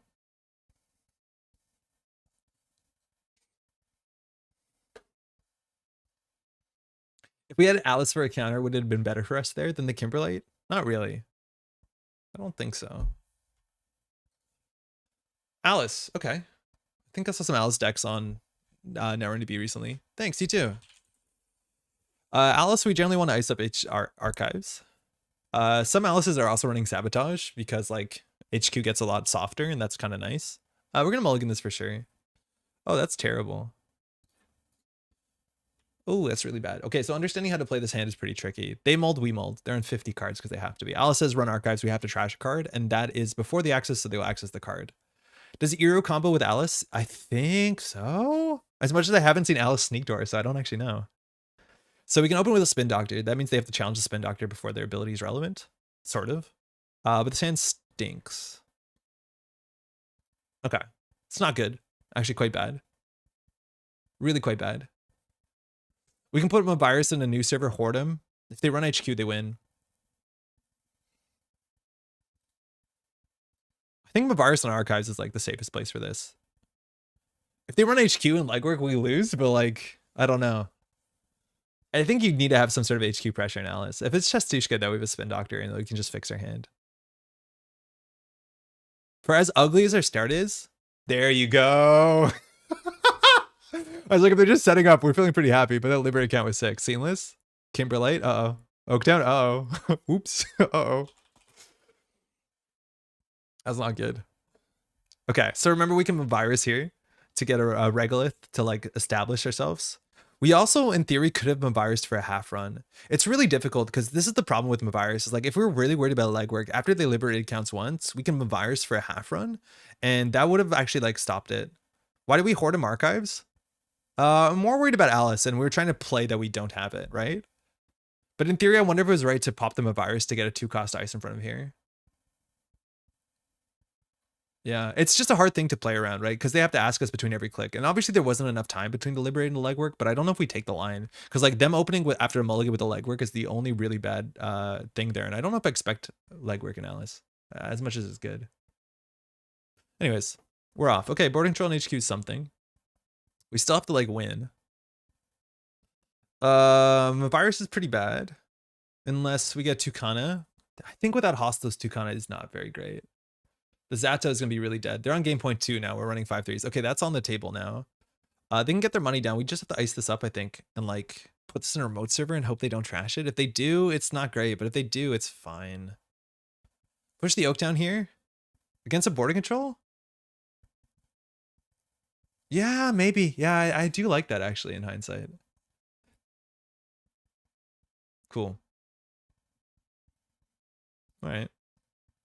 This is another thing where like we can interact with Mavirus into Hafrun, but it's like such a hard line to call to be like, hey, before it's not like we're gonna play around this, but like that's really awkward. Yeah. But BC on the Oaktown, yeah, we should have for sure.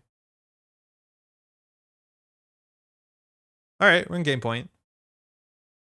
Seems bad. Turn 2 or 3 is backbreaking. Yeah, you're right. And the board control definitely there was good. I think they played 1 HQ pressure card and they have it.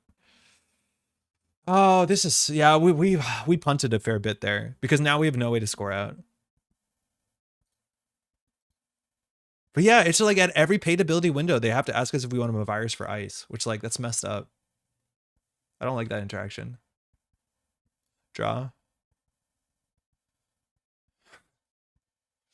I don't think we do. I think we do Sandstone Tucana and just leave R&D open, like whatever. Yeah, this is bad. I think we push out the border control. We might have something there. We have to leave R&D open for another turn. Diesel. Nice. Comedy arc. It's 3 Mavirus in a trench coat. Yeah. This one's kind of good though. As much as like it's good for Tucana. None of this ice is rig destruction. Not like they have a rig to destroy though.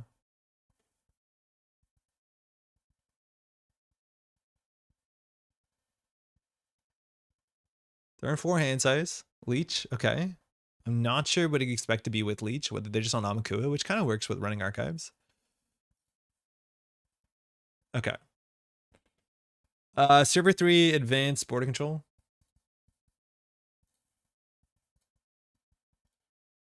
It reses it, which is really fun.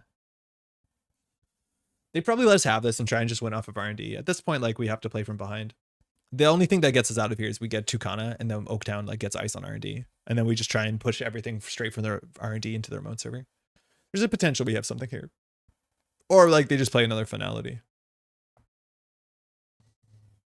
This is the sort of thing where like Alice's ability just caused us to put 1 ice in a rough spot. That's kind of on us. Here we can't res this. Do we purge with the Mavirus? No. With a Spin Doctor, like this Alice run is always a bit interesting.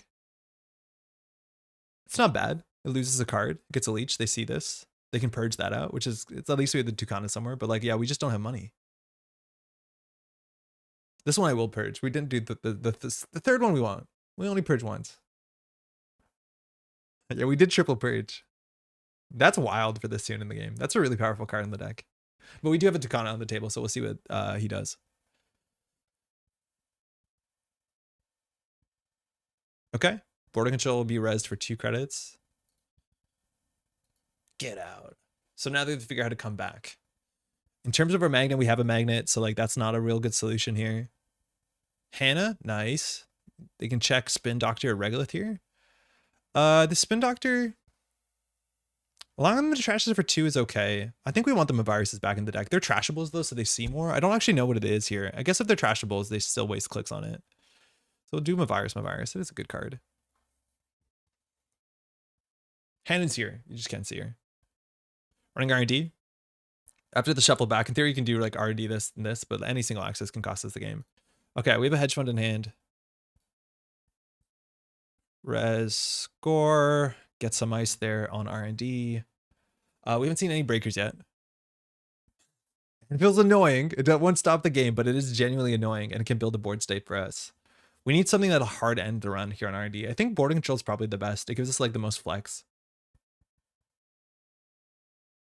I think that's right. They're probably going to check the Regolith, which like, I don't know. I feel like they need to trash it.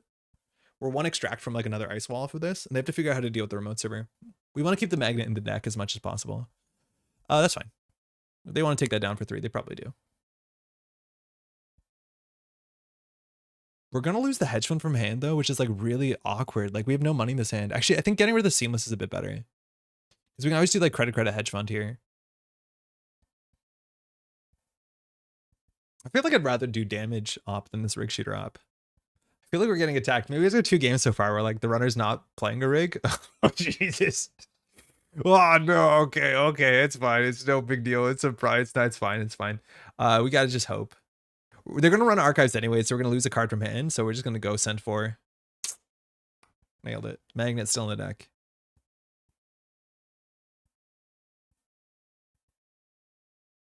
Cool. Yes. No. Top of the deck is unknown. We could do credit hedge and just hold. I think that's fine. We're going to need more money to push out, and then we can do draw, jam. Without the seamless, the jam's a bit worse. But getting the Hortum res is okay. Like, they haven't transitioned to breakers yet. I don't know what the breakers will be. It's hard to use Hannah against border control remote servers. They have money. They're a bit more inconsistent than some that don't have ice. Pinel? Okay. Get out. I feel your pain. Ah, it's okay. We're stabilizing. We're definitely stabilizing. Tucana is a good stabilizer. The problem though is like there's like 1 temple positive agenda we can jam in their remote server. We'll draw. Oh boy. Really, this card's really a stinker when they're on game point, let me tell you. We need like exact window where they install a breaker next turn after we double advance this and they don't drop like a Hermes or something. I think Hermes analysis is kind of cool. Oh, that's a problem. Oh, that's a problem. Okay. All right. Gotta force some money out here. Tucana for me seems inappropriate. Tucana is so good.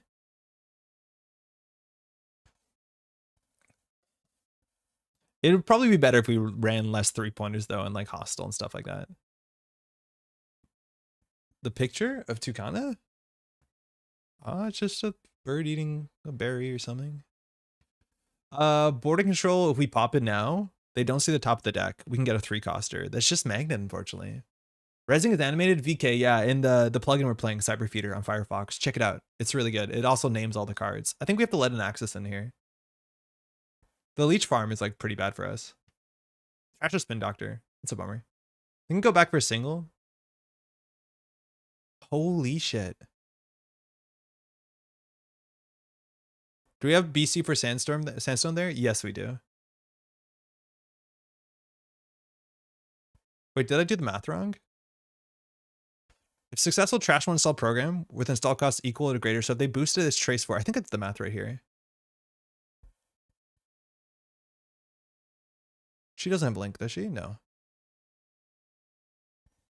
Pump by 1? I don't think so. I don't think we pump by 1. We can do advance. It drops us to 4. We can res a border control. This looks like an NGO front. Yeah, I think we're fine. They had 1 credit. Ow. So it's trace 4. We have to win by 3. So if they boosted 1, we'd be 4-1, which is fine. We're rusty on trace math, though. It's been a minute, that's for sure.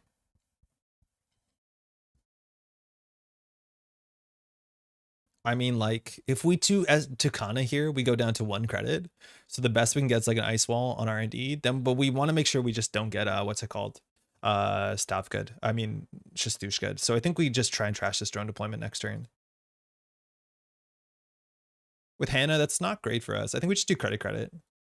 Because in theory, if we draw a Spin Doctor and we draw a Magnet, we're in a bad spot. If we draw the second Sandstone, we're in a bad spot. But ideally here, we're drone deploying the Fermenter if they don't install a breaker. I think we just get an ice wall on HQ. Whatever's the cheapest. Probably should have an Audacity in list. I guess there's only 1-3-2 and it's here, so maybe not. Raindrops into HQ. I think we just let this access, right? Yeah. Tucana, you can trash that if you want. Being on 5 puts them on tilt and gives you a lot more options. Yeah, they have to run now. The problem is like, this is face up. Maybe we should wait for a breaker here. We'll do the drone deployment first, get rid of that. We need to get something on HQ, I think. I think Ice Wall is fine, it's free. And like now we put the Spin Doctor remote and see what they could do it. If they play a breaker and charge their remote server, I think we're in a bad spot. Like the Fermenter is kind of important. It's not the most important. But like we didn't have that much else to do. Price, like they're going to find another cleaver there. Yeah, maybe. Because maybe if they charge us now, trashing the cleaver is more appropriate. We still have things like ZATO though. So here we want to force them to deal with the server. The problem is if we pop the server, it's not good, but this is 4.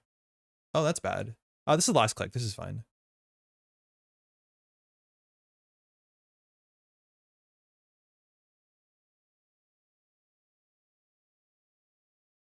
All right, cool. We didn't want to draw those. Okay, so they can't handle their remote server. During cleaver and each, so they break this for 2. So we can put this in server 2 and click for 2 credits. Search server 3 and click for 2 credits. See what happens? Like, it's really hard for us to close the game out.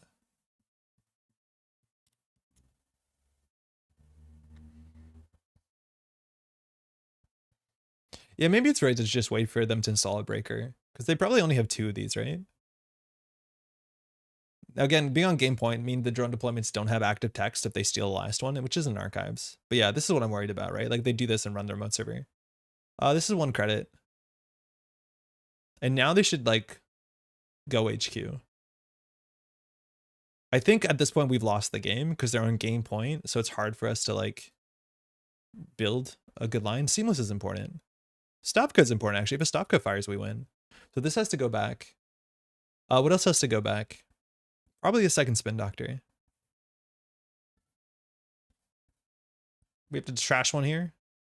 Get rid of that. Having the magnet in hand is also really bad. Not that like Buzzsaw doesn't deal with the magnet on server 3. But they should run R&D here for a single. They actually don't have the money to run R&D. That's good. So where do we think they're going to go? This is the big question, right? Where do we think they're going to go? Now they can run archives for a credit a turn. Oh my god. I was on autopilot. Thank you. I was just clicking yes. I've been clicking no as a joke. Thanks. Why did you purge? No reason. Yeah, right? I wouldn't have noticed. I was so used to hitting yes, no, yes, no, yes, no, yes. Can I do slash purge? Is that a thing? Slash counter 0. I click on it. It won't work for me. I can't do that to their cards. His cards. Thanks. All right. So we have to get out of this. Seamless launch means that we can jam in their remote server. The problem is that they actually don't have that much money. If they handle this, they can probably float a tag. They have to get through border control Sandstone. Sandstone is 3 credits. Now, of course, they can run R&D for 1. Oh, Sandstone 2. Yeah, thank you. That actually is pretty important. So now this is going to be a bit more. So we could draw once for the top deck. Then we could do install and just put Stavka in front, and that's probably enough. Get an agenda here.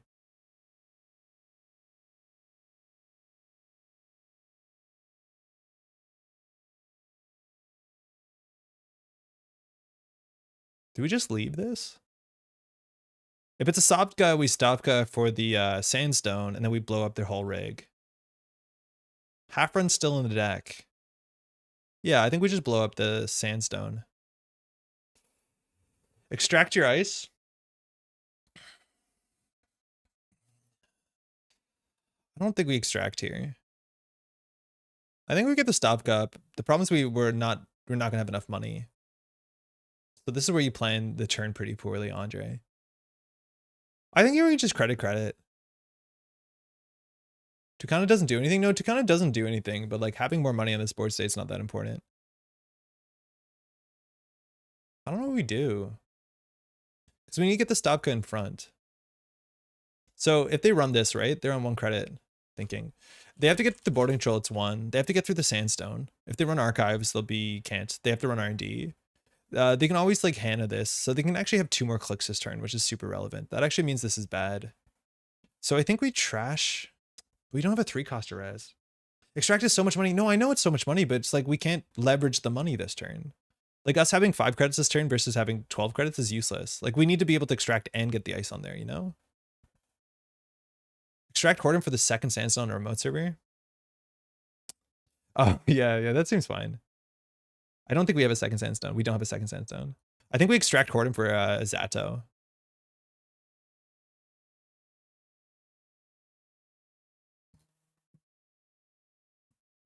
Virus is actually kind of cool. Bless you. Oh, ZATO is... They're both in the bin. Yeah, beans. Okay.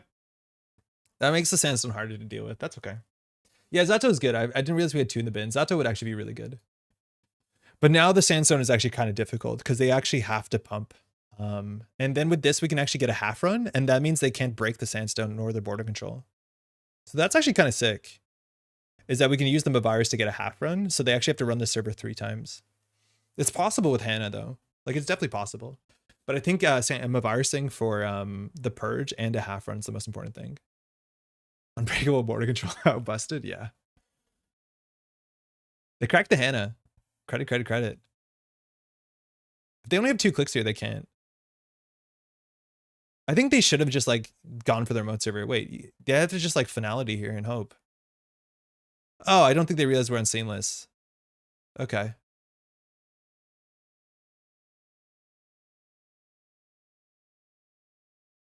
Huh, surprised. Stressed out over that. I don't think they expect us to like never advance. 3-coster, done. Okay. Seamless, there was an agenda on top. Advance, score. We win by trashing the most expensive ice to trash their cleaver. I feel like the lines we have in terms of like the what's it called? The different value of ice is not great. Yeah, GG. Yeah. Hey, thanks, you too. That was a wild opening. Yeah, we did play the opening perfectly, but they absolutely dunked on us with the wild opening there. That was really, really cool. Nice. Yeah, that would have been great. Thanks to the game. Very well played at the end. Yeah, thank you. Yeah, they didn't think it was. I think they had a chance to maybe charge the server. For what it's worth, if they just click for 1 fewer credit and ran R&D twice, the border control shuffles. So the Kimberlite field was on the top after the border control. It's random. But yeah, if they technically shuffled a win back, they would have won. But results oriented or something?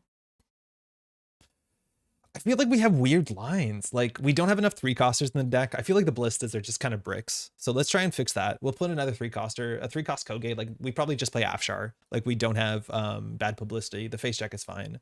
We could also just play Enigma. I think Enigma is, like, not that bad. Like, and that's the thing. Enigma to Hafrun is kind of good. Like, if you... That's actually really sick. Like, if you ever Hafrun someone into Enigma, they end the run and lose a click. So it's, in some ways, more powerful than a border control. If not equally powerful. Let's say that. So I think that's reasonable. 17 ice with 2 Hafrun is a lot. I like that. ZATO to kind of a virus. The single Trojan horse was unfortunately incredibly important. I think the worst part of this list is like the SDS drone deployments. Like I'm pretty sure we're better off by playing real 2-pointers and then hostiles. We'll try this again. If you're just tuning in, by the way, how's it going? Welcome back. It's a Tuesday stream. We've been streaming for about 4 hours. We got a couple more games than us. Hopefully your Tuesday's doing well. I don't think there's other news. There's a lot of stream stuff. I'm going to link a bunch of streams in the YouTube notes, but there was like a whole lot of Netrunner this weekend, and I haven't caught up on any of it besides the stuff we streamed, which we caught up on that. I want to play against a criminal. I want to see what that feels like. Teaser, what you got? You got a Sable, right? Dang it. Trash-based Lou. That's interesting. That sort of deck, like, if you can ice up centrals, it's all about that Audrey, and with 3 Mavirs, it can be a pretty messed up matchup sometimes. Opening hand, we have Winchester for HQ. Ideally, we have another ice for R&D. We just keep Lou's ability from being as relevant as possible. Winchester on HQ is like really, really good. I think we can keep this. And then we have Mavirus on HQ too that we can use to like extract it to get a 2-coster if we need to. I think we can keep this. The SDS is a bit of a stinker, but it is as it is. Okay, that's interesting. If we leave R&D open, they can imp the heck out of us. We want to make sure that doesn't happen because if Lou doesn't fire, obviously Lou doesn't fire. So Winchester on HQ is generally where it goes. Then the rest of our turns, like border control and R&D is not great. We generally want border control for their mode server. So we can just do Winchester on HQ, credit. I think border control's R&D is okay. We can trash to get a sandstone. It's unfortunately to put that on R&D.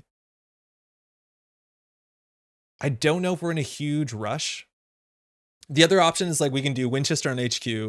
We can install Mavirus. We can extract the Mavirus for a 2-cost ice, which in this list would specifically only be Hafrun, which like, but I think we don't want to get blown out by imp. I think we're going to respect it. Just say like, you can't imp turn 1. For what it's worth, we can't res both of these. Even if they run it in the best order for us, they can't res both of them. They generally run HQ first. Okay, it's Lagu. Okay, cool. Double extract. So if we get him a virus down, we can extract it for a regolith. That means there's a regolith on the table, which means Lou does something. This is this time it's installs in the card and root of a server. So this hand says play it slow. Yeah, unfortunately it does, which is like not the way I love to play op. So we can just click for 3 here, which kind of sucks. I think I'm just gonna put this on HQ. They can Lagu if they want. And then we'll just click 2. They lost a cookbook. That's actually a really good lose because some of the Lou decks are only on a singleton cookbook, which I think is incorrect. Price hitting Steelskin, hitting Simulchip, Claude, Botulus. So Simulchip sucks for us. If they get a Botulus on the table, we're happy. It's a virus. But in theory, you can always like beat Stavka Hafrun by like trashing the Botulus to get a different Botulus because it's not the same Botulus. There's the Botulus. It's fine. No imps, no Knob Curry. Thank you, Erratum. Border control here, we probably want to get rezzed.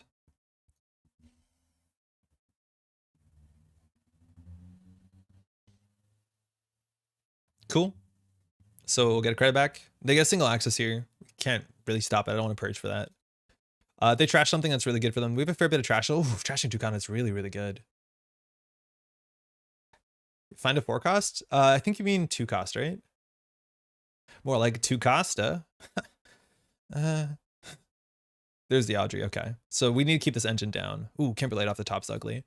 So we can always extract the border control for a magnet on the remote server. Audrey can definitely deal with the magnet. You'd have to get in an R&D and trash something, and then they can deal with the magnet relatively easily. If that's the case, we can have a virus there. This is really having a 2-coster is like kind of fascinating.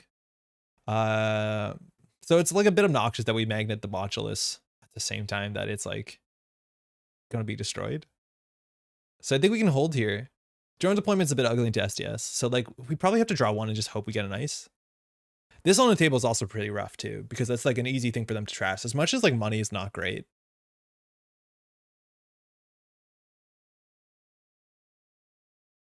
So if we put ZATO in a remote server, we can set up, we need an ice for that, that's for sure. If we extract them a virus and purge, no, we need to keep them a virus on the table. So how do we play this? We can like ZATO, trash the purge, get a 2-coster on R&D. That'll keep them out. I think we definitely need to keep them out of boarding control, but I think we just like boarding control for a 3-coster. ZATO extract, ZATO install extract, it's like not terrible. I think ZATO's actually really good into like Botulus Simulchip because like if they commit a Botulus, we just like destroy it.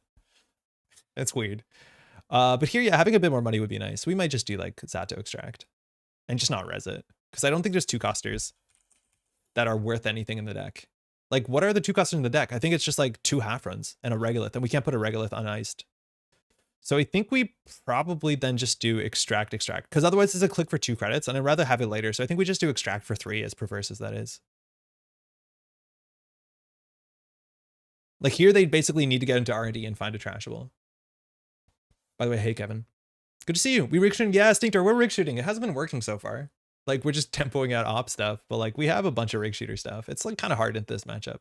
I want to play against a criminal. Like, you trash a criminal breaker, you feel so good about it. Yeah, click for 4, it makes sense. We need ice. Yikes. Oh, this hand sucks. We have 15 ice and 37. So here's where we probably do like ZATO Mavirus. We fire the Mavirus to go get a Hafrun. We put the Hafrun in front of the ZATO City Grid. That's not great. We would have to do it on our turn, thinking this is a really hard hand to play.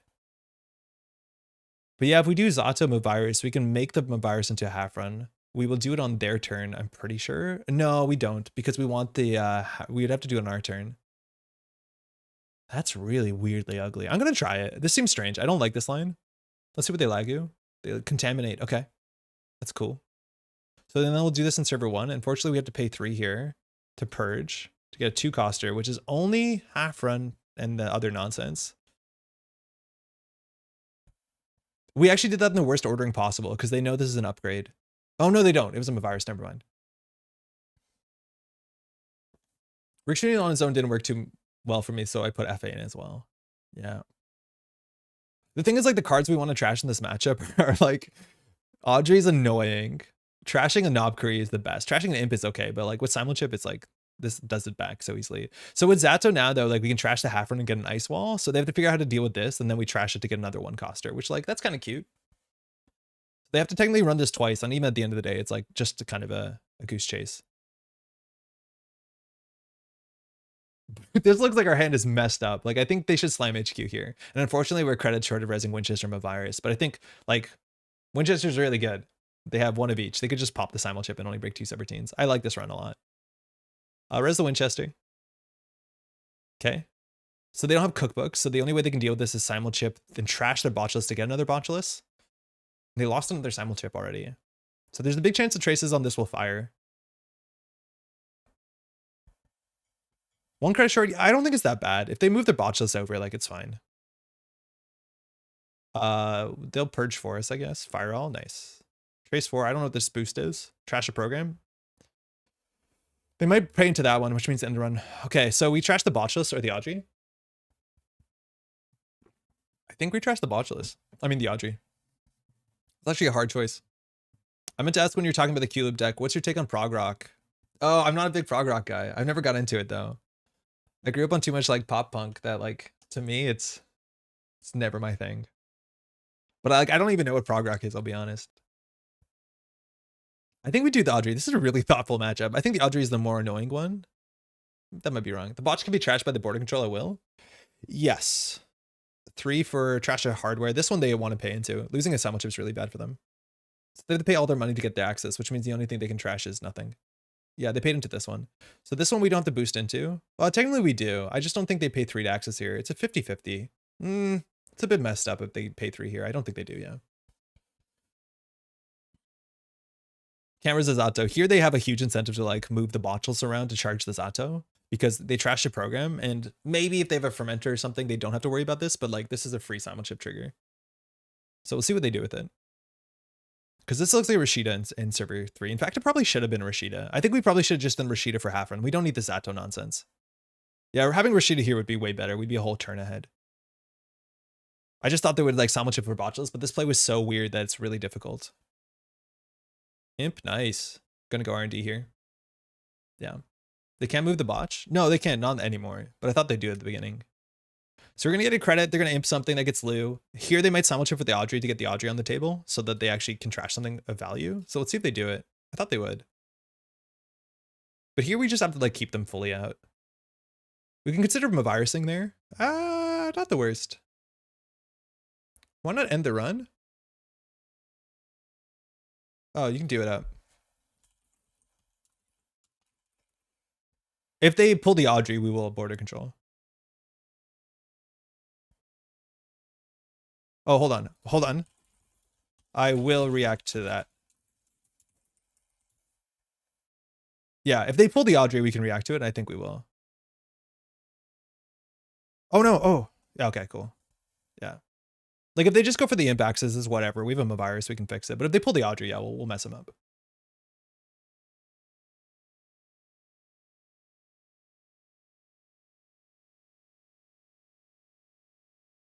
Boop. So what do we get here? Sandstone's a bit annoying because they can work on it. We're going to be purging. I want to keep the magnet around for it to be relevant. Enigma is kind of gross too because it is annoying. I think we'll do the sandstone. But this will keep them out.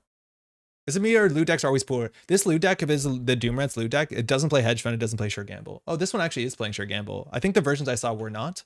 And I'd argue that it's a bit feast or famine. If the engine goes, they're good. But like I haven't seen this deck often get over 9 credits. Which like, yeah, it's not great. So if you can lock them out like this, like they're in a really bad spot. They've gone through 2 simul chips so far. Like this is the money to have. But this deck does seem like it has a bit more fundamentals in it. I think we just do Kimberlite. I mean, sorry, Rashida on top of ZATO. I don't want to say Kimberlite. Lagu. 3rd simul chip. That is really bad for them. All 3 simul chips are out. 1 Botulus. No Laborites so far. But they've played a Steelskin, a Strike Fund. But yeah, Winchester is an absolute nightmare of a card. Okay, we're holding on.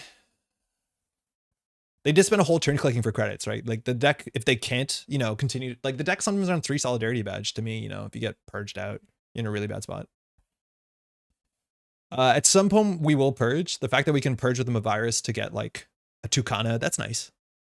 And we'll consider doing that on a very important turn. Again, this matchup is very difficult considering the op deck does run 3 viruses.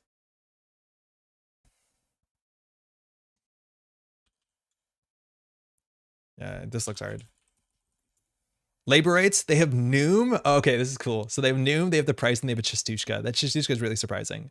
So here they can shuffle 3 in. It has to be simul chips. Yeah, double simul chip. And we'll see what they do. Maybe just like a strike fund. But yeah, this looks tricky for them. They did 2 simul chips and strike fund. Exactly. Okay. So we know that there's Chistushkas. There's a tranquilizer. Nice. We have to remember to purge that at the weird time that makes sense. I don't think we mind re-resing that for 4 though. And now we ideally can push into remote server. We don't have to shuffle. Okay. Trojan Horse, that's going to be really good too. So there's simul chips coming up. We have 3 turns. We have Seamless in hand. So we can do Kimberlite. We can trash the Winchester to trash the Audrey. That'd be good. So I think we do Kimberlite border control. We can purge for a Tucana. Deck always feels like they can't pay 3 happily. Yeah, Shizuka seems greedy. Do you know what I liked in these decks that no one's playing? And I have heard that QTM was testing in Mulch is like Augustina. Like this is the sort of deck that like does end up playing like 14 to 15 viruses and has simul chip, right? Like you can play Augustina and like in late game, you have that like extra reach of, you know, just, you know, simul chip spamming. I kind of like it.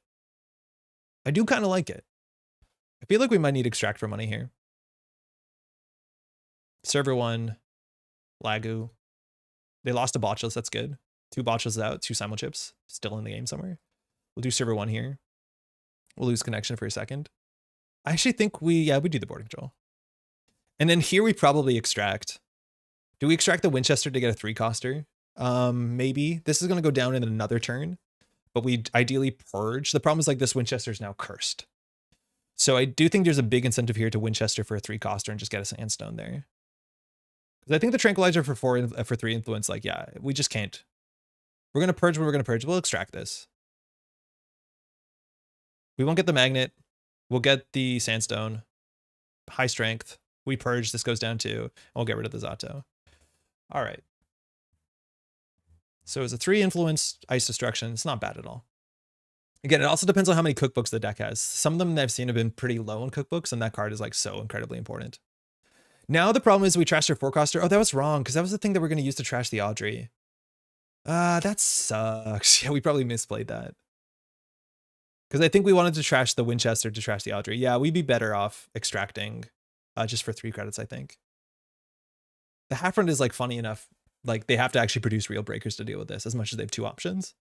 That's not bad. Simul chip, okay. So they have Botulus. They can just repair the Audrey. They have Leech coming down. Archives is poisoned. Ooh, that's good. I think we just do Tucana advance. The thing with the Tucana is we can go get a forecaster and then we can use the forecaster to trash the Audrey. I don't think that's super important. They're probably going to get a Botulus on one of these and go in. And if that's the case, we can consider purging. And then we'll just trash the Sandstone that's Botulus on the following turn. I like this. I assume with the layout not putting it back, they have another? With the labor rates? Not putting what back? The Shistushka?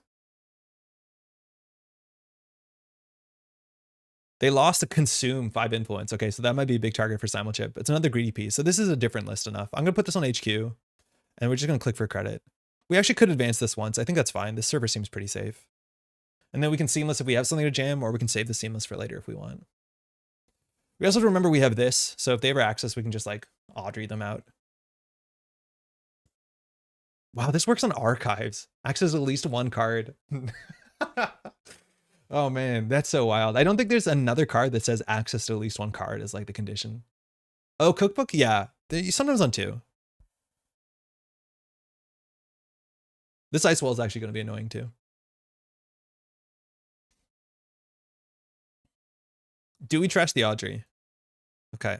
Oof, another half run. That's not good. So we can trash the half run to trash the imp. That's kind of nice. I think the imp is the more annoying card here. It makes the Audrey. Yeah, we'll trash the imp. So I think we'll trash this Hadra. So we're going to do res the Tucana. Do we have something to jam this turn? Maybe the Spin Doctor. Have they shown normal breakers? Just so far, Audrey Botulus. So we can do advance. We could do Seamless here. Otherwise, we do advance. We're down on 6. They played around Azief slightly, which is cool. As much as you want to lose that card to damage. I think we don't steal skin. Oh, Hosh, you're right. Hosh has the same trigger. Yeah, that's very, very true. I think we'll get the Spin Doctor in there. Or the drone deployment. I think the drone deployment there is fine. Excuse me?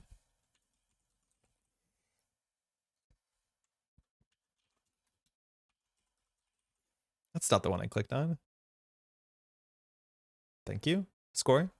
So we have some ordering here. So we'll get the Tucana out. So we can get whatever we want on a central server. If we want. So border control costs us 2 credits. It drops us down to 5. I think that's fine. We're going to lose the half run. So we need to make sure we have enough money for this server. I think we'll put the Spin Doctor in the server. So Magnet doesn't make sense. Ice Wall is like kind of annoying enough because it means they can't just Botulus this. I think Ice Wall is fine. It's free.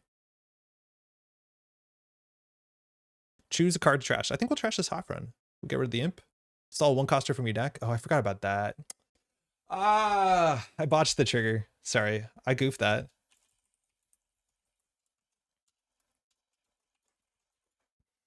Yeah, we should have done the Ice Wall first with ZATO Tucana.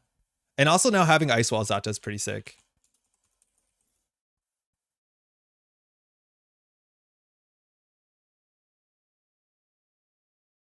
Okay, so we'll do Kimberlite Field. 1 coster. Ice Wall. Server 1. And then we can trash an imp, which is good. And then we can get something for R&D. So we can play 2 for a Whoredom. Actually, that's pretty fine. 4 strength is annoying. Yeah, I like that. So we're on 5 cards, and we can put the Spin Doctor in their mode server. We don't have that much money. They get a Lago here. That's not great, but they lost a Knob Curry. That's really good. Yeah, they can't price down a Knob Curry. It's really hard to get that done early. So now we got rid of the imp. If they want to simul chip right now, they'd have to do it on our turn. I don't think they do. But we're iced up 2 ice on every server, which is very difficult sometimes for this loot deck to deal with, let alone we have a Pocket Virus. Unfortunately here, like as much as we're playing Rig Destruction, like look at our ice. It's all just hard end the run, which maybe that means that we're just playing an Op Rush deck and then we have like ZATO tricks, but we just probably don't have enough. I think if we're playing Rig Destruction, we probably should just be playing Rototurret. Because right, Rototurret half run, Rototurret ZATO is probably what we should be doing. We just don't have enough hard end the run ice. Sorry, hard trash program ice. I think they're thinking about it. They could also like pop the simul chip for consume, but then again, it's like all the eggs are still in a single basket, which is not great for them. Oh, Nim. Okay, so now they're not worried about Stavka, but they still have to be worried about Stavka half run. And so far we have a half run in hand. We want to discard that. So they draw Noom, mind you, breaks Hafrun for 4, or Stavka for 4. The only other sentry in the list, Ballista, is no longer worth rezzing, unless we again do Ballista into Hafrun. But unfortunately, one Hafrun's in the bin. We'll shuffle that one back. And we want to leave him a virus in the bin for sure. We're doing something. We're definitely doing something.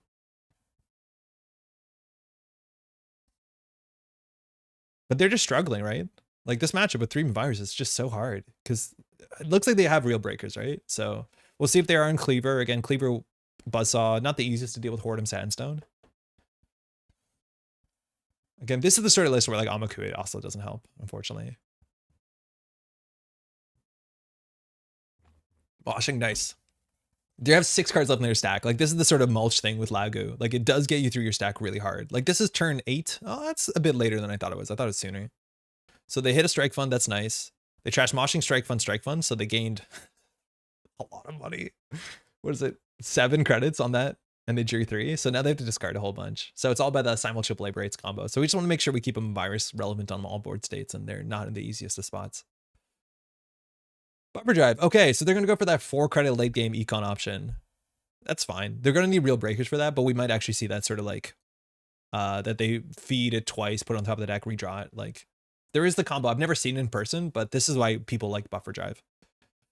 Ideally here, we just like go fast enough that we trash the Audrey with SDS, which next turn we generally need a hedge fund or an extract to threaten that. But if we can trash the Audrey, like then they have to rebuild it as much as like 2 simul chips are unaccounted for. Hippo as well. I gotta respect Hippo. That thing is scary. Do we want to Spin Doctor here? We might as well as a start. Because then we can always shuffle stuff back in here. I think we just rush out the Oaktown with Border Control, Zato, Ice Wall. What have we been doing all afternoon not watching stream? Jeff, tell me about it. How you doing, man? How was SOS? I'm sorry we didn't see you on stream. I was pretty sure that you were the regionals-based team. I don't think we need to shuffle these cards back. We want a hedge fund or an extract. Oh, we probably should have, because Spin Doctor was going to go. All right, I think we crack the Spin Doctor. We shuffle back in some relevant cards. We install Oaktown, we advance Oaktown, we put a magnet. Profit. Okay. We don't have a lot of money. So what do we want to go back in? I think we definitely want to extract back in. I think getting a Hafrun back in is interesting because then we'll have a Hafrun back in. Server 1. Lagu. It's kind of scary. They lost a Cleaver. So that Cleaver they have to simulchip, which means they have to trash one of their cards. We'll do advance. Do we need the magnet here? Ended up 7-3, though not against some of the sharpest people. Oh, that got disrespectful really quick, Jeff. If we install that, we go down to 2. I think we just advance it once more. I think the server is like really, really comfortable, especially with the virus on HQ. Have you had a chance to do the audio stuff, Jeff, before Thanksgiving? Even if you haven't like mastered it, if you just want to send it over, I can work on it this week so I can get out for the weekend. But if you're busy, totally fine. SOS looked like a lot of fun, and huge shout out again. Rip your opponents, Jeff? Yeah, I know. Oh man. How much of the week is off for like Thanksgiving for America? Like what's standard? Because like Thanksgiving is like on a Thursday or something. So we can do Oaktown, push the SDS drone deployment. That's an okay spot to be, but like most importantly, getting into Tucana here and then going from there. So here they're doing the thing, right? Like they play Strike Fund, it goes on the bottom of the deck. My audio's on my home PC and I won't be back till Sunday. Ah, beans. That's okay, Jeff. We'll get it later. Hey, Pavel, do you play Startup? I don't play Startup. I haven't played a lot of Startup with the big rotation since the last rotation, and Standard has just been so damn good that it's been hard to play that when Standard is in a really good spot. I know Startup is going to get a bit more interesting with rotation and stuff like that, but I haven't. I'm work from my in-laws this week. At all, I think I haven't played any Startup in the new rotation. Okay. So here what we can do is we can jam drone deployment. It only helps if we like pull back double seamless. One of them is in the bin. If we score out, we can get another ice. The question is what server are they going to run? Archives is safe. Ice wall into sandstone is kind of difficult, and we have a virus to make it worse. This server is also kind of difficult. We always have instant speed magnet, sort of. So I think we do score this. And then the question is, do we jam the drone deployment? I don't think we do. I think we jam Rashida. Yeah. Pablo, I think with the next rotation, we're like losing Boat and Drago. I'd be more interested to try Startup, But like the difference between startup and standard is like the card pool is the smallest it's ever been. That for most players who are new to the game, I'd recommend getting to standard, because in most like standard decks, as long as you have all the NSG cards, you end up only proxying like 3 or 4 cards, and proxying is legal. It's a bit of a bummer because I know there's a lot of folks who watch are into startup or don't watch because they're into startup. All right, what do we want to get? Board control is nice. Enigma is also annoying because they have to get the buzzsaw down. Are we trying to win on the remote server? The remote server is Ice Wall, Border Control, which will be a magnet. I think getting a code gate on the remote server is a bit better. I'm not too worried about R&D. So we'll get Enigma on server 1 again. Like, oh, actually, no. With this, you only get 1 subroutine. So the Enigma is not that much better than anything else. Login. Anvil and Archives. I don't mind about Archives. They can't really run Archives well because I'm a virus. So they got the strike fund. So this is what we're going to do is they're just going to keep getting the strike fund back and back. Thanks for the tip. Yeah, no, good to hear the game is in a good spot. Startup is just for people like me who don't know all the cards. Yeah, Pablo, you'll find out, like, especially if you're into Null Signal Games cards, like, give me 1 second here. But if we go to like deck lists, even competitive deck lists, like the ones you see at Worlds, right? So say that we go to Kira's Spiky, Jenny, Kalakana deck. I'm not sure what this deck is, but if we go to like actions and we do sort by set, you notice in terms of all the cards that are outside of the Null Signal Games card pool, it's only 4 cards. So like it's very easy to go from startup to standard, and the majority of the cards in the standard card pool over NSG are actually like really small. Okay, thinking. So they have 1 click left after this. They're going to try and rip up our server. This is where having a Stavka would absolutely like be pretty good. We haven't seen any of the simul chips, so their hand is 1 simul chip, probably a labor rights. Heck yeah, Kira hype. Yeah. Is there a second magnet in R&D to search for? There's only 1 magnet, and it's in our hand, unfortunately. So we want to force them to spend money. This is 1, 2, 3. If they trash this whole server, I don't think we're too upset about it. Actually, we are. What does border control get in terms of 3 costers? A virus, maybe? Actually, this is bad. We needed a stop gun here.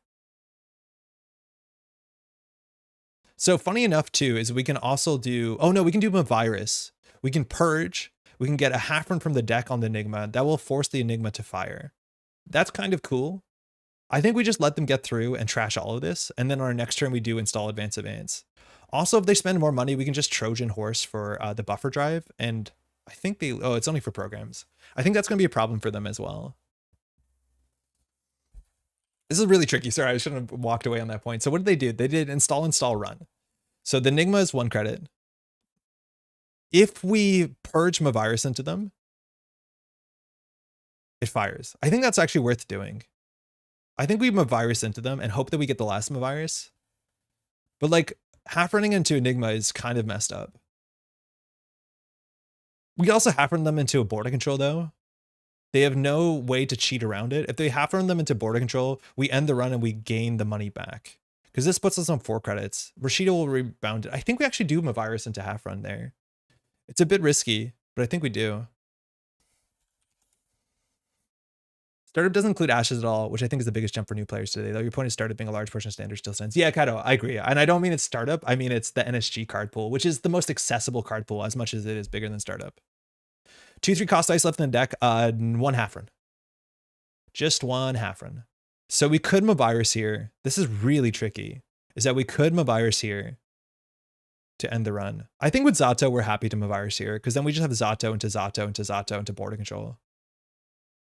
So we'll res, we'll purge, 2 coster, Hafrun, server 1, and then it's just like a thing they have to break for a credit. Trash a card from hand, Hafrun, choose an installed runner card. You can't use Buzzsaw.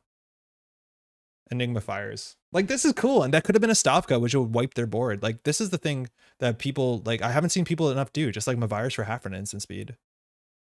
So there they go. Res, start a turn, Rashida. Gain 3, draw 3. No. Okay. Mandatory. If we had a seamless in hand, we could do install. Now we just do install advance. And then they have to run through half run. Install advance. We can't res ZATO because we're credit short. Unless border control fires. If we res border control, we're in a bad spot too. This is tricky. This actually is a bit hard. The ice wall we could consider extracting for a spin doctor. That would be interesting. I think we do that and hope we hit a seamless. Watch all the decks you posted for all startup like 7 months ago. Great stuff. Really good for newish players. Kudos. Yo, cheers, Pavel. That's very kind. Glad it worked out. I haven't done startup content in a while, and I know it's a bit of a hole, but like standard is kind of where it's at. Is it just hedge and play next turn, right? It might be. It might be just hedge push next turn because they have so much work to do. The question is if they start like spiraling off of centrals, how bad is it for us? Hedge go next turn. Hey, server's unbreakable barring pinhole. Yeah. Yeah, that might be right.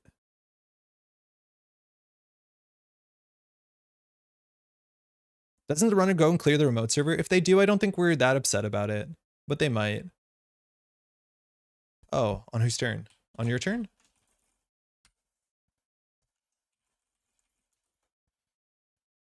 Because this is how they get like 4 credits every turn now. Do it up. So I think here we don't install, because if we install, they lagu, and then they trash the strike fund again.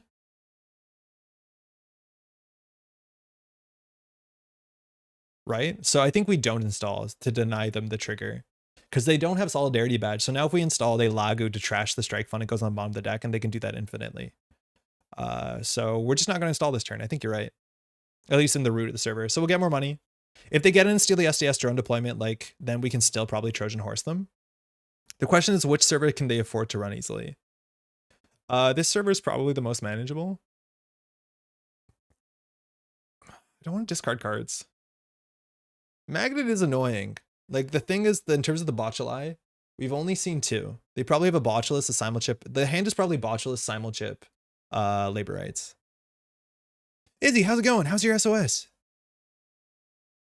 We could consider extracting the ice wall for a spin doctor. I think that's fine too, and then we can get the magnet back in the deck. I think that's actually kind of important. Oh, but this installs in a root of a server. Hold on.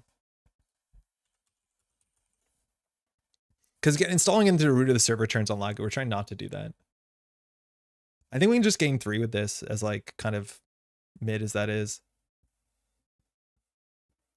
Trashing the ice wall, it's worth something because of the Zato too. Yeah, I don't think we don't do anything.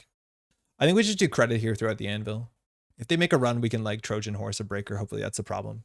Maybe they do a window here where they labor rights. Like, maybe that's not that important to play around the Lago trigger because they just labor rights anyways.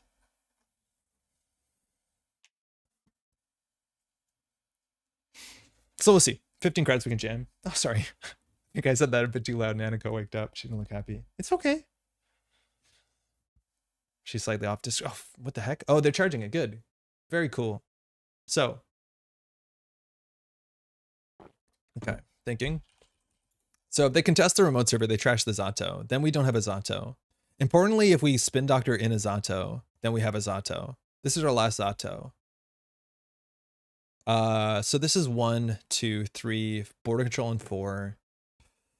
SOS is a blast. So glad I went. Super happy to hear that. Yeah, I wonder if getting a spin doctor on the table is right, but I do think they have to clear out the Zato here. I think that is the line. The question is whether we can grind them out enough. I don't know if we can. I think we went up slightly too slow because this deck is all late game. The early to mid game is really rough. Maybe we played a bit too defensively. There's nothing to decide here. Unless we Zato them. If we Zato them, we get a 1-coster. That's not very good. Huh. If we Zato the ice wall, we get a spin doctor. I think that's what we want. Yeah, I think we'll pay him. Res Zato use an ice wall, get spin. Yeah, Thanos, how's it going? I think that's right. We want to force him to spend some amount of money. And then, unfortunately, they'll Lagu, which, like, it's good for them. And then they run it back, but at least then we can get the other Zato back in the bin, and then we have border control Zato. Hey, Rohit. Yo, how's SOS?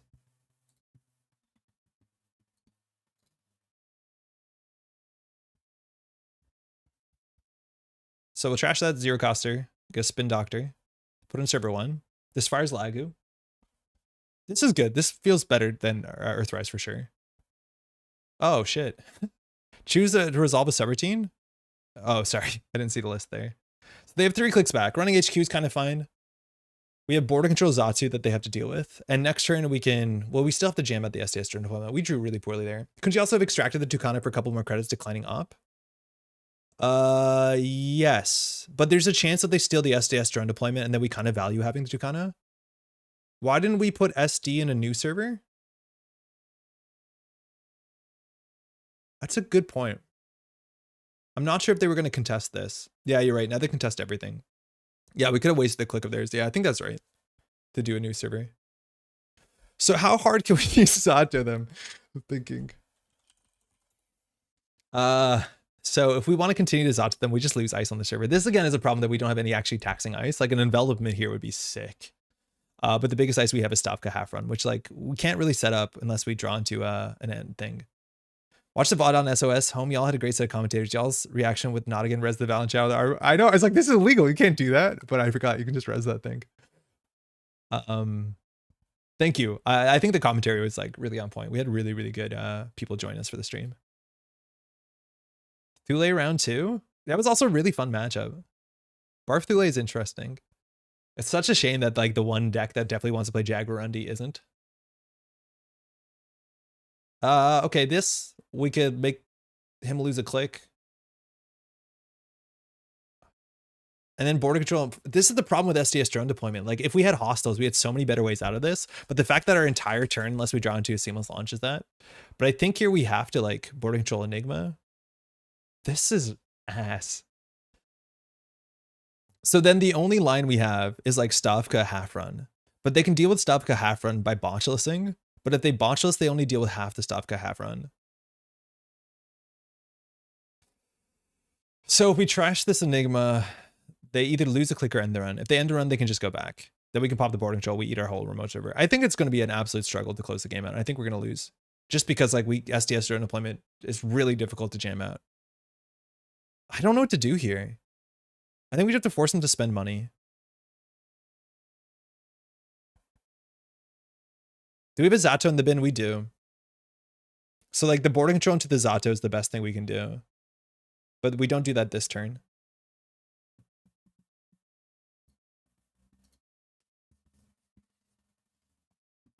So all we do here is like spin doctor for the ZATO. And then they have to run this like 4 times. That might actually be a way to close the game out. Turning alive, what sinister plans are you up to? Cephalopod, we're on a rig shooter op. It's not doing its thing as much as like ZATO is just annoying enough. So here we'll do the spin doctor. We have to get the ZATO back in the deck and not top deck it. I think we'd also want a 3-coster in the deck. What else do we want from the deck? A half from the deck is also very interesting. Because we can trash the Enigma to get a half run to fire on the border control. Yeah, we have some options here. I think that's correct. They trash this though, which is like obnoxious because it pushes them forward. So next turn we just install double advance. And then we have some lines. I think the line was the ZATO half run Enigma, and then we keep the ZATO so we can staff run to use their chip and then be border control on the way back to ZATO Stavka them. Oh, it's really hard to parse that. I think the line was the ZATO half run Enigma. If we keep the ZATO, we can staff. So the thing is like, unless we top deck the ZATO, they have to be able to run back next turn because the border control becomes a ZATO. So they run all of this. We border control then the run to get the ZATO. Then they have to run through the Enigma, and then they have to run through the half run. I think they might not have enough money to do it. But labor rights is going to change it depending on what they top deck here. I think they can probably get in. But we're going to start taxing out their stuff. And the thing is like, so they did simulchip consume simulchip, which means, do they have a strike fund? They have 1 strike fund in hand, either simulchip or consume. I think we're okay with that. I think we can come out of this. Oh, fuck. That's okay. We didn't need that. They can't log out. They log out there? Oh, buffer drive. Yeah, why not? Okay, we gotta discard some stuff. Stavka is interesting. Half run is like no good on the table. Magnet's just no good. It's better in the deck. So now they have to run this. They have to get through the server. We border control for a ZATO. So that's 1 run. Then they have to run back. Then they have to get ZATO'd and they have to get ZATO'd. So it's tricky. It's maybe possible, but at 4 credits is really difficult. As much as they have clicklessly the 2 credit card. Aren't we 1 short? No, we'll top deck seamless, Jeff.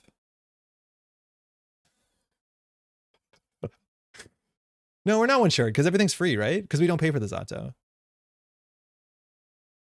Now they can always like simulchip botchless in a pinch. Yeah, we don't get a 4th ice. That's a problem. If they do this on every single run and they have exactly enough credits, like that's good for them. I'm in the 4th ETR. No, we only have 3 ETRs, I'm pretty sure.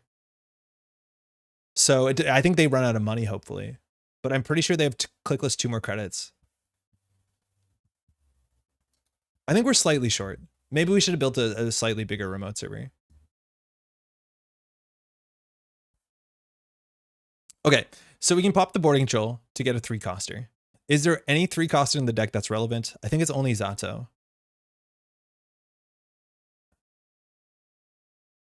I think if it's ZATO, that means they have to run back once, they have to run back again, and they have to run back a 4th time. Which if they have 3 credits, I think we're going to do it. I think there's no way out. Otherwise, they have to trash one of the programs. I'm going to do this. This might not be correct. Virus or ZATO? Well, it's a ZATO. Lago can fire. What? What happened to the thing? Oh, they drew it. So they have a consume in hand. Okay. They also have Audrey counters to break it.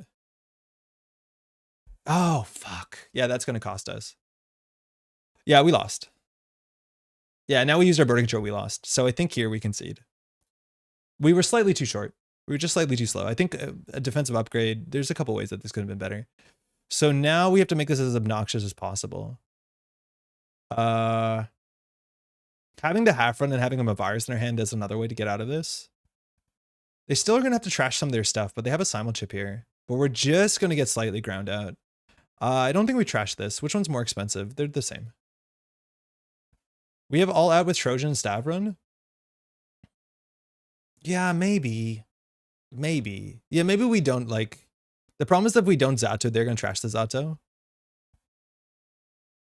I think. Actually, no, they can't. I saw to break one. So here we can trash their shit. They're not threatening to trash the ZATO unless they simul chip for an imp. So thinking it might actually be correct to let them Audrey this. And then they've used their buffer drive, so they're actually down a card.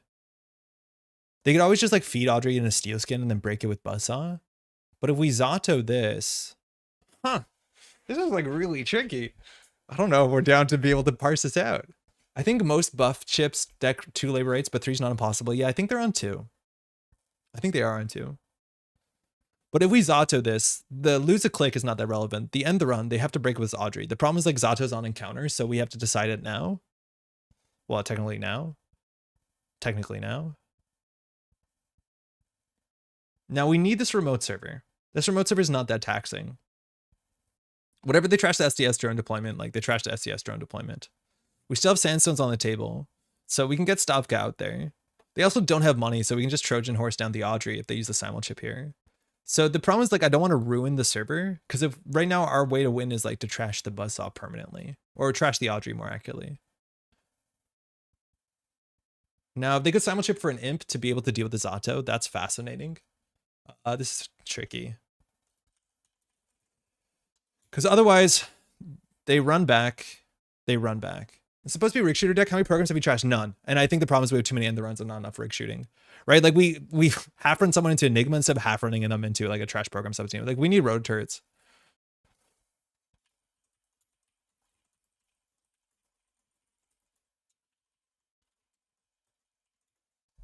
Yeah. Like I think fundamentally we just don't have the right ice for a rig shooter. We have way too many ETRs. And then we have like 2 Stavkas. That's not enough for a rig shooter. Yeah. If they simul chip for an imp, I think we're happy. Yeah, the mulch decks are really good into rig shooter, that's for sure. I think we let this go through. I think we need this setup for later. So let's see here if they Audrey it. That's annoying. They actually used their what's it called? Their buffer drive. So if they do from hand, what's it called? Yeah, so either they have to Audrey this, which is a card. They can fire the steel skins what they want, the strike fund if they want, but they've already used Lago this turn. So it's not coming back. Or sorry, they used buffer drive this turn, so it's not coming back. They can't let the face check on this fire. Yeah. So they should just Audrey it. I don't think Artesia sees, like, you can just Audrey this. It costs a card though. They're short 1 leech counter. But as soon as they let go of that strike fund, they just don't have an engine anymore. So I think here they just like Audrey with a card from hand. Ideally, Artesia doesn't see that line. That's the only way that we have a really big advantage here. Oh, they're using a simul chip for the Noom to get a Botulus? I don't think they realized they could have done that from hand. So the hand is like 2 simul chips, a strike fund, and I don't know what the heck else. They lose a click here. Okay. So they can't trash the Zato, which is kind of sick. And it's an SDS. I think this is okay. The Enigma on the Botchus is really annoying, but we Zato it. So here too, like they really need to get a simul chip down last click, but they can't. And now they're gonna have to trash another one of their things.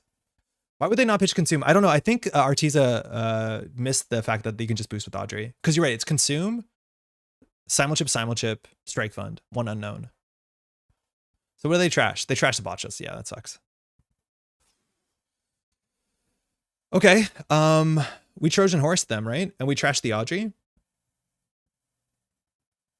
I don't actually think we trash the Audrey. Audrey trashes the Econ engine. Yeah, we probably trash the Audrey. This is gonna be such a drag out of a game. It's just they have 2 simul chips, so like this feels pretty bad. I'm gonna do it. In theory, there they had a window to pitch the strike fund if they were worried about the trace, but I don't think they expected this. I think trashing the Audrey is just gonna be annoying for them. They have 2 more simul chips, so like they just have to repair it by destroying their board. What is this? Grip or stack? Okay, good. That doesn't work from the table. I've been cursed. Good night. So I think we could risk holding. The problem is like every turn now they're going to get 4 credits a turn. So the only way to build a remote server is to build an unfair remote server. So we can install the border control here, install the above the law. That's not great. Bah. Because they are going to continue to cycle their thing. So I think we have to build up Stavka Enigma to get this 7 strength, and then that taxes out the simul chip in an interesting way. We can trash the board. We have to force them basically through the Stavka. So we'll do server 1 here. Even just Zatoing into the Stavka will do it. So we can put in the above the law to trash the Pranwa. I think we hold next turn and we just like do Oaktown advance and score out 4 more points. Holy crack. This is going to be a long game. I think they missed the trigger on our turn. But they have to be... Oh, because they don't have an Audrey. Okay, so we kept them off their Econ engine for a turn. That's actually really important. I forgot about that. They had to pitch the thing now so it goes back and it goes into cycles. Now, they can consider running HQ there. It'd actually be pretty good for them. The Ice Wall is annoying. But now they have to get down to simul chip, and then they have to trash one of their cards. We had an 80-minute final this weekend? Oh, how'd it go? Because there's the event in Toronto, right? I think I saw Architect's deck posted, but I'm not sure how the event went overall. Hopefully y'all had a good time. Yeah, triple credit, install simul chip. And then they probably get Audrey down on our turn so they can do the thing. Okay. Hedge fund. It was long. Okay, yo, do we push the Oaktown or do we do credit hedge fund above the law?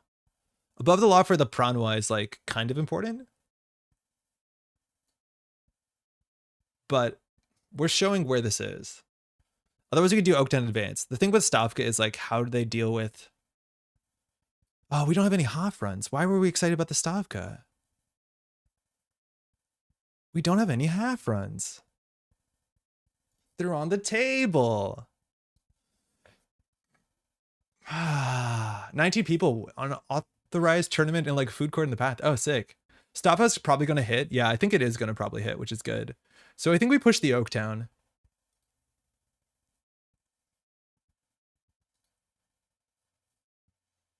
They don't have Noom though. No, they don't. Wait. I'm going to not take a credit.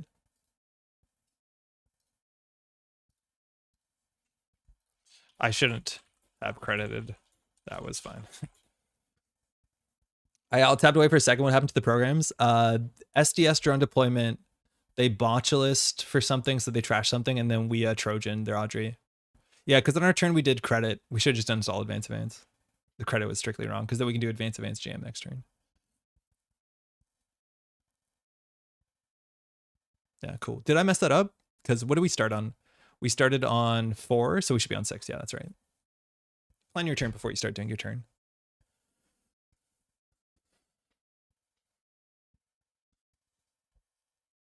Yeah. Yeah, stop grip for the ZATO. Oh, that's why. We just do stop grip for the ZATO. So if it's 7 strength, if it fires, we don't have to do it. If it isn't 7 strength, then we ZATO. The problem is like they don't actually have to run this. Because they know we're not on game point.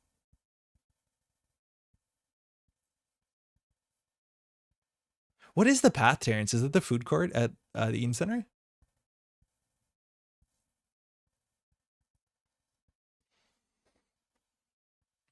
Yeah, trashing the Audrey was super important because it turns them off their 4 credit econ engine.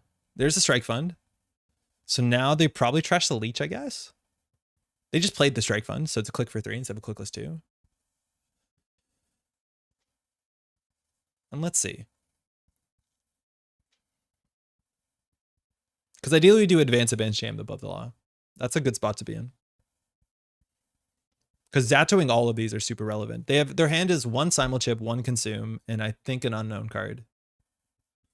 I hope it's not the 3rd labor rights. I don't actually know what the card is. Okay, so that's something. They're probably going to go centrals here. Because they can deal with this relatively fine, I think.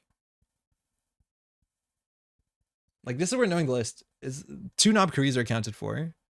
I think we're on 3 simulchips, right? 2, 4, 6. So this is 11. 12 on buffer drive. What's the last influence? Tranquilizer is 15. Okay.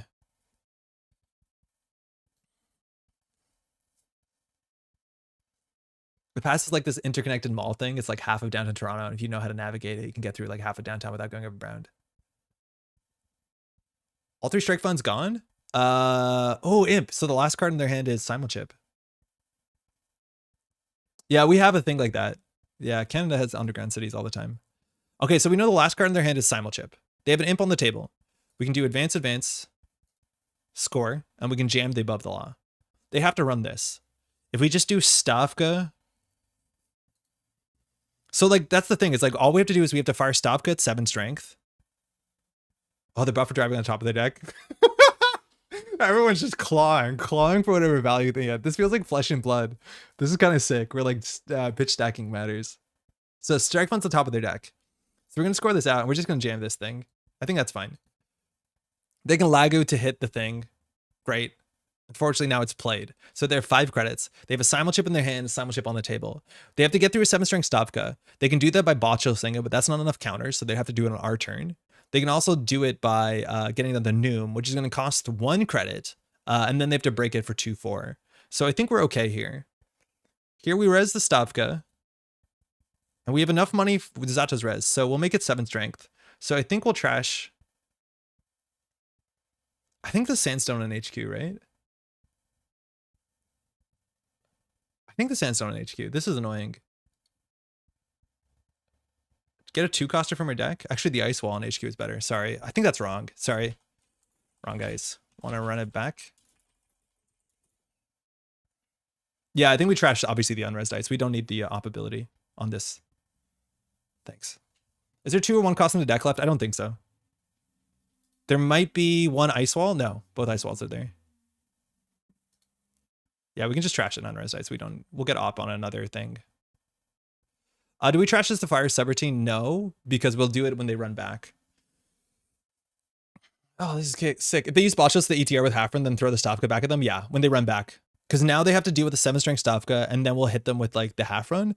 Or after they get through the Hafrun, we hit them with the Enigma, and then they have to come back. I'm not sure which one we ZATO at them. That's actually a bit tricky. Because this gives them 2 breakers, so I think we throw the Hafrun at them. Because here, if we target the decoder, they can't get through the Enigma. There's a chance to get in here. It's going to be super destructive, though. Fire all? Sick. So I think we do Buzzsaw Cleaver, right? And they just try and win off centrals. I just don't want to punt it this late in the game. I think we do these 2. And then we see which one they reinstall.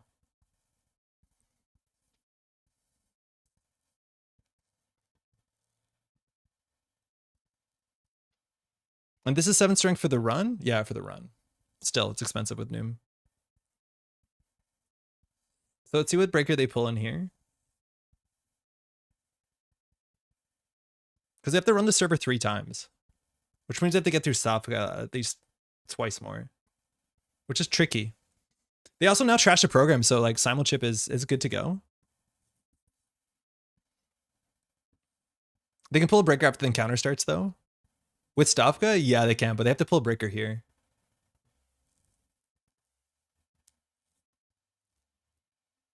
Okay, Cleaver. They're just trying to win off Centrals. That makes sense. Or trash the Sim. Also, it looks like trashing a Seamless Launch will do something for them. Cool. We might have given a read by trashing the wrong ISO here on HQ. They'll imp whatever they want to get consume counters, but now they can't run the server one anymore unless they have pinhole. So we just have to hope Centrals hold off. Which it could. Boarding control, good. They'll imp it.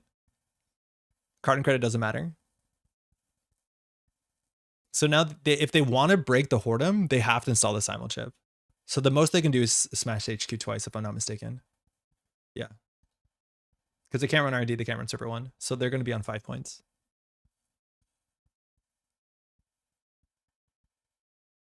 Oh, we did it. What a dang fight. Holy crap. Oh, they found the Kimberlite. Nice. I think they don't imp there and then they hope they find a Seamless, right?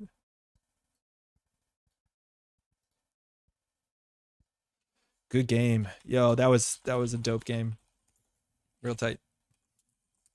Yeah, that was a real thoughtful game, even not going into the late game. Like our early game, I think there was a turn that we entirely missed on tempo where we could have got a Rashida out because we opened really ugly, but that is really cool. That's like a really kind of, I don't think that's an easy matchup for them. I think our ice also should be a bit more spiky. It's too much ETR because we have the way to make the non-ETRs fire. We're basically a deck of like, 7 border controls and a trench coat or whatever. If they commit to the counter, if you throw the Hafrun at them, they can run it back and know that Buzzsaw's the relevant breaker. Yes, but then we also ZATO the Enigma, and then they get through and they have no breaker suite, and then we probably jam from there. Yeah, I had problems with early ice. I think on the turn that you botchlist the Enigma, you probably just could have used card from hand and used Audrey. Yeah, I don't know if that was a mistake or not, because you can't tell what's in their hand, but they could have just Audrey the Enigma. Instead, they simul chipped for a botchless, and maybe they didn't know. After seeing a single Kimberlite, you might think that your botchlists are like, or simul chips are super valuable. But like, they never use Audrey for breaking. They've only used it for the engine, which like this deck has a really cool late game engine if you get there. But I think the problem is we didn't start aggressive enough. If we started aggressive enough and like two-con it out super simple, like we don't have to go to turn 15. Good game. That's fun though. I'd do that again. Oof. It's 5 o'clock, Nana. You want dinner? Yeah.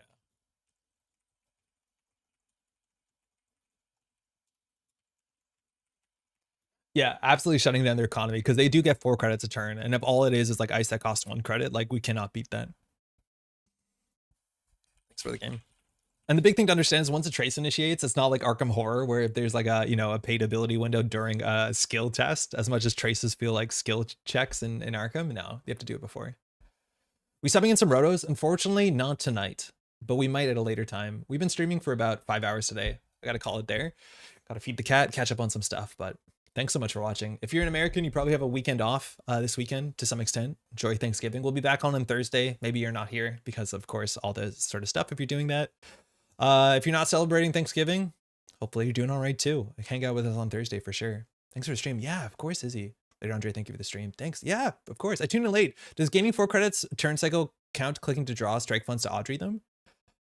Sort of, because it like, from my understanding, Cephalopod, and I haven't played the deck too much, it's either you're on Solidarity badge to clicklessly draw the strike fund, or because we have to jam in the remote server, you get it clicklessly with Shelter. Like that's the thing is like with Lago Prano Shelter, if we install a card, they can trash it, put it on the deck with buffer drive, and then draw it.